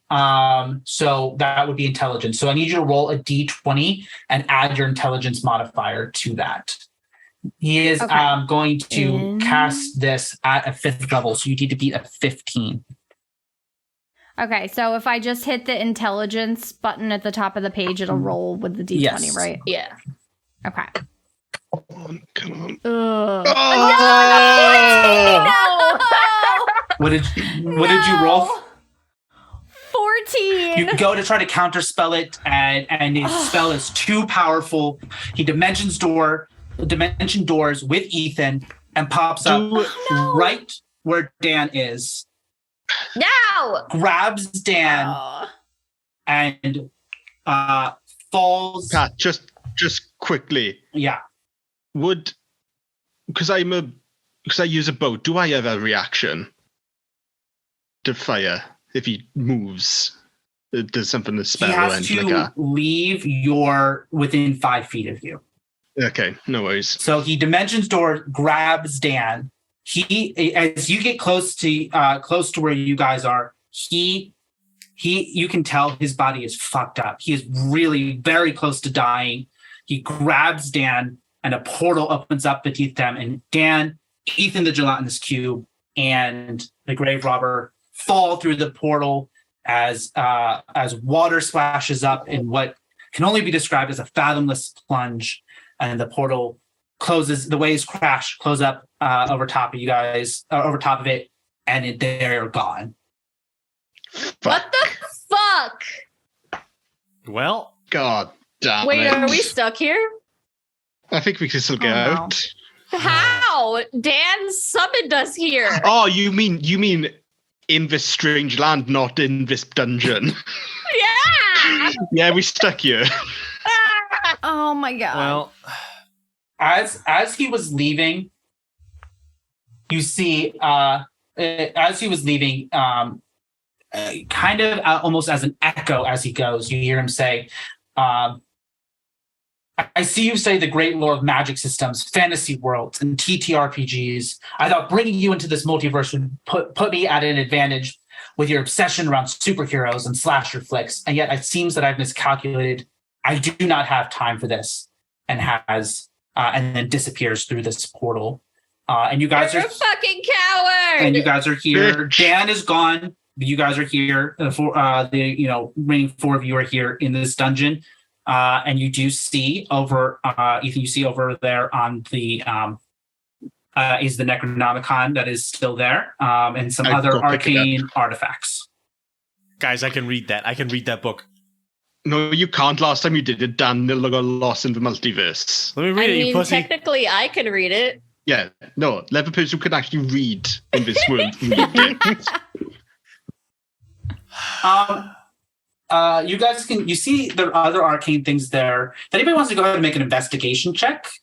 Oh, I have good in investigation. I'm also good at investigation. I got a 19. 19. 29. Damn. I have 26. One thing in particular catches your eye, Ashley. There is a spell scroll there that feels familiar to kind of what your spells written in your spell book is the same kind of formulas and structure. And as you go and grab it, you realize it's a pretty powerful spell scroll.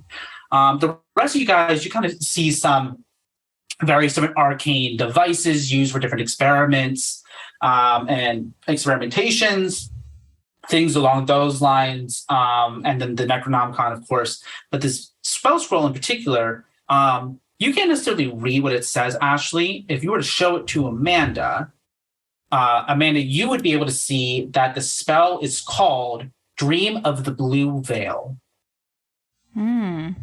If anyone wants to go ahead and make an Arcana check for me. 19. 30. 4. 26. Fuck this beyond shit. Why are you the actual dice, Jake? As you guys, those of you who got above 20, you know, Dream of the Blue Veil is a spell that allows for teleportation to another planet. Shit. Oh. But importantly, you have to have an item that originated from that world. When you go to cast a spell, it has to be in your possession, a powerful magical item. Has he left anything around? Oh, wait. I have a spell called Detect Magic. Should I use that? Absolutely. Okay. I am going to cast Detect Magic. As you cast Detect Magic, Okay. you feel a lot of magic coming from around you, but the strongest point of magic is sitting on this altar right in front of you. The Necronomicon is full of necromantic magic. It is a magical item, but it originates from your world, from Earth. We could get back home. Ooh. Guys, I can read it. Let me read it. Oh. Bring you back home, but No. you have to bring the Necronomicon with you. Shit. I say we do it. I want to go back to bed. I want 2 legs. Should we? Is there any way that we could figure out where the grave robber went, or are we just gonna be like, okay, bye, Dan, you'll make it back eventually? That's how I'm treating it. Yeah, I mean, Ethan, you got a friend that can help with that, right? Yeah, I think so. I'll need to speak to them. Yeah, we'll get him back. Or I'll just make the snowman Okay. again. If anybody wants to make an Arcana check, kind of looking over where the portal was. 26. Nope. Hold on, I'll make 27. an Arcana check. 14. 3. We love that 3, Jake. I'm good at Amanda, magic, guys. Jake, you think that they fully portaled maybe down the street. Amanda and Ashley, you're able to tell that spell that was used was not something that was from this world. He used an ability that kind of existed from outside of the world you find yourselves in now. And so because of that, you kind of have the feeling that he's not in the D&D multiverse anymore. Oh. We're never going to find him. He just lying back here. Oh. We might as well go home and wait until he wants to record another podcast. Man. You're That right. sounds He'll right. just appear. Okay, well, if we're going home and we need the Necronomicon, I vote that not Jake keeps it. Yeah, I vote Amanda How has it dare because you. she can read it Yeah. if needs to. Yeah, that's probably helpful. Unfortunately, Ashley, in order to cast the spell, you have to be the one holding the Necronomicon, and you're the only one, being a wizard, you're the only one who can cast this spell. Okay, as long as it doesn't go to Jake. Yeah, as long as it's not Jake. That's fine. Fine. Guys, I'm a bard. Amanda, we can I can live together, sing it's fine. it. So do you go and grab the Necronomicon then? I do. I grab You it. feel this as you touch it, pick it up. You feel this intense necromantic energy pulse through you as you grab it. There's something evil about this book, and it smells awful. Yeah, Yum. the spell is something like Narada Pisto. I don't know, No. something like that. Please keep him away Maybe from you the guys book. can do it. Hello, As Stinky you Book. take that, you take up the spell scroll and you repeat the incantation that is on. There's no place like home. There's no place There's like no home. It's like, oh. You repeat the incantation. The spell, the energy of the spell leaves the spell scroll from and through channeled through Ashley and envelops all of you, Ethan, Amanda, Jake, and Ashley, and encapsulates all of you. You see Dan's, all of Dan's little guys staying in this world as they kind of. Guys, Take Garfield. Guys, Take the- Garfield. Garfield, come on, Can you're we coming bring with them us. with us? Come on. Actually, if you extend it to Garfield, he can come with you as well. I pulled that buddy. orc Garfield in. As the spell envelops you guys, you all fall unconscious. Each of you begins to have visions of Earth. You see some of the locations you visited previously, places like Camp Crystal Lake, that FBI headquarters in Langley, GateCrashers HQ. You see the parts of the world that make you feel safe and happy, that fill you with fear and unease, that make you feel hopeful for the future, and that fill you with righteous fury to fight back. You're heading back to Earth, for better or for worse. Suddenly, you are each in a long hallway, alone. The hallway is bare, made of marble. You see at the end of the hallway a blue curtain, a blue veil. Oh. You start to walk towards it, seeming like you will never reach it. And then all of a sudden, you're right in front of it. You reach your hand up to pull the curtain back, but you pause for a moment, hesitating. What is on the other side of the curtain? Is it a threat? A safe haven? You're not sure. Do you reach for the curtain anyway? Yes. I feel like it's Chris Yes. Pine behind Absolutely. You So I open mean, it. is there anything else to reach for? You pull the blue veil back and you see a light on the other side. You reach forward into this light and you each wake up in your own respective beds. Was it all really just a dream? It seemed real enough. Did you guys find Dan, or was it just a bizarre dream as you each kind of wake up in your own bed?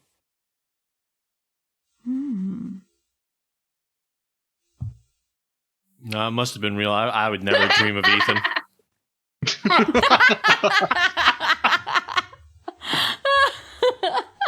Ashley, go ahead and make one last perception check for me. Okay. 18. You notice there's a new book on your bookshelf. Does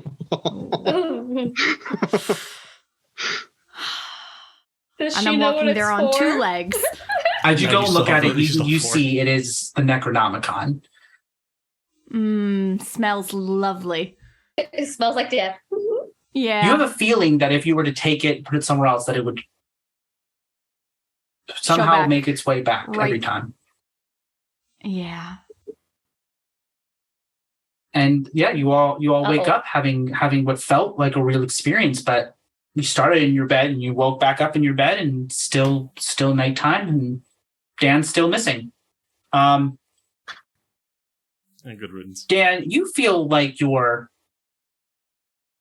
far, far away from where this adventure started, and you almost feel like you were in a different galaxy, maybe that is far, far away from any place that Oh my you've God. been to. We're back, baby. And that's where we'll go ahead and end our session. Woo! That was awesome. We did it. Wow. Yes. Very good. We beat him again. So Well, good. we lost again, but Yeah. We- We only lost because he ran away like a bitch. yeah. Yeah. God, Ashy was so close with that counter spell. So close. So close. Yeah, don't worry. He had a 9th level spell slot. He was going to counterspell your counterspell. Yeah, if you guys kept giving him problems but not doing it down enough, he had power word kill. Oh. And anybody is whoever he focuses on, if they have less than 100 HP, immediately dead. So Holy all of shit. us except You telling me my Ethan? dream could have come true? Yeah, I never got hit for an entire session. Yeah, not once. Oh, lucky. Because you just kept hiding. because nobody in the knew where woods. you were. Yeah. It makes Yeah, up that's for the last whole time. point of my character. Oh yeah. No, Makes You up for last survived time. because you're a like voyeur. no shit, I got hit. I fight with my fists. Yeah. Well, we got a new co-host now. Yeah. Garfield. Wait, Pat, Wait a where minute. is Why do I have a little Garfield? cat? Oh, yeah. Where is We'll find out Yeah. next time on GateCrashers. He's yeah, going you to guys have a get to Mission fight over Impossible custody for episode. him. That's what it He is. can stay with all the minions. Yeah, exactly. The It's all the office. minions and one orc. we all go into the office one day. We see him. Oh, I guess it was real. He has like a poorly fitting What's up, like Garfield? button shirt on. He's really acclimating really well. He's investing in his 401k. Hey, We didn't have a Dan, 401k. Dan, we don't have Born to be a 401ks. capitalist shit. You're right, Jake. You're HR, so we probably don't have any benefits. Exactly. Does anyone have any complaints? Yeah, they can shove them up their ass. All right, exactly. Hey, that's my line.